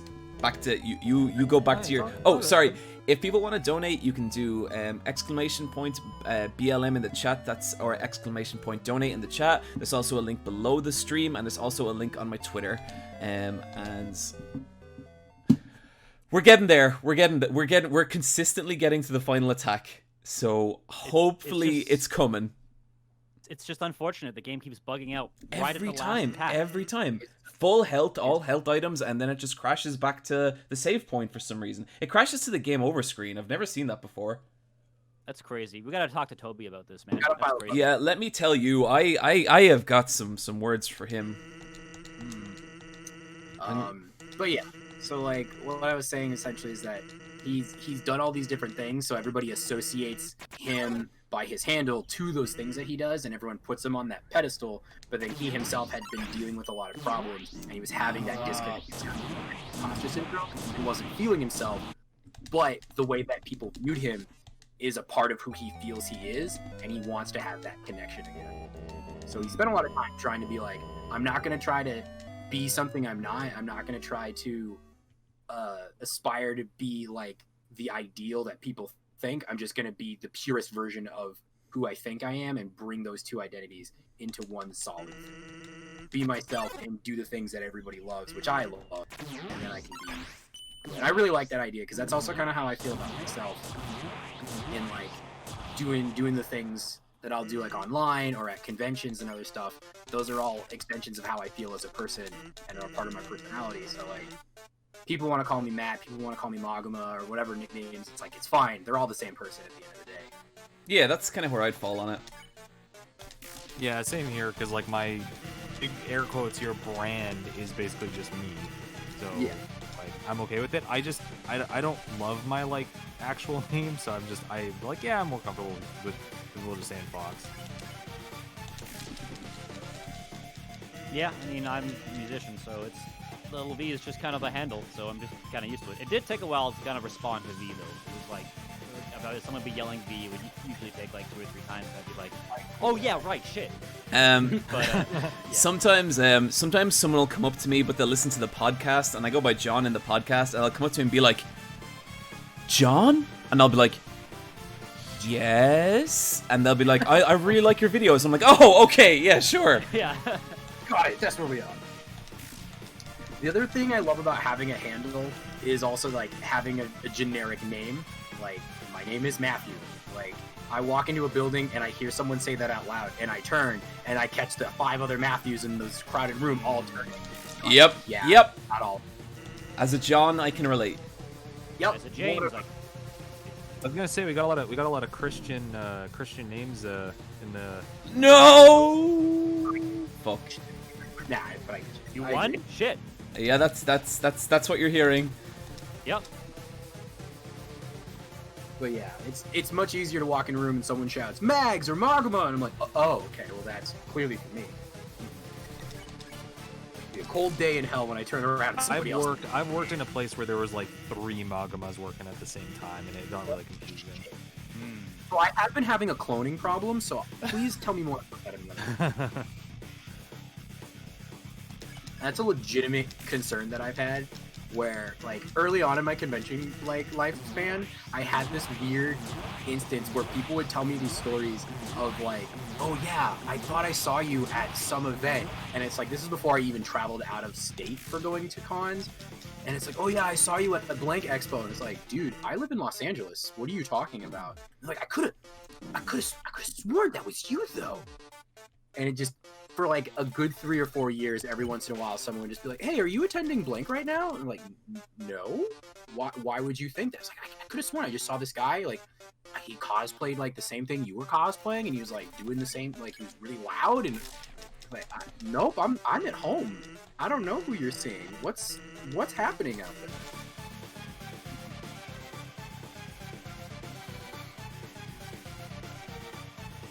Whew, okay. All right, you're doing it. This is a pretty decent run. This is going okay. Oh, shit. Shit! Okay, I jinxed it. I jinxed it. Time to see what you jinxed. We still have a good few healing items, though. We might be okay. You're doing okay. You got a lot of legendary heroes in your pocket. Shit.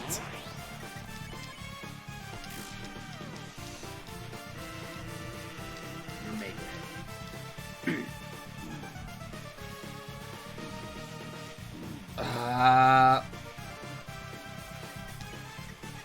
That sounds like a man who just is on the verge of winning. So if the chat don't know, the people in the Discord are like a couple of seconds behind. So basically, they're hearing my audio from straight away and then seeing the video with like a 10-second delay. So sometimes all they'll hear is like, "Oh!" But on the screen, nothing bad will be happening. Yeah, it's very confusing, and and whenever I hear it, I'm just like, okay, stop what you're doing, watch, react.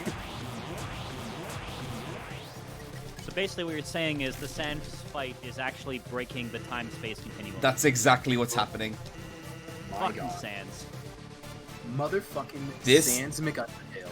calcium-filled piece of shit.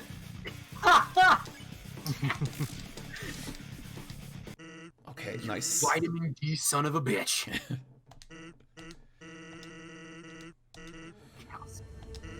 So good.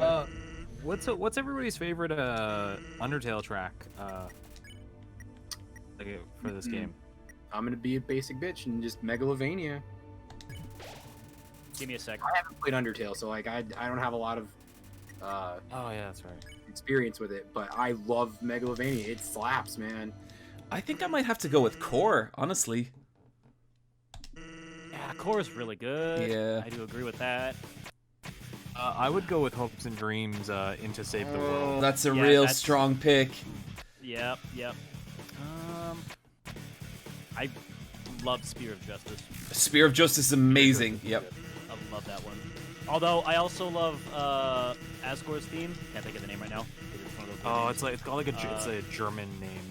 But the main reason why I like it is because there is a fantastic mashup of that with Come On and Slam,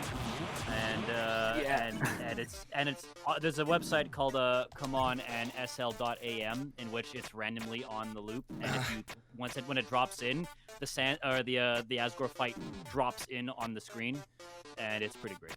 And so I think that's one of the reasons why I like it. I don't like it necessarily because of the song, just because of the meme related to it. Is there, you would know this, Little V, being a music person. Is there any more remixed song like on YouTube than Shut Up and Slam? Well, I mean, I'd say the Undertale soundtrack's probably giving it a run for its money. Yeah, true. I've seen literally every song remixed into Shut Up and Slam. Well, I mean, considering there is a website called Come On and SL.am that is dedicated to nothing but remixes of that, then yeah. I would argue Fields of Hopes and Dreams and Megalovania combined might make it, because there's a lot of Fields of Hopes and Dreams. There's a boatload of those remixes. Oh yeah, you're right.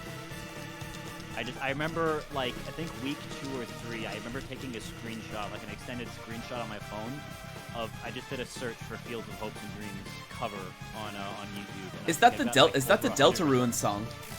Yeah. I love that song. It's a good song, but man, I remember like week 3, I'm like, let's just see how many there are and screen cap it, and the image is so large that I can't see it anymore. It's just a blur of like, I think like 100.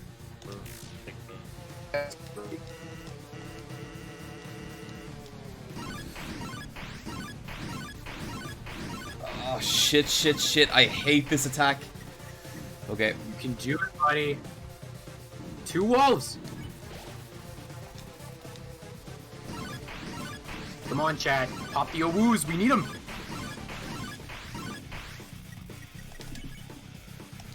Whoa.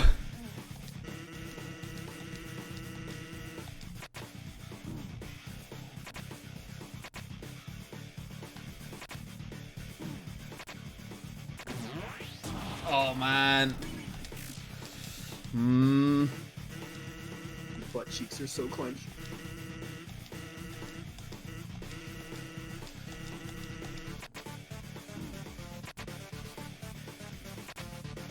Are you out of items? Oh. That sounds like Why? Why? Why is the game so mean? Oh, I'm so kind to it. Okay, let's take some really upset donation readouts. Okay. Oh god. Okay, at $5, it's the Basonator 22. Hi, Eyepatch. Been a big fan of yours for a while. You're part of the reason I started making videos on YouTube. Glad to be able to spend some time watching you play Undertale fundraising. Keep making us determined. By the way, I'm the guy that emailed you earlier this year to pick up your channel in my video. Oh, thank you, dude. That's very kind. Anonymous $20. My favorite speedrunner playing my favorite game. Was a pleasure meeting you in Canada before this. I have no doubt it was. Thank you for the notion. Mediocre Monocle Puppy, $20. Jeffrey, $50. Happy to donate to a great cause. Sublime Sky, $7. Black Lives Matter, Trans Lives Matter, Happy Pride Month, billionaires should not exist. John, her name is Aerith. Okay, well, I was on board until the end of the... Anonymous, $100. The Mad Death. And yeah, okay, we're up to date. Guys, if you want to donate, !BLM in the chat, !donate in the chat. You can also find links to the charities on my Twitter and below the stream. Okay, let's just dive. Yep. If you keep belly aching like that, I'm gonna start calling you defeatist eye injury puppy. No, Maguma, I need help. I need you. I need support. I will go grab getting the spirit bomb ready. Burning spirit that I have in my house and put it on if that's what it's gonna take. Okay, I think maybe we need to summon the spirit bomb. I think it's time for everyone to put your hands in the air. Give me all your power. We can do this. This is it. This is the run. This is it. He's going down. This is definitely it. God, I can't believe you've already done it. That's insane. Yeah, it's just when you put your mind to it. It's insane. It's like reading the mind of your opponent. Oh.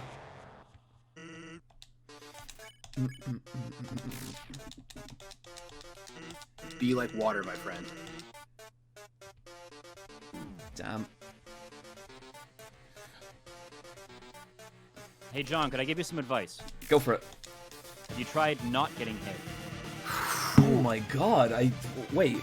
So not taking damage. Yeah, I know, right? It's a very... V, this is why I keep you around. That's fucking genius!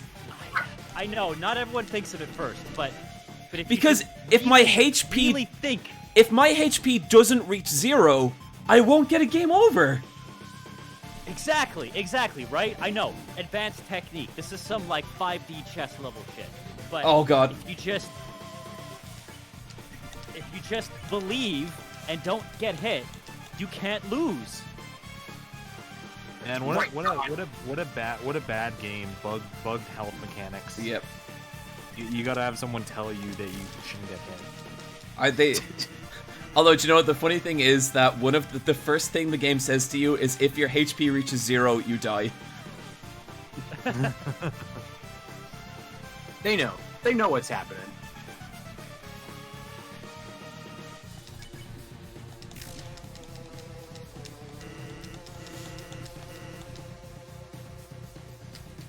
On top of that, have you tried not missing? Because you're missing a lot. Okay, next attack. I'll just hit him. He always goes to the left. Got him. Maybe just swing to the left next time. Okay, well, I will do, definitely. It's kind of like you have to lead a target, you know? You don't like if they're. I know he's not moving, so that doesn't really work. But you have to assume he is going to move, and that it will work. Hit where he's gonna be, not where he is. I think that your logic is very sound, but as it's already been proven, not only is Sans controlling the flow between us and the chat, but he also has the ability to appear in John's apartment at will.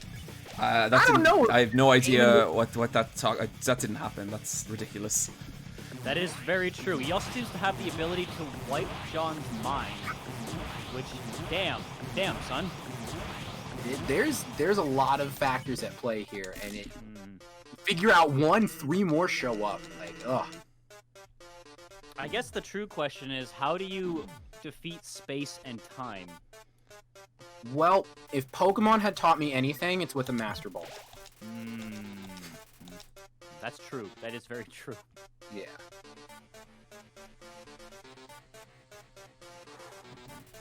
Hey, John, have you tried attacking and dethroning God yet? Okay, next move, next turn. That's the first. That's what we're going straight for that. Okay. I like selection on the screen. Like, fight, attack, item, mercy, dethrone God. I mean, this is an RPG. That is the end game of this genre. All I mean, RPGs. can you really even call it an RPG if you don't end up killing God at the end? Like, come on, that's like amateur shit. Specifically with the power of friendship. Yes. Yeah. You're dethroning God, or you're dethroning somebody who thinks they're God. Like, it's one or the other, and those two kind of intersect as they are. So, like, yeah, it's about right.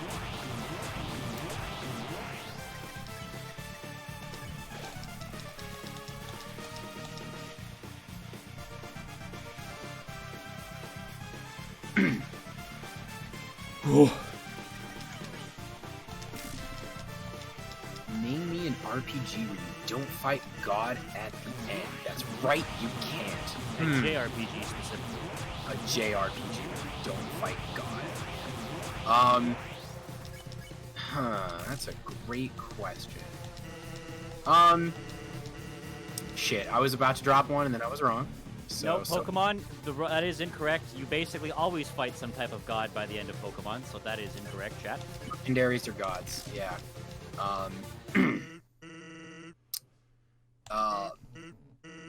Mega Man Battle Network games have no deities in them. You do So fight. wait. celestial So, beings, though. so what you're saying is, if there's no deities, does that mean everyone's a deity? Maybe, if you want to spin it like that. Yeah. So even there, gods, you fight a god. Us human gods who go to school and ride the bus and play with our Digimon devices. Yep, all gods. Yeah, everyone's a god. A god gamer. Sorry, I'll just see myself out. You're good. Bidoof is a god. That is correct. You are 100%. I'm still trying to think of one. I'm still trying to think of what JRPGs that I've played where there's no god at the end of it. I mean, conversely, probably my favorite god killing game is Ashra's Wrath. Hell yeah. There's one to play on stream for charity at some point. Oh, please! If you do it, tell me. I'd happily do all the DLC and everything. I would, Yes. no problem. That would be great. I'll be there in a heartbeat because, boy, do I love that game. That's like one of my favorite examples of like a popcorn game. A popcorn game? Because you're just watching like it. Not just watching it, but just like you're not taking it like overly seriously. Oh yeah. Fox, Well, I think just, like, you're have underestimating that how seriously I take that game. Oh, bro. I broke an Xbox 360 controller trying to perfect Akuma on the hardest difficulty setting. What a game. And also made by one of the greatest Japanese gaming titans, CyberConnect 2. So how could it not be great? Yeah, they're doing good work. They are doing such great work. I really hope that eventually they'll get to work on .hack games some more, because that is one of my favorite gaming franchises of all time, hands down. And like every time something comes across, I'm also grateful that like their CEO is always just like, hey, I'm gonna spit it like it is. If you want this stuff, you need to talk to our publishers, because like we don't own the rights to .hack. Bandai Namco does. Please scream at them. We would love to make more. Just scream at them. Yeah, the Kamiya answer of if you want this, scream at Capcom. Don't talk to me. Exactly, right? And yes, I'm seeing some .hack popping off in the chat and all the Ashra's Wrath appreciation. You guys are real winners. I was also going to mention my favorite thing to do on Father's Day is I load up the final cutscene of Ashra's Wrath and I watch that scene when Ashra like screams to the heavens while punching that god out, and like gets me every time. Ashra's Wrath makes me feel conflicted because I think the strongest moments of Ashra's Wrath are in the DLC, but it's bullshit you have to pay for them because it's a continuation of the main story. I agree, 100%. As I got older, I agree with that wholeheartedly, and it's like, this is stupid, but it's money well spent. I take it. They're really missing out by not releasing that as like a complete package. Yeah, totally. Remaster that shit and like release it as a full thing. Yeah. Because like I'll pay the DLC to have like Ryu and Akuma DLC. That's fine. I'll pay shit. for the. But yeah, the story stuff shouldn't have been locked behind. And like, I think maybe part of that may have also been due to Capcom being the publisher and I think they were producing that one. So I think that call falls on them to make that DLC stunt, and that was around the same time when we had Street Fighter Cross Tekken and stuff like that with that whole DLC debacle. So it unfortunately falls in line. Okay, guys, here's the story. We've got the final attack coming up. We're gonna go in with full health. This could be it. We could be about to do it. You have this. Again. I think he's got it. 2, count them. 2 wolves, both a-wooing so hard for wolf's justice as they raise their paws to the sky, summoning the power of the chat. Chat, get your pogs ready. Don't start dropping them yet. No preemptive pogs, but yeah. Here we go, guys. Here we go, chat. Let's see them. You gotta release those wolves. You gotta see those wolves. Here we go.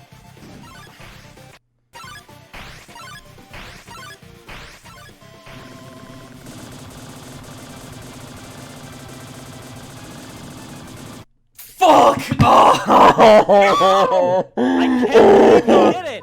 Guys, he did it! I can't believe it! It's over! So close! We were so close! We were like seconds away from that. Oh! It was the last stretch of that. That was great. We just need a little more because that was it. Like we just need a little more. Like Fox, I can't remember exactly when that sequence ends, but I feel like we were seconds away from that. You were very close to what I remember. That was amazing. Okay, let me read out some donations and we'll get right back in there. I'm gonna pop open a bag of snackies and get some water. I will be back in 2 seconds. I'm gonna go get my water. Okay, so from Bukichi Ito, $75. I'm going to make you a special Eyepatch, Rio. Danny HRC, $20. John, I'll make you 2 batches of brownies that you won't even have to share. You can do it. Thank you so much, Danny. It's good to see you in the chat.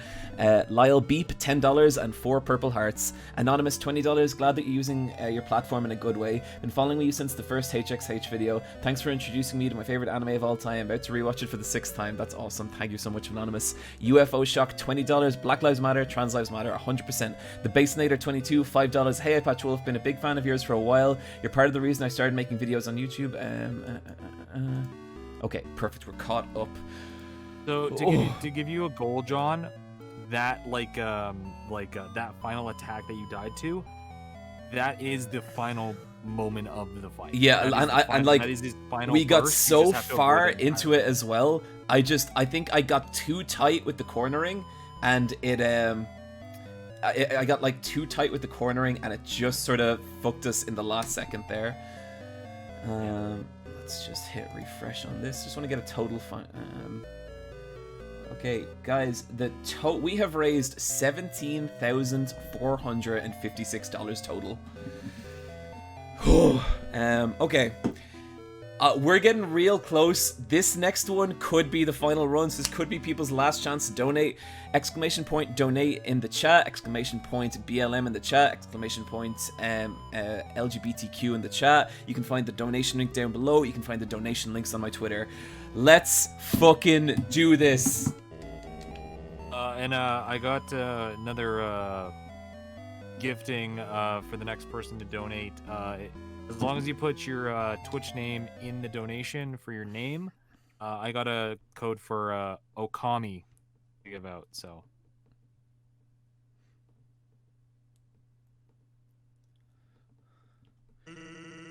let's just get to the point.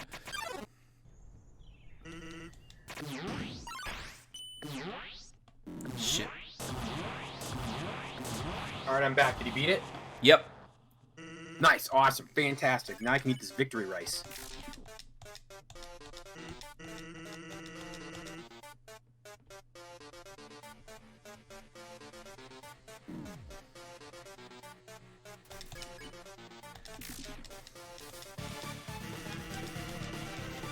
This is the run. That's right, chat. This is the run. This is gonna be it. It's gonna be good. Oh shit, did he win? The wolves are in perfect alignment. V, while you were gone, I actually crushed them, and we're just doing a victory lap. Oh, cool, great. I'm glad I missed it. Yep. Yeah, Sans was like crying like a baby, and he was like pulling out his wallet and throwing all of his dollars at him, just like, please take it, anything, spare my life. And Jean's like, no, mercy, genocide. Wow, what a huge bitch. Right? Like, what a coward. Cheated 13 some odd times, like lied to everybody, broke into someone's house, and then quit like a bitch. You know what time it is? What time is it? Booze. Booze time. Booze. I mean, it is 5 o'clock there. It is 5 o'clock. It is past 5 o'clock. Therefore, by the decree of social norms, it is now legal to drink. I think, right? That's how it works? The second I beat Sans, I am going to the kitchen and I am grabbing a drink. You fucking deserve it.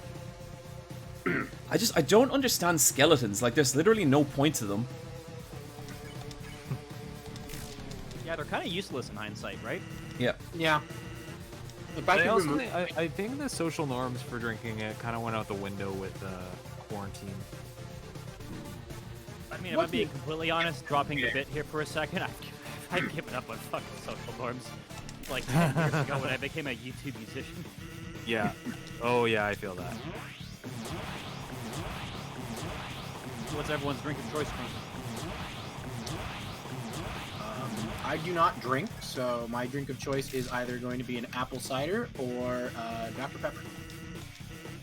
I love me some Dr. Pepper. Cider. Ooh, Dr. Pepper. Oh, it's so good. There's like, I'm trying to remember, they just released like a Dr. Pepper and cream soda. Like, I've seen commercials for it, and I'm like, you have my attention. I'm currently indulging in a, excuse me, hold on a second, let me burp away from the mic. There we go. I'm currently indulging in a Goose Island IPA. If there are any beer drinkers in the chat or in the audience or of any sorts or in the group, good beer, solid beer. It's very tasty beer. Nice. I don't mind a good screwdriver or a nice classic rum and coke isn't too bad. Yeah, I love rum. But I ruined myself on rum, God, like 8 years ago, to the point where my body still thinks it's poison. That's me and tequila. I need to correct myself because I realize there is one alcoholic drink that I will have. I will have a glass of Moscato on a special day. I will have my one glass and I will sip on that sucker for like a solid hour and a half and just work through it. I have a pro tip for everyone listening and everyone in the chat and stuff. Don't drink a 40 of rum in an hour. Ooh. Not a good idea. It sounds like a speaking good from idea. experience here, there is still about an hour and a half, 2 hours of that night I don't remember. And I remember at some point I was outside, it was a house party, I was outside and I had tripped and whacked my head on a sidewalk. And I couldn't feel pain. And I was like, uh-oh. And That's then I bad. blinked and I was in the back seat of someone's car. And yeah.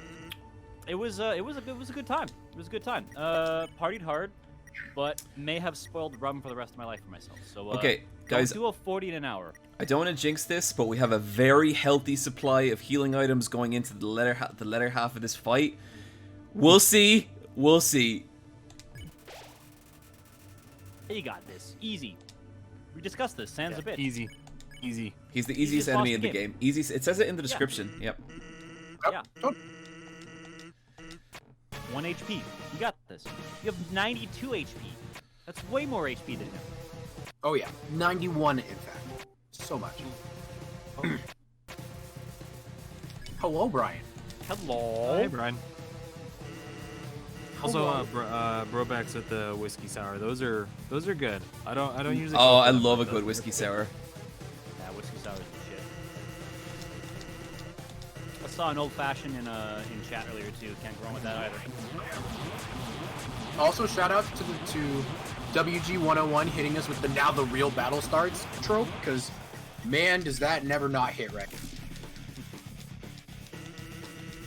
Thank you so much.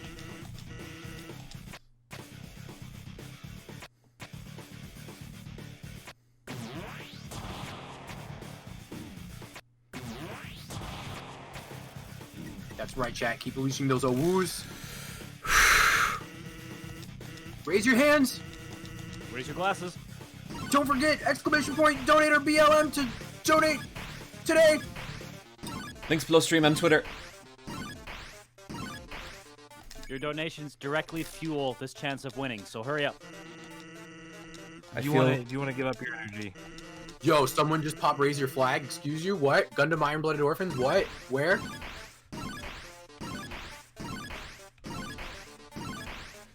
Fucking love that anime.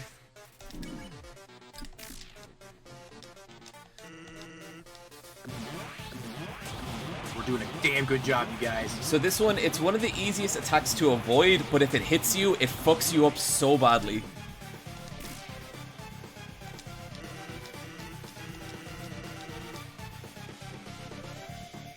Ooh, nice. Good job.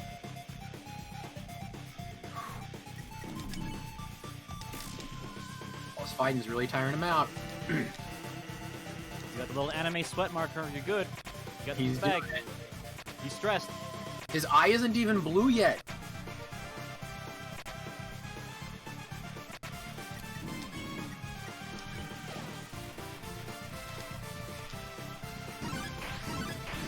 Fuck, here we go. This is where the punishment starts. Alright, here we go. Beat your legendary pocket hero. John, you got this. Thank you, Bryan. Oh.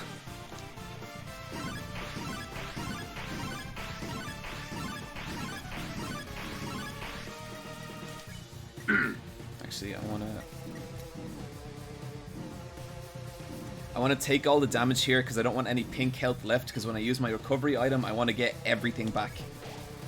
Good call. Good call.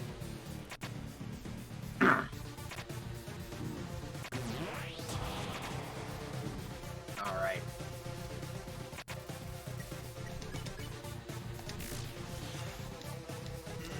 Here we go. It's good. Doing good. Right, special attacks coming soon. You got lots of health. Calm and collected. Calm and collected. You got this. You got this. Wolves. One is calm. The other is collected. That's impressive. Over $15,000 for charity.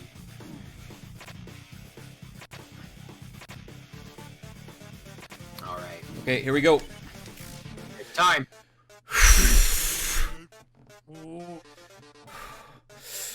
Okay, okay. All right, it's time. All right, Chad, this is where it counts the most. Put those hands up, unleash those woos. Put out those wolves. Submit those donations, let's go!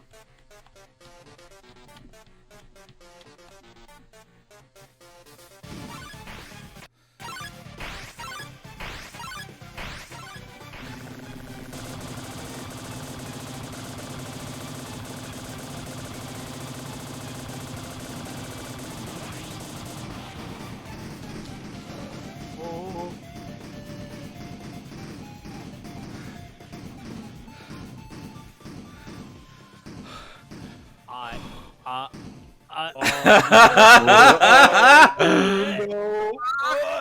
hate this. Yeah. Anxiety inducing. It's time for my special attack.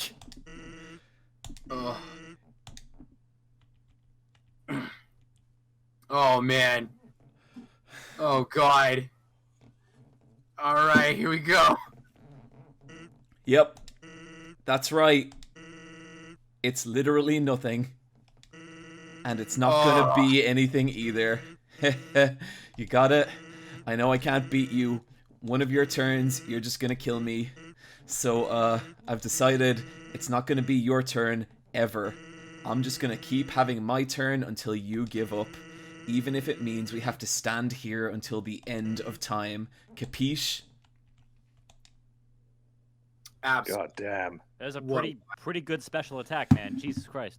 Calling those shots. Oh, I'm fucking shaking. I am genuinely shaking. Holy shit.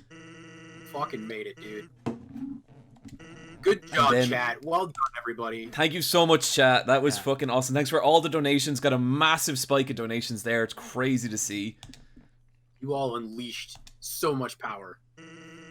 I know Every you're single type- one of you have tools now. Every single one of you. You're very determined, aren't you? You'll never give up, even if there's absolutely no benefit to persevering whatsoever. If I can make that clear, no matter what, you'll just keep going. Not out of any desire for good or evil, but just because you think you can. And because you can, you have to. God, it's amazing that not only did you do this on your first try, but you somehow managed First to beat the try? world, the world record at the same time. And you know, I wasn't even trying to speedrun it. That part just kind of happened by accident. A real gamer. A real gamer. Behavior. The most determined thing you can do here is to completely give up and do literally anything else. Sorry, fam. It has to be that way.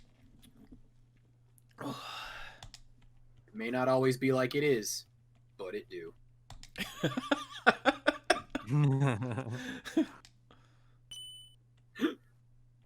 A classic. So the most important question in here is, why is a skeleton sweating? It's a very complicated game, Little V. There's a lot of lore. I know we don't know too much about skeletons, but I may have just missed that part in biology about exactly how bones sweat. But Well, you know you do know the sweat that is on your skin comes from your skeleton, right? Oh, is that how it works? Leaks out of the yeah. Oh. It seeps through your gross flesh and skin out to the outside. Oh, okay, that makes more sense. See, When the I had it completely backwards. My apologies. Yeah, when you have the marrow inside the bone and it gets hot enough from all of that steamy anime fighting passion, it just slowly starts to seep out of the pores of the bone itself. And then, as we know, skin is just a bunch of holes slapped onto bones. A bunch of holes slapped onto bones. Yeah, that's exactly what it is. You didn't know that? You didn't learn that in health class? You didn't read a book? Just skin, So- bone, nothing in between. Sans falls asleep, and because he falls asleep, he can't teleport you back to the center of the screen. So now what you gotta do is you gotta push this box over here. That's...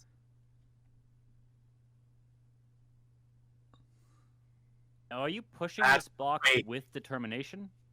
That's Yeah, so absolutely. cool. Oh And my then- God, I love it. You gotta push the box right down here. So that you can hit the fight. That's such a good mechanic. Fuck off. It's so cool that he's like, if I don't attack you, your turn doesn't prompt, so you're stuck here with me. Even though he just put me through 2.5 hours of hell, this is still so fucking sad. Mm-hmm. Did you really think you'd be... Oh. So, guess that's it, huh? Just don't say I didn't warn you. Is he bleeding out of his mouth? We do not question it. Shut the fuck up. Oh, this bit fucking destroys me. Well, I'm going to Grillby's.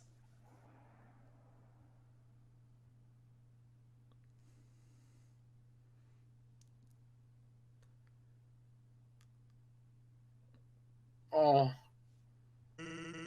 Papyrus, do you want anything? Oh. Oh.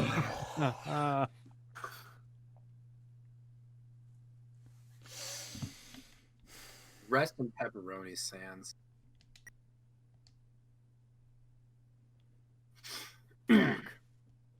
Well, ladies and gentlemen, it's over. One shot. Sans is no more. Undertale. One shot, no hit. No health No items. and Did, goes did first anyone try. did anyone notice I didn't use any health items in that last fight? Because I didn't want to draw attention to it. Because you don't want to be like arrogant or anything. But at this, I thought it was cool. Yeah, I think we all nailed. Like that's pretty impressive, man. Like I think you're being a little too humble in yourself. I can't believe you did it with no items. Yeah, no hits. thank you, V. We do need to Fastest also, time in the world. It's insane. we got to make sure that when we note this to the Guinness Book of World Records that he did 360 no scope it as well. Very important detail. Yes. Well, I was mad at the Guinness Book of World Records for not letting Billy Mitchell keep his records, because I figure like me and Billy, like I'm kind of to Undertale what Billy Mitchell is to Donkey Kong, and but they've turned around on him, so those guys are good by me now.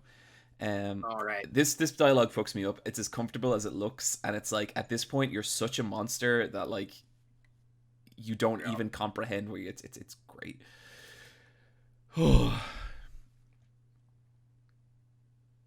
I will say there was one faux pas by the end. You didn't dab after you killed him. That's because I'm not a teenager and it's not 2015, Fox. No, but as we all know, bad time backwards is a mit dab. Yeah, And this dab. game was put out in 2015, so I think it is part of the. I guess it is part of the ingrained ritual. culture, right? I threw out a couple of dabs in my own home out of respect. Guys, just to say, we are like $20 away from 8K for the Know Your Rights camp. That is fucking awesome. Thank you so much, everyone. Curious, I've never seen a plant cry before. Huh? You must be the one that the flower just warned me about. Howdy. Howdy. What kind of monster are you? Sorry, I cannot tell. Well, we can always... Now. There's no need to fight. Why not settle this over a nice cup of tea? The mercy option's just gone at this point, because that's not who you are anymore.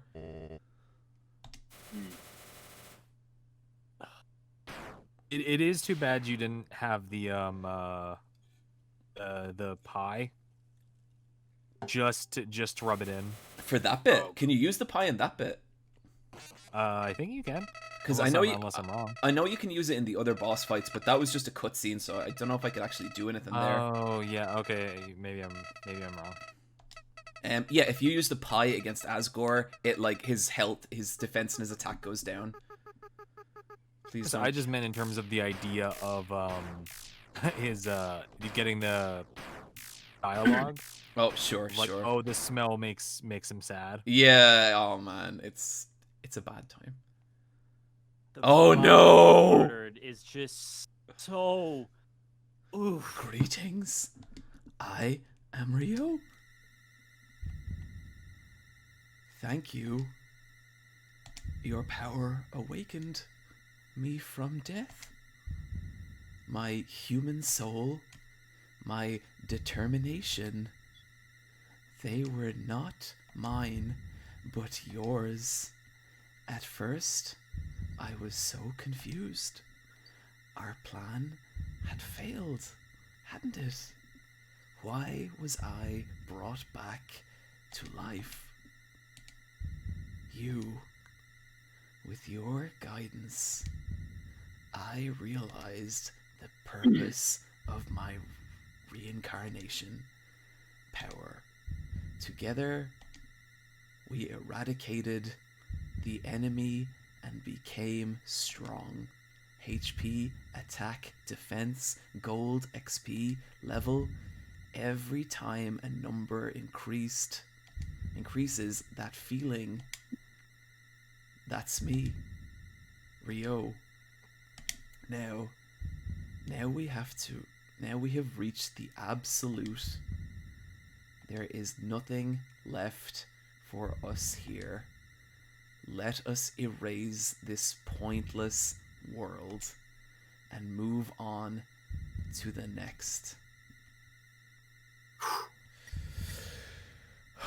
Oh, chat, we just broke 8K. That is fantastic. Thank you so much, everyone. That is That Hell is yeah. such a cool way to end this screen. All right. So are we gonna erase, or are we going to not erase? Nah, leave it. Oh. Erase it. Erase. Erase. Erase. Right.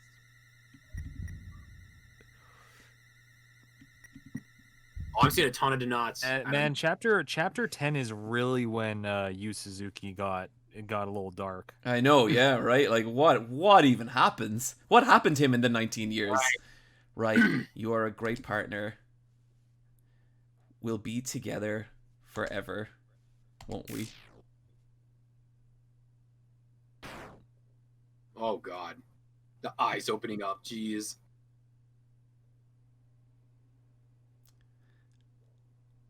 And that's Undertale. Oof. Oh. Crazy how he got the good ending on the Yeah, first congrats, try. It's John. insane. Well done.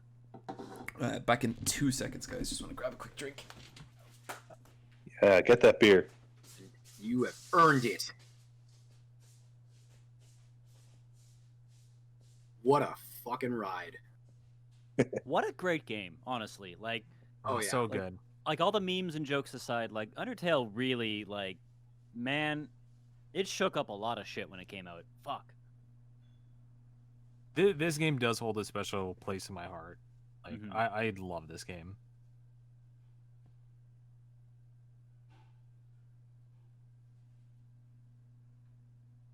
Oh no, I've already finished my beer. Shh. I was gonna toast people. All right, well.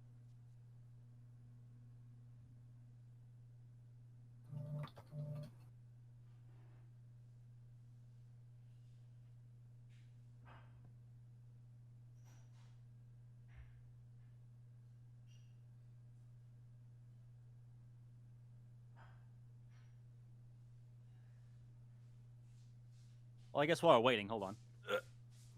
go for it. There we go. Sorry, I had to move the mic. Okay. So right now, the final donation goal stands at 8,070.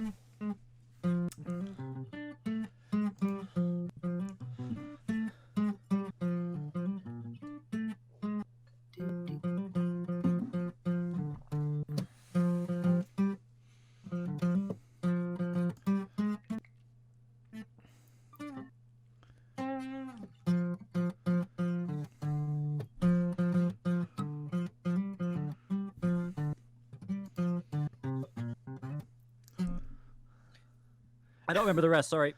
That Oh, that sounds pretty good. That was pretty good. That was pretty good. Thank you so much, Lil V. Okay, let's read out some final donations, and let's bring this to a close. Just to watch $5. Game over. Yeah. Quatalest. Sorry if I mispronounced that, which I definitely did. $50. Good job, Joho. Thank you so much. Anonymous, $18. 8K for the jump scare. The 7th Draconian, $20. Thanks for reminding me how both this game and how the world isn't as bad as it feels sometimes. No problem, dude. Minus Marcy, $50. There are 2 wolves inside me. One is proud of you. The other is proud of you. I'm Pan. Defund the police. Thank you so much, Minus Marcy. That is incredibly kind. Book of Mac, $50. Good on you, mate. Much love from Oz. Train Pass, $20. Wooner, $10. You done an excellent stream, and Black Lives Matter. Ryan, $20. If Sans is still in your room, blink for help. Rios, 22, $20. Anonymous, $100. Thank you. That is insane. Let's just switch over to our other campaign and read out some final ones there as well.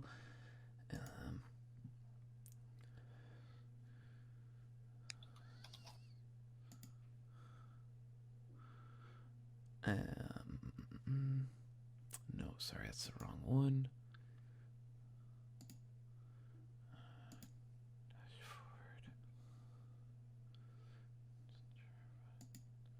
The total money raised for the Trevor project at the moment is $9,900. That is fucking insane.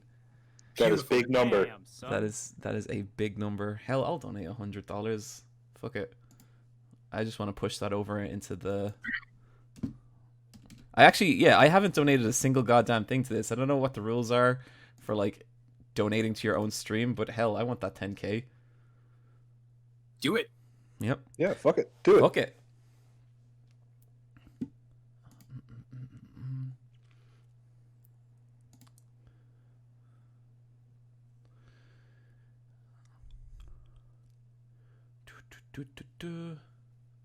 Okay, well, let's moving on over. Let's view the campaign and read out some stuff. CM Hedge, $21.48. Anonymous, $5. Congrats on the WR. Slats, $5. Been a fan of your channel and an LFAB listener for a couple of years. Much love. Black Lives Matter, trans rights. Aaron Schmidt, $20. Glad I could make it in time to donate. Also, thank you so much again for RTing my art. Oh, no problem, Aaron. That made my fucking day. Like, you have no idea. This has been an incredible stream. I'm glad you're using your sans dunking skills for good. Congratulations on crushing it with this charity. Curb Z, $5. Anonymous, $100. Hey, John, you're doing fantastic work. Just managed to catch stream. You can do it. Zachary Helton, $20. You can do it, Mr. Wolf. You got to stay determined. Dizzy B, $33. $20. Trans rights. Anonymous, $5. Anonymous, $50. Anonymous, $20. Get Squid, $5. Black Lives Matters, LGBTQ plus Lives Matter, ACAB. Anonymous, $20. Tyler Reed, $10. Fuck Trump and ACAB. Peter Smith, $10. Joel Feliski, $50. Ross B, $10. My cat's name is Mittens. Brendan, $10. Black Trans Lives Matter. Anonymous, $20. Liam, $50. Great stream today. Chill One, $5. BLM TYSM. Morgan McAvoy, $20. Lightspeed Boy. Black and Trans Lives Matter. Mr. Oh yeah, okay, so we're caught up there. I'm not reading that awful one again. Okay, I'm just gonna catch the last couple here. Let's see what the total count is. Okay. We just my payment has not gone through yet, but we just broke the $18,000 total. Beautiful. Nice. Very That's very brilliant. nice. So I'm gonna shut this stream down soon. But again, this was really fucking cool. This is some of the most fun I ever had. I got to hang out with a lot of cool people. I got to hang out with nearly all my best friends, and it's just been fucking insane. I'm pretty tired now. I think I've got like maybe 6 hours sleep in the last like 48 72 hours. But this is gonna sound so corny, but I feel like there's one line in the last part of that boss fight where Sans is talking about how he kind of like just sort of gave up on life watching the kind of timeline resetting, and he says how like, but because of like Char like doing the genocide run, he says that he can't afford not to care anymore.